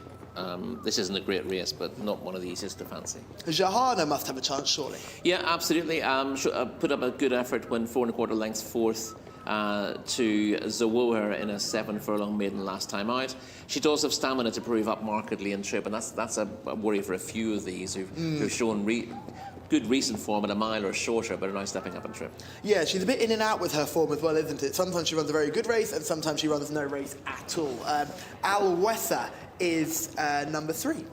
Yeah, her best effort came over a mile, but she ran poorly over that trip in a 0-60 handicap last time out, and that doesn't augur particularly well for her chances here, but she's found a pretty bad race. Yeah, Zahayat Najd is horse number 4, only had the 1 run. Only had the 1 run, and that's promising enough, was well beaten, 14th over a mile on debut. We'll need to do better. We did see one step up markedly, having finished 12th in a sole start a couple of races back. Nath Al-Anazi in the saddle as well. He'll be looking for a double.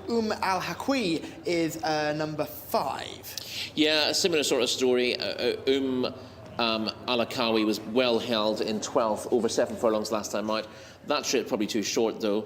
and she does at least have a chance to show she can do better, stepping up in trip here in her second start. Here is number 6, Asira. Reasons for liking is clearly getting better with each run. Reasons for slight concern is 2,000 metres for the first time, and she's not that good. Yeah, even though she's improved from 23 to 45. That was the handicap that fell apart, that she was third in meeting 76. She probably ran as well when she was 9th in a 7-furlong maiden last time out. That sort of backed up the fact that she improved a little bit. Yeah, had to come wide as well. She on had to that come day wide. too. Yeah, she wasn't disgraced. She'll need to do better again, obviously, and the longer trip is, it's an unknown. Mesukat Najla is horse number 7. Rated 48 and not improving. Best effort came on debut. Recent efforts have been uninspiring. Again, the usual story with all of these. This is a very bad maiden, and it won't take an awful lot of improvement even for those towards the bottom to get involved. While that Gala is number 8. This is probably the worst of the debut form that we've got on show. Yeah, absolutely stuffed on debut fairly recently as well. I don't think it's had an awful lot of time to improve from that, the daughter of Great White Eagle. Wardan is horse number 9. Has had the 2 runs, but has improved from 17th to 15th. Yeah, both of those in Taif as well, so that's pretty disappointing because your maximum field size in Taif is 18 and they don't always fill. So no promise to date. And Luis Morales on board for Gate Algate. He's looking for a double. Good stable, good jockey, but no real promise on the track. Durad Alayean is horse number 10. Has finished 7th and 12th, but the best effort was the 12th last time out, because that 7th was a last of 7 tailed off on debut. Does Tazim have a chance here? Not from 4, well beaten on her first 3 starts, finished 9th in a 0 to 60 handicap last time out, steps up on trip. If she needs the trip, she's got half a chance. She's rated 44, it tells you plenty, but when you go through this field and you're struggling to hang your hat on anything, nothing will be that much of a surprise. Clarose is the final horse we've got to look at, horse number 12. Yeah, another one whose form figures read 9, 6, 12, but the best effort was the 12th last time out. That was in a mile maiden. That showed that she wasn't without ability. She was beaten a long way in smallish fields on her previous 2 starts. But again, at least seemed to do something slightly better last time out. And I think she might actually be second top rated in this race, which is a pretty dubious rating if you ask me. But hard to rule her out. Jimmy Carrion rides. Just hard to imagine a much less appealing maiden than this. You keep looking for the interesting ones. You go, right, those are the ones I can rule out. Where are the good horses? And then they don't. No. Yeah. I was looking at the trainers here. Mohamed Alfianis trains horse number 2 and horse number 4.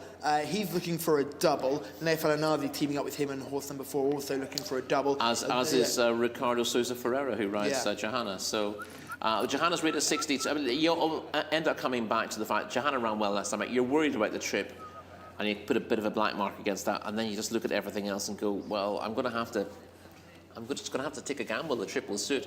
The trainer knows what he's doing. The jockey's very good. Shamila is in the parade ring. Well, I can't quite believe it's the 10th race already. This day is absolutely flying, isn't it, Callum? I have decided to go with horse number 2, Johanna, for Ricardo Ferreira, and a trainer you were only just talking about. I think she's the best looker in the field, obviously the highest rated as well, so it seems like a bit of an easy selection. However, a lot of the horses in this race weren't very inspiring to look at. Only 12 runners in this field of filly maidens. And I just quite like the look of her. She's by Flashy Bull. Flashy Bull tends to stamp his stock pretty well. A beautiful grey filly we have on our hands there. Ricardo Ferreira is chasing a double, and so is the trainer as well. So hopefully we can see them back in the winner's enclosure for this next race. I do have to give a shout out to the Almondil horse as well. Horse number 6, Tariq Al Mansour, our star apprentice jockey, is also chasing that double. So not a huge field to look at. They weren't very inspiring. However, I will be sticking with horse number 2 for my paddock selection in race number 10. Thank you, Shamila. Just having a look at them making their way out into the race course here. And yes, it's not particularly the most inspiring field on the planet, but I am going to team up with Asira here. This is I think this is the day. Today's the day. They've been planning this, you see. You love a 23 rated. There's all part of the plan here. They've been waiting for the step up in trip. She's doubled her rating on her last 2 starts. She's a huge improver. If you extrapolate from that, in 2 runs' time, she'll be the top rated horse in Saudi Arabia. She'll be a cup horse, and I tell you now. Got blinkers and the tongue strap on. May need a jetpack as well, but I'm going to call it nice and early. Athera, rated a whopping 45, is going to be Callum Helliwell's selection. We're just seeing Johanna make her way out onto the course as well. We're going to get a chance to see her in action. She was 4th at the beginning of January. That was just a week before we came out here, so it was a run 2 weeks ago. She's had time to get over that run, and she looks well within herself. We're going to see her in action right about now. You can't miss her. Grey horse, red cap, blue colours, runs on late. Yeah, this is in the context of this race, this is a very likeable performance, and the fact that she runs on late does give you some hope that the longer trip is going to be in her favour. I wouldn't be absolutely certain because it's quite a hike in trip, but there's so little to like about the rest of the field that you'd be fairly positive about this run. And she shows a pretty willing attitude. She lacks pace. She doesn't quicken. She just keeps plugging to the line. But if she does that again over this trip, that'll do the job. Finished ahead of Ovilla on that day as well, so yes, clearly that's a right. half-decent amount of form, and you'd think that she does bring the best level of form into this contest. She's got the tongue strap on and the cheek piece, as you can see, with the matching noseband as well, and she looks keen as mustard to get out onto the course. Yep, she seems to be on one of her going days. She's not always on a going day, which is a little bit of a concern. So she has a habit of throwing in an absolute stinker, doesn't she? Yeah, but hopefully not today, and she's ridden by one of the better jockeys around here at the moment, Ricardo Ferreira, who just seems to have a knack at the moment to get them in the winner's enclosure. Here's the future cup horse, Athera. Just making her way down to the start here, just cantering along nicely. You'd be very happy there. Tariq Al-Mansour on board looking for the double as well. Mesukat Najla, 51 rated. The 6th place is in Taif. And then we get to Riyadh, and those 2 runs in Riyadh have been negative. Can you see a horse turning that around in a race like this? What's her rating? On my page. Yeah, she's been pulled down 3 points for her run last week. Yeah, there you go. That would make sense. Yeah, 51. 51 on my sheet. She'd been pulled down. She's had a few enough races, but the handicapper's taken the view that she's regressive. And has adjusted her rating accordingly. The couple making their 2nd starts here. Of those, the best of the debut form came from Zahiyat Najd, who came 14th on debut in comparison to 16th and 17th by some of the other horses who have made debuts here. But Al-Akawi was 12th. Ah, there you go as well. So, but again, when you're talking about horses finishing 12th or further back, the ones who finish closest aren't necessarily the ones to look at. It's a case of who was most in need of the run and is most likely to benefit from it. And as we've seen, when they run poorly on debut, it's often because they just weren't mentally ready for a first start and will have learned an awful lot from it. Some of them will, if you get one that finishes 10th first time out, sometimes they're just running on adrenaline, and then next time you see them, they run even worse than that. But because we don't know enough about them, we can't rule them out, is the bottom line. Aloesa, horse number 3. I was really impressed by the run last time, although in 12th was stone last for most of the race and then came through on the bridle passing beaten horses and was given a very gentle ride. Yeah. If I was to make a sensible selection ahead of Athera and not looking at the international favourite, I think that's got to be probably my pick of them on form. Yeah, I thought it was a disappointing enough effort last time. I see your point, but I'm always wary of horses who are doing nothing, and then when the jockey says, right, well, you're not going to win now, might as well just ease up, and they start making ground when they're eased off, I'm a little bit wary about their attitudes, to be perfectly honest. We saw it with Larin earlier, didn't we? A horse with quite a similar sort of mindset. Just as soon as the jockey relaxes, okay, I'll find a bit more. Yeah, exactly. And you think, well, that can do better if it's put into the race a little bit earlier. But when you ask that kind of horse for an effort, they tend to be a little bit reluctant to give it. And it's when you relax that they relax, and then you see what they can do. But it's difficult. It's difficult to keep a horse that can't relax and keep them in the race at the same time. So, in fairness, at this level, it wouldn't be a surprise if she was good enough to figure, but it'll be interesting to see what kind of ride she gets and whether she's ridden cold and is asked to make late rides. See, I'm not the only one flipping and flopping between selections. We've got people starting off with horse number 2, then drifting off into number 6, and then drifting off to number 9. I think David selected half the field. I wouldn't want to have to find the winner here No. to save my life. That would be a concern. It's a tough race to find, because your eye is automatically drawn to Johanna, but then you think that horse has enough positives, but it also has some glaring negatives as well. The trip is going to be a massive concern for a lot of these. It is, yeah, absolutely. There isn't a single horse in this race I've put trip a positive next to. Alosa, who ran over this trip last time, that 12th finish. That was actually over a mile. Over a mile as well? Yes. Well, there we go. So that's not even got the trip on side. But in fairness, I thought most of these, a mile is even beyond their best, from what I can see. But of course, as we saw with an earlier winner with poor form, sometimes the fact that they're weakening late in the day isn't because they don't stay, but because they're tightening up, or they're scared of giving all they can give. And in a different scenario, or where they're going a little bit slower in a race like this, where you can get them to relax early, they actually show stamina that hadn't been evident in previous starts. So maybe something will flourish in this environment, but I'm not seeing it very obviously at the moment. Yeah, I think it'll be interesting to see how this race is run as well. Tactically, it's our first 2,000-metre race of the day. They start right at the bottom of that chute and work their way onto the race course proper. Let's do some selections nice and early here. We just see one horse getting tack adjusted. That's horse number 4, Zahayat Now, just getting the tack adjusted and the jockey off. But who are you going for in this one after all of that talk? I'm going to go for Johanna just because I can't find anything else. Makes a lot of sense, Rory. You and Shamila teaming up with Johanna. My head says Alosa. Well, my head actually says Johanna. My form knowledge, which is poor at best, says Alosa. But I'm going to go for Asira, because you've got to follow your heart at some points. And I would love to see Asira absolutely sprout wings now she steps up in trip. And she seems to be finding her best form, although she does have a mountain to climb on ratings. So with that said, I'm going for horse number 6. Rory and Shabila teaming up with horse number 2. We've got another selection for horse number 9 from the comments as well. But it's time to hand over to our man in the commentary box, Mr. Alex Fussy. In a race that's only got 12 runners, have you found anything outside of horse number 2? Strong pass, Callum. Strong pass. This is not the hottest of heats we're going to be covering here in Riyadh at all, is it? I suspect that Johanna will pick up victory here, but would not be a race, as Rory rightly highlights, I'd be too keen on having to find you the winner from.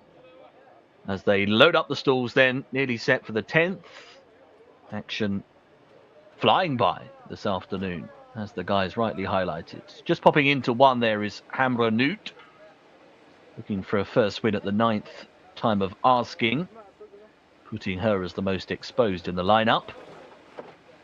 That's Claire Rose, who's just gone in, stall 12 on the outside. Coming up is Tazim into stall number 11, and also Meshukat Najla. Yellow and blue colours is in. Loading up pretty smoothly and swiftly. 3 to go. Wadaden just gone in. Zahayat Najd is the last one for. We're there.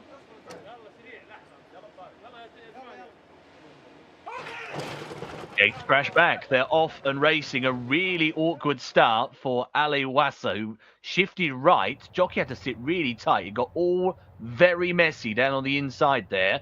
Quite a few of them on top of each other. Zahayat Najd also looked to be a bit awkward from the stalls. Hamra Newt is now dropping to be the overall back marker. Away from the troubles, up on the wide outside, Claire Rose, one of the first to get going and probably leads.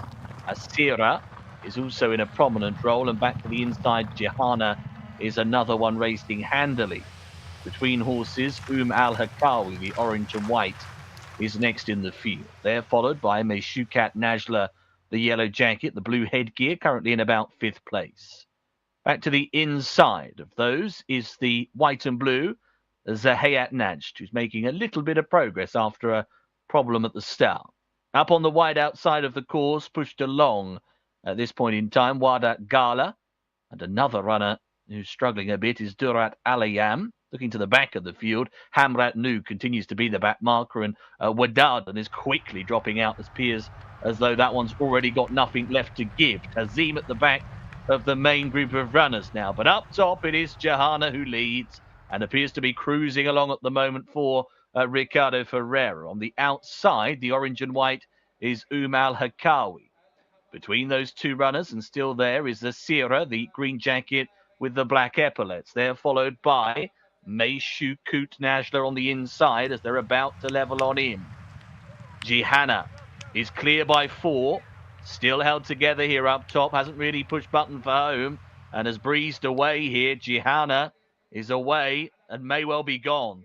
In second spot is Meishu Kat Najla. Still there in the middle is a Sierra. On the outside of horses, Al Hakawi. Finishing off, Hamra Newt is going to get a place from a long way off the pace.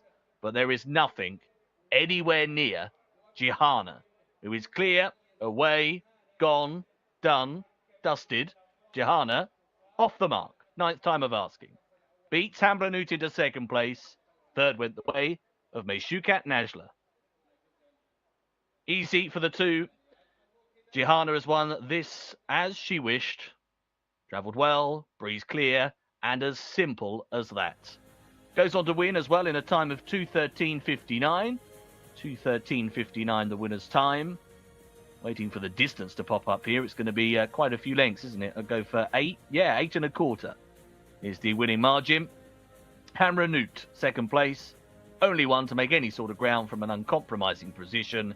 And Meshukat Najla just holding third place. Simple stuff in race 10.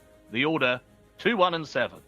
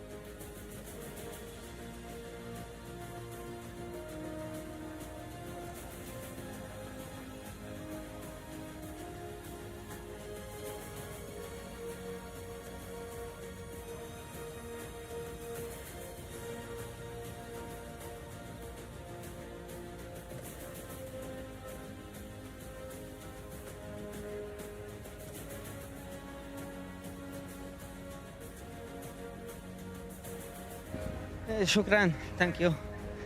This last time I ride in 7 Portland. I tell the trainer for maybe more distance is better for him.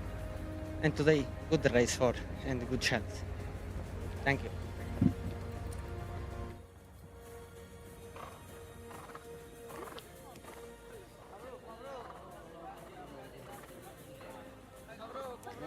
Well, the horse that was meant to win has won the race. Horse number 2, Jihanna, has won the 10th race of the evening, so that's always good when that happens. Finally broke her maiden 9th time of asking. Ricardo Ferreira rode this horse last time out at meeting 85, when this filly came fourth over 1,400 metres. This time they stepped her up in trip a whole lot to 2,000 metres, and she got the job done fairly easily, 8 1/4 lengths easily. So very well done to Ricardo Ferreira, who has scored a double on the day, as well as the trainer Mohamed Alfanayas, who has also scored a double on the day. Beautiful 3-year-old filly by Flashy Bull out of Mountain Lady. She was a stunner inside the parade ring and a stunner out on the track as well. So hopefully they step her up to harder races now from now on. She's definitely capable of it. And a quick one with Ricardo. Well done on your double, Ricardo. Thank you so much. And this filly, that 8 1/4 lengths you won by, that was so easy for her. Yes, last time I ride her in 7 Portland. Come forward, not bad race. I tell the trainer maybe with the distance is better, and today confirmation. The maiden, local maiden, not too much strong. I think win because better. And you didn't push her at all, and you just went to the front, and she kept going. Yes, because the feel you can come with very strong, but you keep the same. You have one pace and come easy. Do you think that's her distance, 2,000 and 2,400? Yes, I think with more distance is better. Were you confident before the race that you were going to win for sure? Because it wasn't very strong. Yes, today I tell before, no, it's easy maiden for her, and I like it easy. Just drive the field. Brilliant. Thank you so much for Thank you so much. Sometimes this game is quite easy. The highest rated horse in the race wins like the highest rated horse in the race. Very much so. The jockey wasn't worried about the distance, was he? No.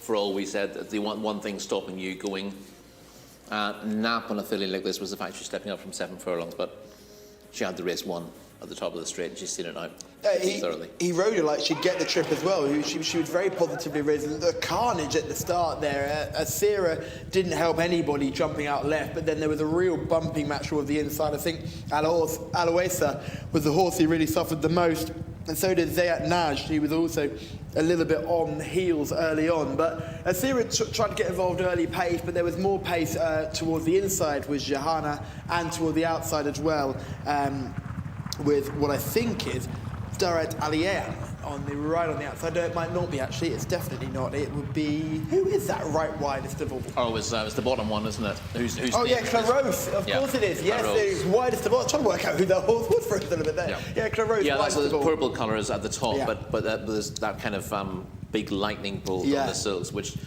take up most of the body. Claros raced prominently for a fair while, but weakened from the home turn, and that left Johanna clear.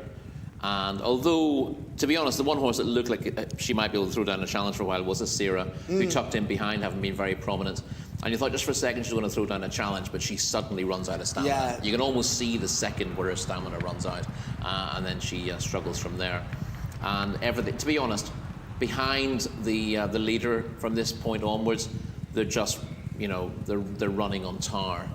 All they can do is sort of plug on at one pace. Hammer Newt's not even in shot, and she finishes second. Yeah, but that's because they're going absolutely nowhere in behind the winner, who's about 3 lengths clear at this stage, but would just, without being asked, without really doing anything in front, she goes further and further clear because they're just treading water in behind. It's very easy for her, isn't it? Watching this drone shot makes you realise how easy it is for her, because look at the rest of the jockeys, they're flat to the balls. Jcsa's given everything she can, but she's about to fall into that hole of stamina where you realise she can't get the 2,000 metres. You're seeing Al-Hakawi as well is on the outside, trying to do best work, but she's sort of plugged on at the one pace. Yeah, she weakened late on as well. She looked to be getting the better of that battle, that three-way battle, but essentially they were all gradually going backwards.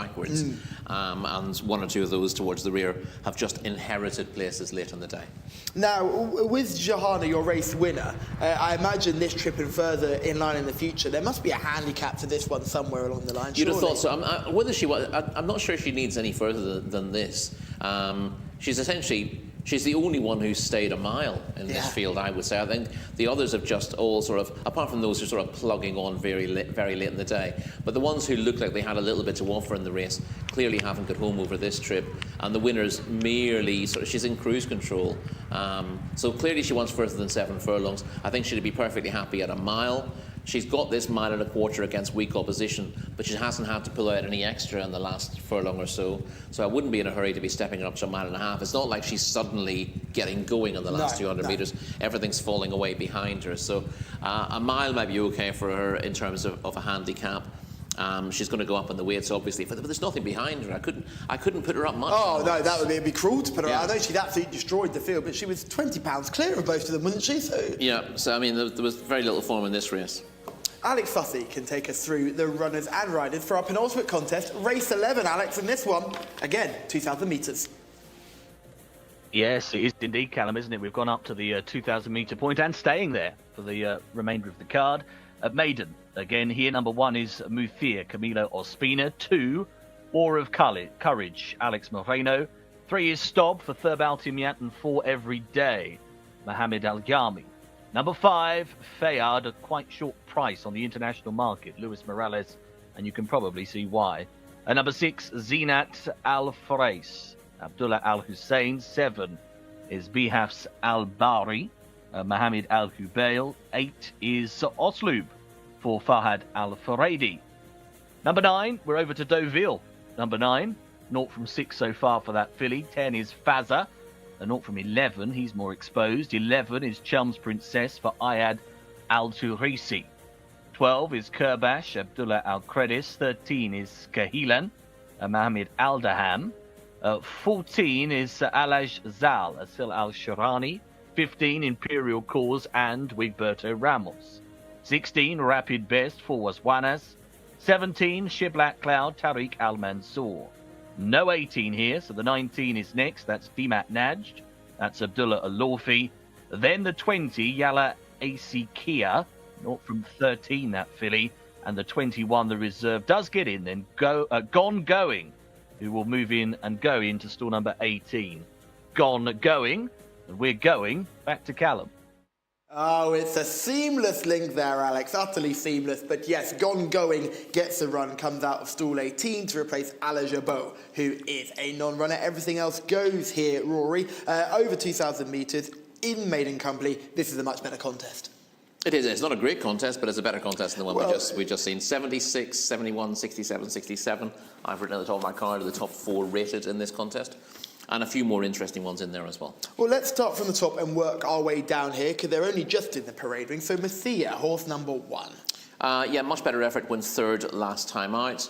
A rating of 64 does give him a little bit to find, but the fact that he's just had the 2 runs here suggests he can pick up a little bit, and he's got place claims on that. War of Courage must have claims as well. Is running well, got a rating of 62, was 3.5 lengths 4th to Kebab in a 7 furlong maiden last time out.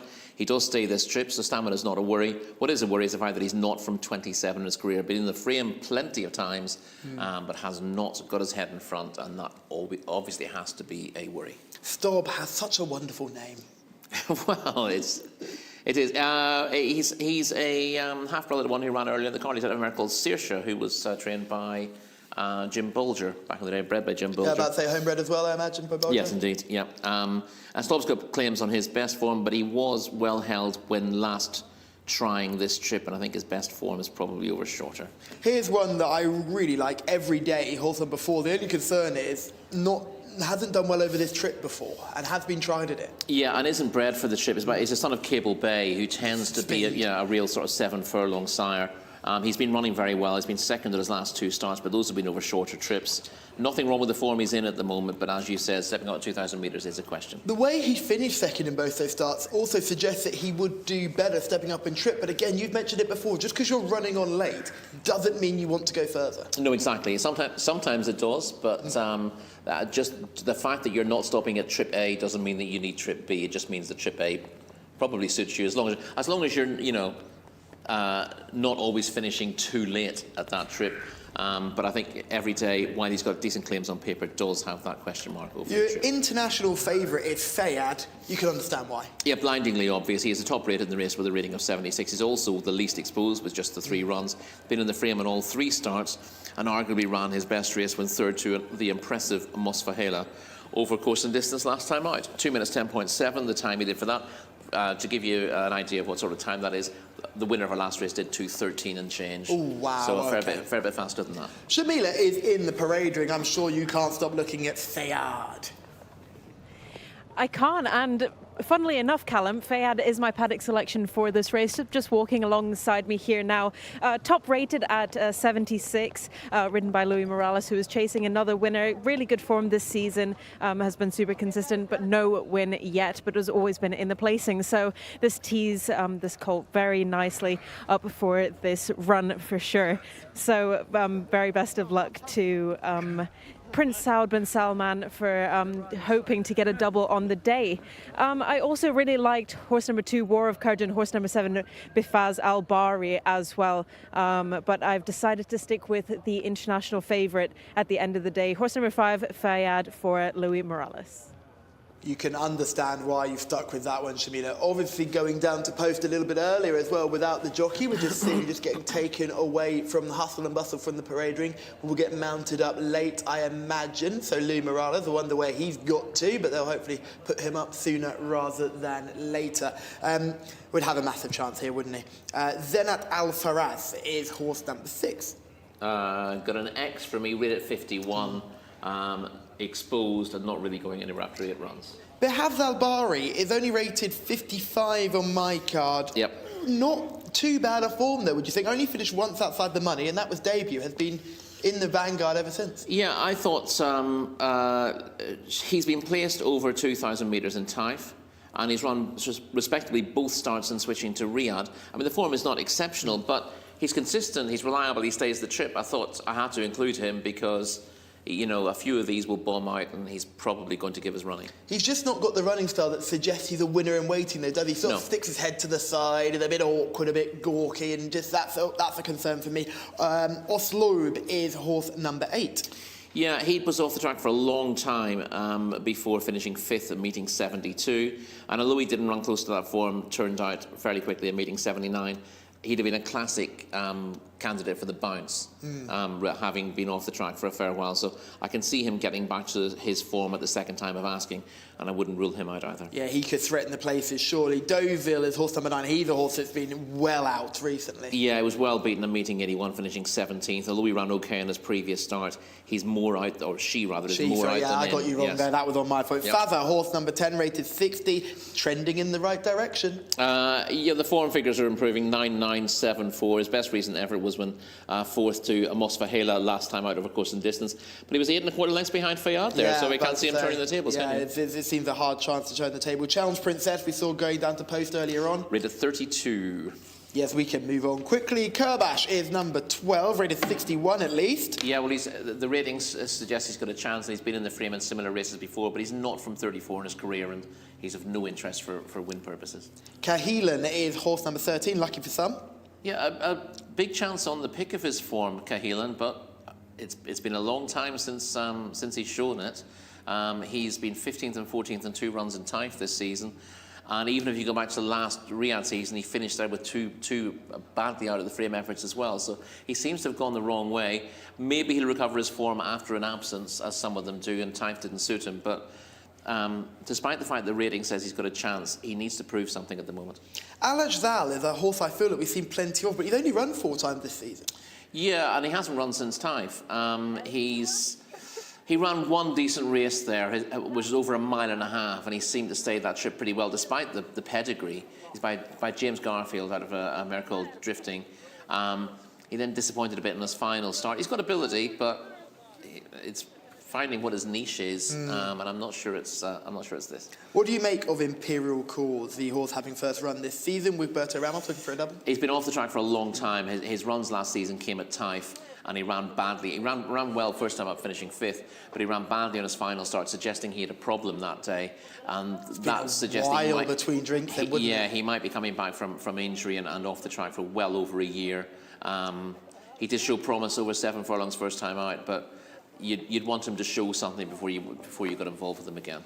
I thought Rapid Best was a massive eye-catcher last time out. Absolutely flew home down the rail, and probably, if he got a clearer run through, would have finished a bit closer to the second place. Yeah, I wasn't entirely convinced by it, but we're going to have a look at Every day in shot at the moment, making his way down to post, looking in very good nick as well, and you'd understand that, running really well. And if we see Every Day, we might just see Rapid Best as well, because he was 5th behind Every Day last time out. He is certainly worth looking at. He'll be in the purple cap, making headway down the rail. There's a few others in this. I think War of Courage also featured in that race as well, so it'll be good to see all of those horses in action on the track, because we're getting some beautiful overhead shots of Riyadh.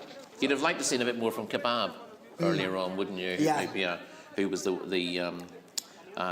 winner of that race, or certainly ahead of Every Day there. So Would you be slightly concerned about Everyday stepping up into this trip, having shown what he's shown previously over that lower distance? That for me, although he's clearly the one you like on paper through those performances, looking like he'll get further, but everything suggests he can't, and he's proven that he's not done it before. No, but obviously this is, you've got limited opportunities, and sometimes when your horse is right, you've got to run over the wrong trip, or you wait for the right trip and your horse might not be 100%. That's the way the programme goes here. So, yeah, that is obviously a worry. We'll get a chance to see that race and see, whether you think he's seeing the trip out well enough. He doesn't stop, but it's a big step up the trip. It will be really good to get to have a look at Everyday in action. We'll move on further down. Shibboleth Cloud is 17 and Demat Najd is 19. Neither easy to fancy in what they've done this season. Demat Najd was 15th. On his reappearance, just a second start. Shibboleth Cloud shown a little bit more, but 11th and 12th in 2 runs this season suggests she won't be breaking her duck here.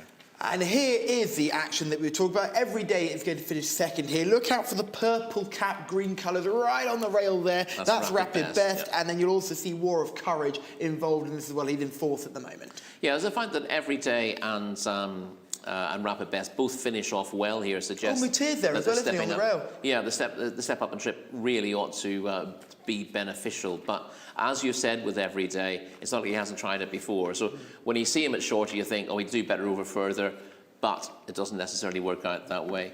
Rapid Best held on that form, but it was a respectable effort and he was going on at the finish.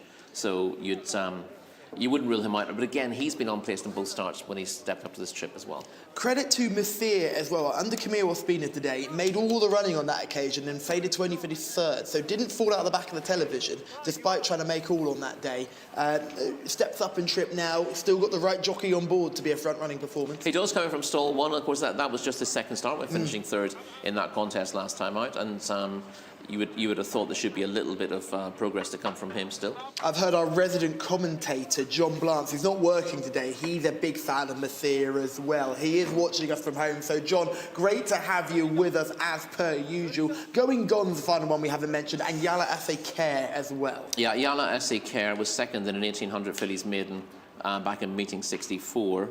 Has been below form twice since that, over a mile, but return to a longer trip might help. Got a rating of 62, so her best form gives her a chance here. Gone Going comes out of stall 18. His best effort came with second over course and distance in February on his final start of last season. I was well beaten on his return right at the start of the season here, but that run might have been needed. You'd give him another chance of coming back to form. Got a rating of 70. Got a rating of 71 based on that second last year. If he can find that at the second time of asking, he's going to run a big race. Yeah, keep an eye out. The reserves do sometimes sneak in. This one's coming out of stall 18, so not the easiest draw, but has a big chance. Let's go for some selections. Who do you like here? We know Shamila already likes Fayad. Yeah, I think Fayad is going to be hard to beat here. Yeah, so Rory and Shamila going with Fayad. I always like to go a little bit different. I thought Rapid Best was just such an eye-catcher last time that I'm going to go for him. Yeah, Messier's nice too, but I'm going to go for Rapid Best. Horse number 16, just with a big eye-catcher in form. And that means Shamila and Rory are teaming up with horse number 5. I am going with horse number 16. Alex Fussy, they're loading rapidly here. Who do you like? Yeah, I'm feeling very boring today, Callum, even. I fancy Fayad as well to win. I've changed your name as well, but anyway, they continue to load. War of Courage has just gone forwards, the black and white. Into the starting stalls, no problems. That is Zinat Alafras. Getting there, aren't we? Here comes Osloob. Black jacket, got the blindfold on. Gone Going. He's going to go in wide to the stalls. Into stall 18, where the 18 horses come out. There's the 10. Fazza. Green-coloured jacket with the white epaulets is there as well. We are nearly set for action. Last 2 or 3. Rapid Best is coming up. And also Demat Najd to go in, but at the moment is going the other way. He's got a blindfold on.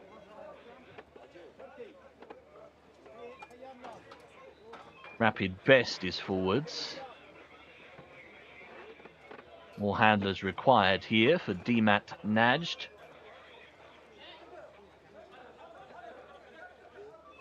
Not looking too keen.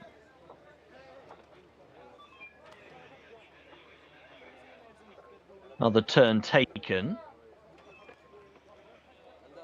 Tucking the blindfold back in.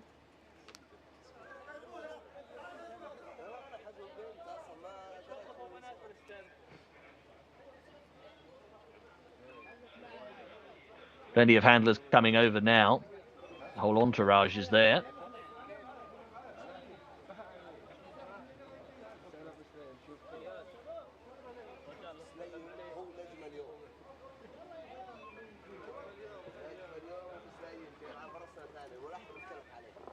Right, blindfolds come off, and that seems to be having a bit of a better effect here. To a point.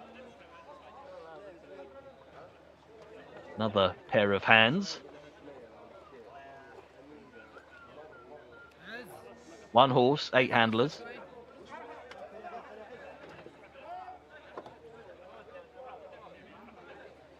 More coming over. A train formed. And the horse is nearly there. That was fun. All aboard.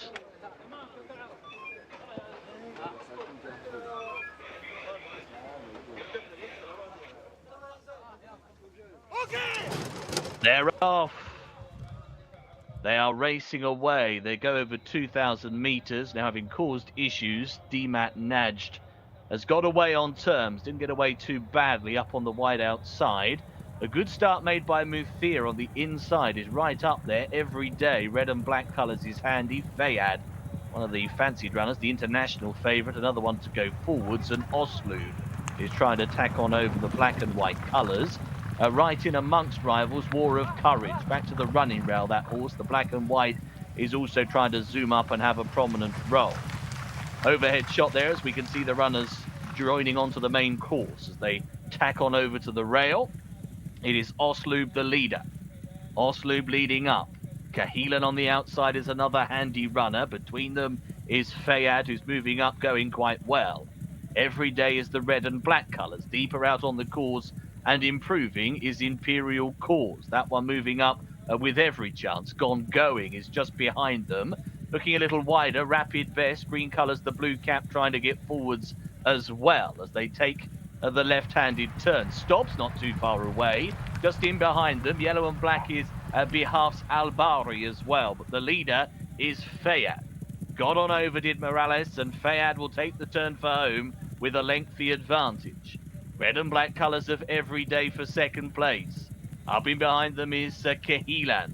Wider on the racecourse still there is Gone Going. The reserves running big. Stob tries to weave back through in between horses as they're about to level on in. It is Fayad leading on the turn. Morales has committed. Every day continues to try and stay with this runner. Working their way down towards the final couple of 100 meters from the back here. As Shiblack Cloud is running on very strongly, and it's Every Day who's now ahead. Heading for the final 200 and inside it, Every Day is rolling away. Every Day clear by 2.5. Every Day, today's the day. Every Day's the winner. Going to be close for second. Gone Going. Went past in company with Shiblack Cloud. They were bunched up in behind. Behafs Al-Bari wasn't too far off them for minor honours. Number 4, Every Day. Finally gets his head in front. It was 15th time lucky for him. He's run, well, plenty of consistent races, actually. Second the last twice, and has finally been rewarded. Shiblack Cloud has got the verdict for second, only by a nose in advance of Gone Going. In third place, as you can see, and fourth does go to Behafs Al-Bari, just holding fourth from Stob in fifth place. 2:10.23 is the winner's time. The winner Every Day scores by 2 3/4 lengths, and our order and numbers are 4, 7, 21, and 7.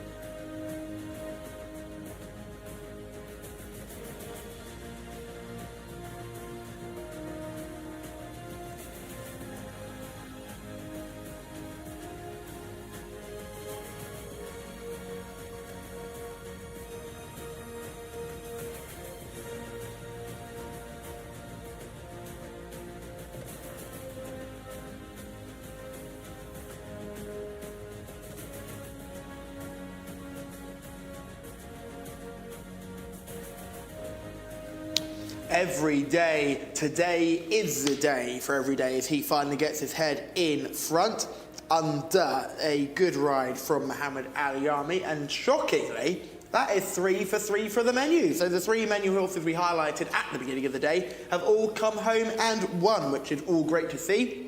Another win for the VT department as well. They'll be buzzing in the gallery for that success too. But for a horse that wasn't getting the trip, you would have been concerned turning in for home, being right up in the vanguard in second. Was anything going to come from off the pace to beat Every Day? The answer was no. Well, it looks turning into the straight that Fayad was still travelling very comfortably, and we knew that he'd run his, up to his best form at the very least when finishing third over course and distance last time out. So we didn't really expect him to crack. And I thought, well, this is going to test Every Day now. Is he going to be able to get past? But he got level and then he got past, and Fayad surprisingly was the one who faded out of it, and Every Day hit the line hard. Yeah, but we say surprisingly, but they were going at a fair clip, weren't they? Kamir Ospina loved to lead. He was on Musir. He couldn't get anywhere near the lead. No, but he's not always in the front, right? They've clearly gone. I wouldn't have said they've gone ridiculously hard here, because Every Day was always reasonably close, and he had stamina. He has slight stamina doubts coming into it. Shiblack Cloud has stepped up well markedly. Off the pace, and Going as well was wide and off the pace too. Well, Going wasn't that far off the pace. He just ended up losing a little bit of ground going wide at the bend and then stayed on again. Yeah, he got into a bit of a bumping match with Behivs Albari and Rapid Best, and it's Rapid Best who ended up finishing the worst of those, just crossing the line. But Shiblack Cloud is the one who sort of lets the form down, gives you an idea that this might not have taken an awful lot of winning, and suggested that Fayad hasn't. Despite getting the run of things in front, hasn't run up to his form, and maybe he's gone a little bit too hard in front under Luis Morales. But Luis is a pretty good judge of pace himself.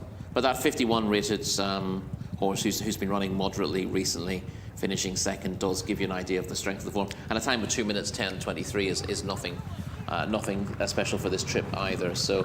Not many massive positives to take from it. I did think it was a big return to form from Going though in third. You'll see that he's trapped widest of all, and he's just a little bit. He's not on a particularly even keel. You see his head slightly to one side, so it makes him harder to ride round the bend, forcing his rider Mohammed Al Ajmi to drop in behind, and he's ended up dropping a little bit further back before staying on again. But he got away nicely, and I think he would have liked to have been able to get across earlier and into a good position, but he wasn't able to do that. And you see he's dropped back to about 7th or 8th here. But the fact that he rallies for third is a decent performance. The horse in front of him is sort of dropping into his lap here as well. So that, if I was taking one out of the race as one who might do better next time out, it would probably be Going. This is just his second start in the last year.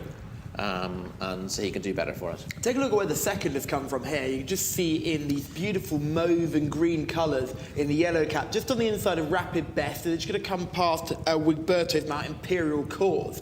They're going to have to come a long way around, but watch Behivs Albari, again, your eventual force. He's in the yellow colours. Yeah, as they come around the bend, it all gets a bit bumpy, dodoesn't it? Because Behivs Albari almost doesn't notice there's another horse there, and that's where the leaning comes in. Yeah, in fairness, it's just a brush in the end. It looked a little bit more significant when we're looking at the head-on, but Shiblack Cloud does run on well to pick up the minor money, but the fact that she's exposed already, it just makes it harder to make sense of the form and try to make this look like a solid piece of form. Just the more you look at it, the more disappointed you are with Fayad, who's ended up dropping right out of it in the finish, having looked certain to be in the first two, turning for home.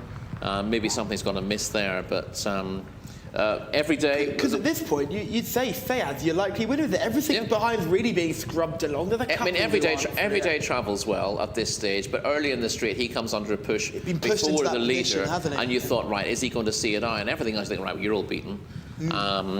I suppose one or two travelled okay in behind there, but it looked like a straight war at this stage between the two of them, and it's every day who comes off the bridle first. But the response when Fayad eventually comes under pressure is very disappointing, and I'd be interested to know if anything comes to light after this for his.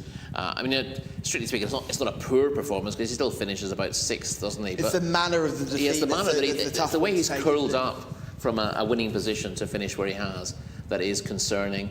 The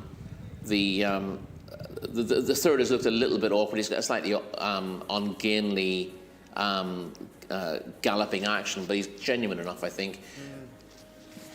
Yes, it's time to move on to our lucky last. It's race 12. It's just around the corner. The runners are already in the parade ring behind us, so we should hand over to Mr. Alex Fussy, who hopefully can get my name right this time. Come on, Alex, do better. Thank you, Callum, Rory. It's a pleasure, as always, to be alongside you. Race 12 coming up, 2,000 metres here for Open Company. Good little heat, this on Famille is the one horse, Khalid Al Mimoni, 2, Taj Aloha, the Altimyat. 3 is Petrus. That one has won 6 times before. Number 4 is Takin, only a one-time winner. 5, Clarence C, Mohammed Al Jami. 6 has just been scratched out. Number 6, Royal Crusade will not go. Number 7 is Dabus, Mohammed Al Hubail. 8, Al Wahis for Forwas Wanas.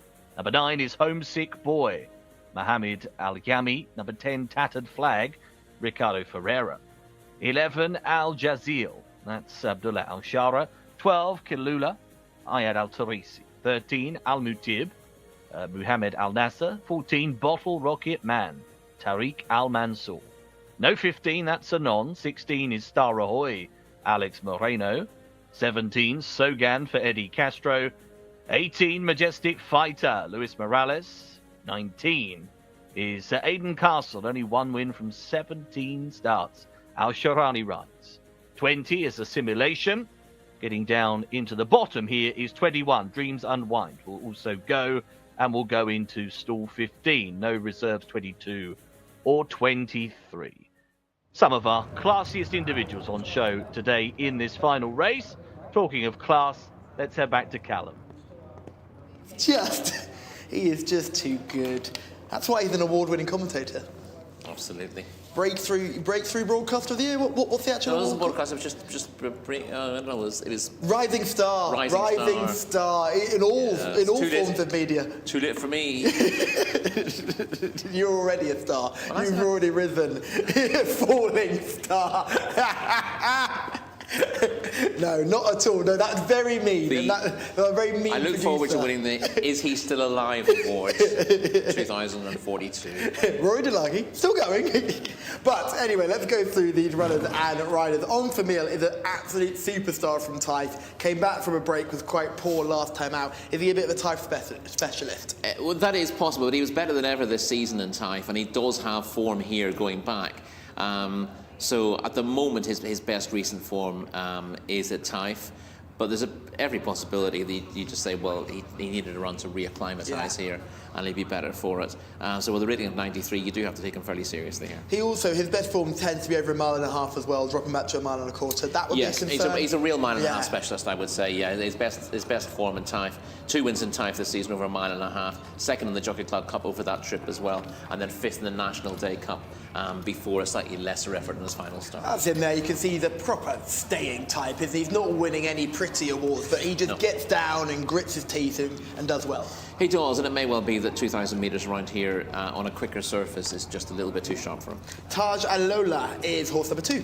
Not a bad horse on his day, Tajal Lola. Won a not really mile and a half handicap around a year ago, but he's been out of sorts since that, and would be hard to fancy even if he was back to his best with a rating of 70 here. Despite Petrus having 6 wins, I found him very hard to fancy. Well, he had a very, very long break. He was off for more than 2 years before coming back and meeting 56, and his run since that just suggested that the old spark is gone. Yeah, Taqueen is horse number 4. Taqueen won a maiden here in his final start in March, but those March maidens can be pretty weak affairs, and I thought he had an awful lot on his plate, even if he was fit for this. Caravaggio certainly wouldn't have imagined siring mile and a half types, but he's got Clarence in this one. He does, and Clarence, at the peak of his form, is okay at this trip, but he's only rated 67 at the moment. He's struggling for form, and he's one to put a line through. Debus is a son of Kodiak, another who probably wouldn't imagine his progeny going over this trip. No, you wouldn't. Although Kodiak does get winners at a range of trips. He was rated 59 when winning a mile and a quarter all-weather handicap in April for George Bowie. And he was well beaten on his debut here. He will do better for that, but he just looks out of his depth here. I quite liked Al-Wahis. That last run in second was a good race. He was just nabbed by a horse coming even further wide than he was. Yeah, that was a not to 80 handicap over a mile last time out. The question for me is, I think his best form is up to a mile, and he's up on trip today. We said about a couple of horses who've won earlier on that they weren't proven at the trip, and they've done all right today. So this might be the best day for horses to be stretching out. His moderate run, 2 starts to go into 14th, was in the Crown Prince Cup.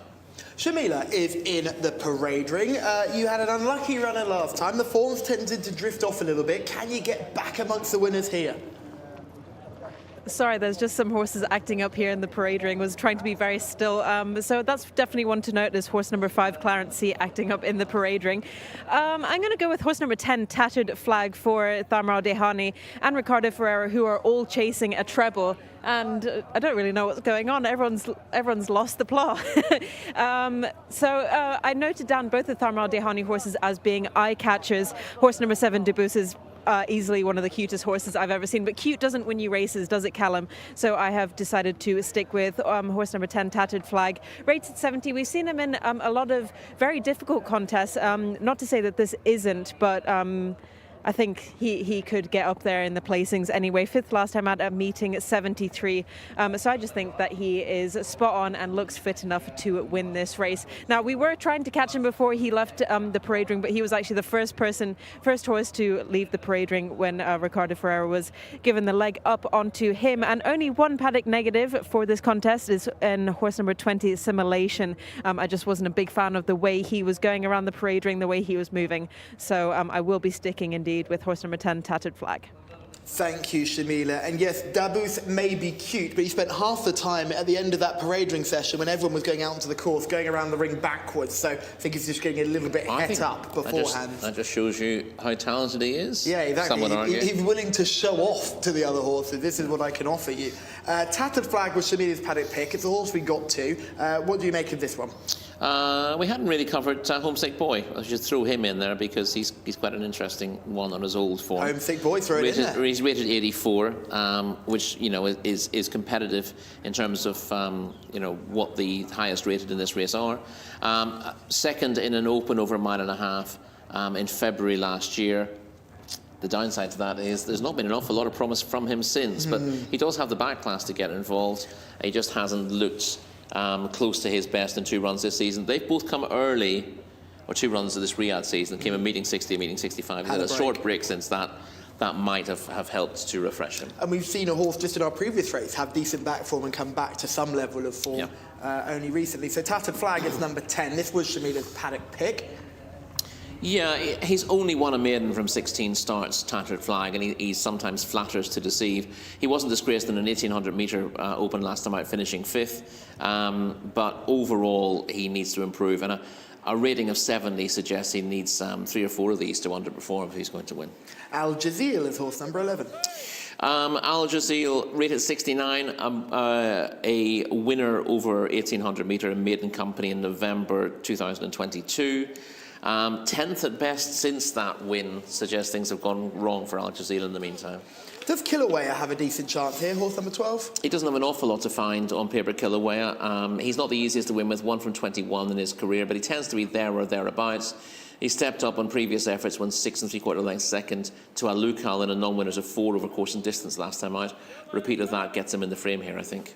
Yeah, he snuck in as a reserve last time and ran a big race, so now he's a main contender. He must have a chance. Al Matib is another one who's come off the back of a best effort this season. Yeah, 4th in a mile and a half open behind Bismillah Alea last time out. That form's worked out very well. Bismillah Alea was a winner on turf at our last meeting, and the runner-up was...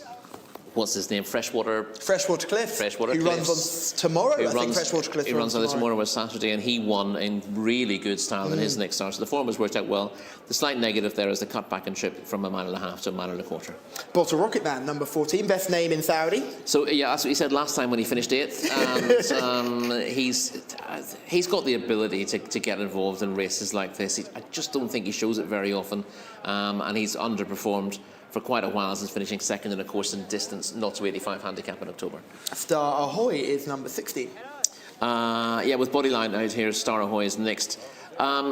He's got no chance on what he showed first time up here, but that was in the UK Cup on his Saudi debut. The what Cup? The UK Cup. Oh. There's a UK Cup. I'll tell you what. You have to have a separate race for the European Union Cup as well. Yes.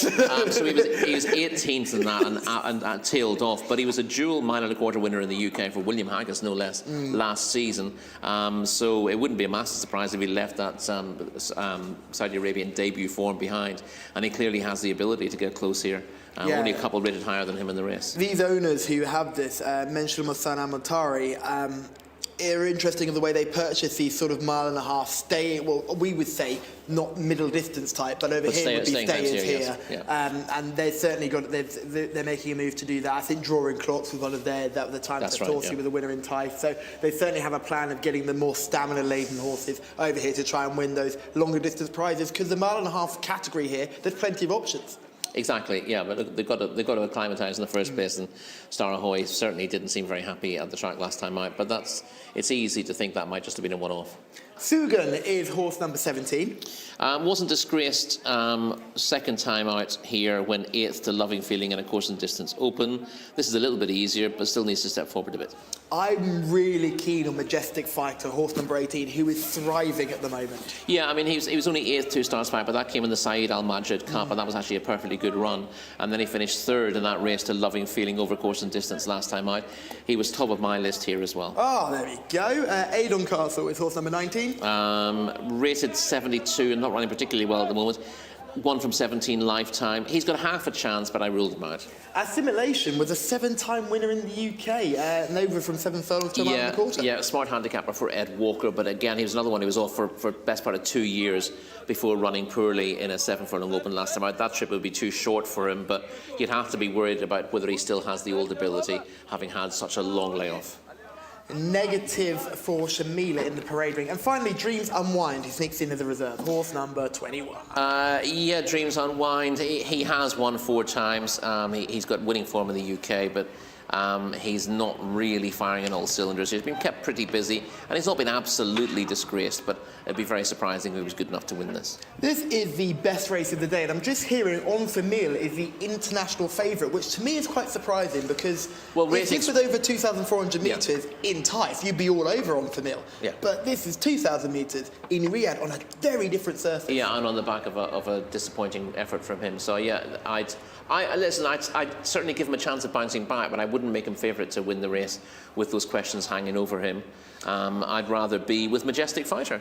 Yeah, well, you and I are going to team up with Majestic Fighter because I'm a big fan of his as well, horse number 18. Shamila likes Tattered Flag, horse number 10. The international favourite is On For Mill, who's horse number 1. And I'm just going to get the word from YouTube and see if there's any other selections coming through. I think these are all from our previous contest, so we should be okay.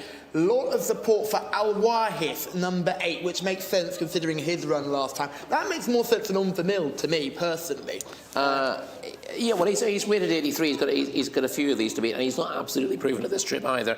So, you know, he would have been a bigger price in the first place before attracting support. So, to go through those selections one more time, myself and Rory like horse number 18. Shamila likes horse number 10. There's a lot of support for horse number 1 and horse number 8. Alex Sussy, for the final time you've been a star as per usual. Who do you like here?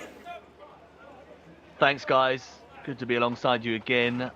I feel like I've been a repetition all day long. I thought Majestic Fighter was going to win this race, so I feel like I'm copying because I'm going after you guys. But no, Majestic Fighter for me as well, so he's cursed now, obviously, as runners continue their load. Taqueen is going forwards, the black and yellow colours. Dabus is in as well. Petrus is just coming up. Tattered Flag has gone in, got the white cap on.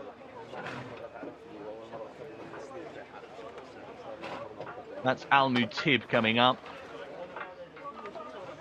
Aiden Castle is still to go. The one they're working on is Star Rahoy. We're also waiting still for Bottle Rocket Man. Last two on their way. Final two runners are forwards. We're set. They're off. Racing away in the 12th of the day, 2,000 metres in front of them. Petrus tried to preempt the start. It didn't work in that one's favour. Got on the back foot as a result of that. Also, Homesick Boy, very slow. The yellow jacket and red cap. Good beginning made by Taqueen, the yellow and black colours, and also Taj Alola up on the inside. The dark green silk's another runner, very handy. Wider out, Star Rahoy is moving forwards into a prominent role. They are well found out here, right across the track. Lots of them driving for the lead. Aiden Castle's not far away up on the outside. White cap, the black jacket with the white diamond. Tattered Flag is just in behind the pace, is racing there in company with Bottle Rocket Man. Looking just in behind the leading line to find Majestic Fighter, white jacket and blue cap. Around the outside of that one is Assimilation. They're being followed at this point in time by Dreams Unwind. Just trying to unwind in between rivals. Behind them as well, and picking up a bit now, is Naif Alanazi's mount. That is Al Wahis, but they are turning towards home. Three-way go up top, Aiden Castle on the outside. Between rivals still going rather well is Bottle Rocket Man. Tattered Flag is up there on the inside as well as they take the turn. Tattered Flag, just a narrow leader by virtue of the inside. Look right behind them. Majestic Fighter, white colours, blue cap, is now just peeling out to try and launch the challenge as they level. And Bottle Rocket Man is now coming to Tattered Flag, but Majestic Fighter appears to be all over them now down the centre. And Majestic Fighter comes on by. Struck for home, went 2 lengths clear over Bottle Rocket Man. Al Mutib is running on the light blue. Tattered Flag is still there up on the inside. On Famil is running a bit late in the piece. Down the outside as well is Homesick Boy, but they are going to go nowhere near to Majestic Fighter. Majestic Fighter, an easy winner of the last. Bottle Rocket Man was second. Al Mutib will finish in third, and it looks as though Kilua just got up for fourth. Very easy win for Majestic Fighter in the last. Luis Morales again.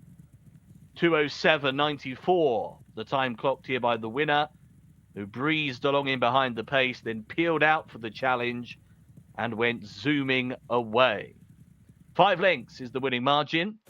Bottle Rocket Man has finished in second place, ahead of Al Mutib, who again has run pretty well that gelding in third.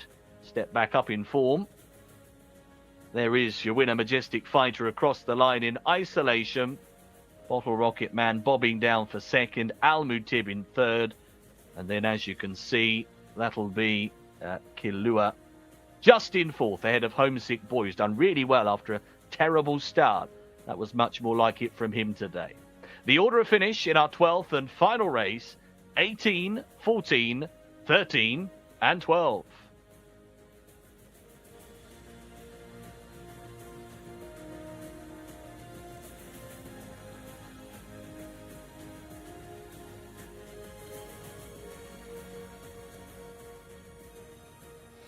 And we see a very easy winner for Luis Morales, who gets a double on the day, as the selection that we both made, Majestic Fighter. We've teamed up to success here, Rory. Cruised into the race, right on the rail, swung wide, and never in doubt.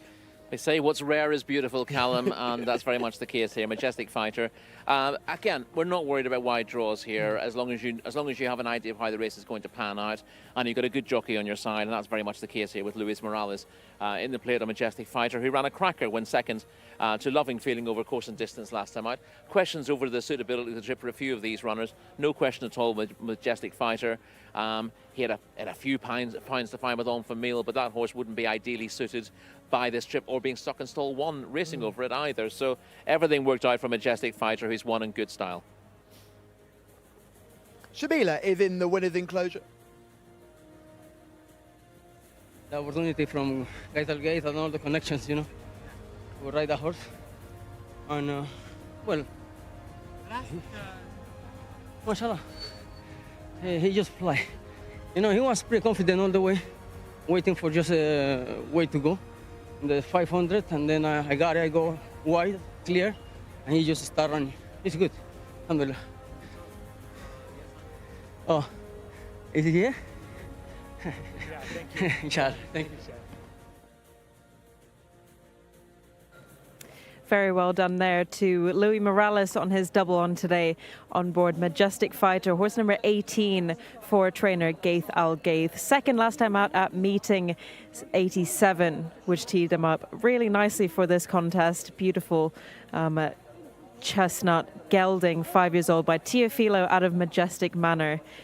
This was over 2,000 meters, and the last time we saw Majestic Fighter in the winner's enclosure in Saudi Arabia was August 2023 of last year, over the same distance as well. So definitely loves traveling over this long distance. They have tried him over multiple distances, but the one that seems to fit him the best is indeed 2,000 meters. And this race is worth 36,000 Saudi Riyal. Now, a lot of races to look forward to tomorrow, a lot of step up in class than we have seen today, but very well done to Majestic Fighter and the Al Asail stables. This horse is rated 86, but won really easily against some really nice horses as well, but also well done to Callum, Rory and Alex for all sticking with horse number 18, the Majestic Fighter. We'll get a quick word with the brilliant Luis Morales. Congratulations, Luis. Thank you, alhamdulillah. And am I right in saying this is the first time you rode Majestic Fighter? Yeah. And he was second last time out at meeting 87. That teed him up nicely for this run. Well, I saw the race, and I take a copy of this because he was pretty confident all the way, third, fourth. Nice spot, but clear. Today I was, my gate was like, I think 12. So the people start going too much outside, so I hold him a little bit and I save ground. And he just was waiting for the perfect moment to go. And in the last 400, he just took off. The last time we saw him in the winner's enclosure was last year in August, over the same distance. So he's definitely a long distance horse. I believe, because has some speed, natural speed, and also you can cover him and keep him, you know, in a safe place, waiting for just one move. And he's very intelligent. He does everything right. Brilliant. Well done, Luis. Thank you so much. I appreciate it. Dabus who fell at the back of the TV early on, wasn't it? Dabus was the one who struggled early on. The horse who was getting all sorts of worked up in the parade ring. If that race had been back to front, he might have had a chance. He would have loved it. He would have absolutely loved the idea of running backwards. Homesick Boy with another one who got an awful start. But once the race eventually settled down, it was Tattered Flag, Shamila's selection, that was showing lots of early toe. And when the race started to build up, really got himself involved. But we're watching him behind here. You can see Majestic Fighter. That's come from a wide enough draw, but it's making its way across to the rail. Yeah, but as we've seen plenty of times before, with the horse in stall 10 getting across early to get a good position, that's made it hard for the low drawn horses, and the wide ones have come through. So our winner has come from stall 18. The second, third and fourth have been drawn 12, 13, 14, not necessarily in that order, but being drawn wide has ended up being a blessing.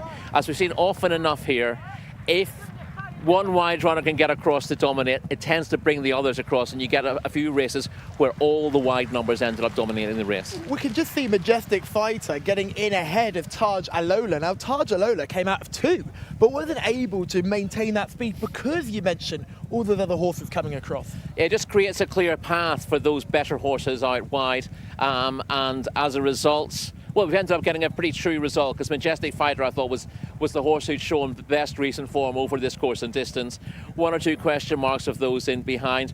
Bottle Rocket Man has bounced back to form. He's a monkey, though. He does it when he wants. He doesn't tend to win races either, but every now and again he'll hit the frame, and then he'll go back into hibernation again. Alma Tib was another one who continued to show his good form. He'd shown good form previously to this, and has done it again with another good run, I think eventually finishing 3rd. Yeah, he's a horse who ran very well over 1.5 miles last time, was cutting back in trip today, which is a slight question mark, and he's been done for pace by the winner, but he's run very well to be placed again.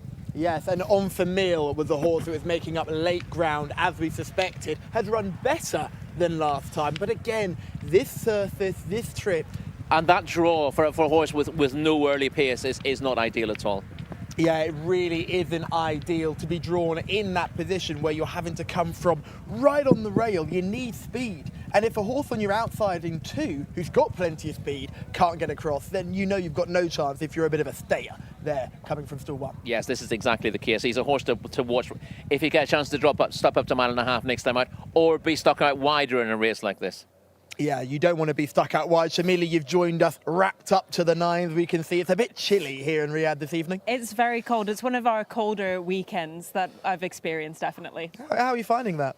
I spent most of the time next to one of our brilliant heaters. I think they should be implemented everywhere. Wouldn't it be great, like, to be stood in the middle of Cheltenham with just a heater in the parade ring? Absolutely not. Rory, you were kept warm by one performance today. What was your highlight? Yeah, there are a couple of nice performances in races 4 and 5, and I've just gone with Yadar, who was the winner of race 5, a horse we thought would really come into his own when stepping up to 2,000 metres.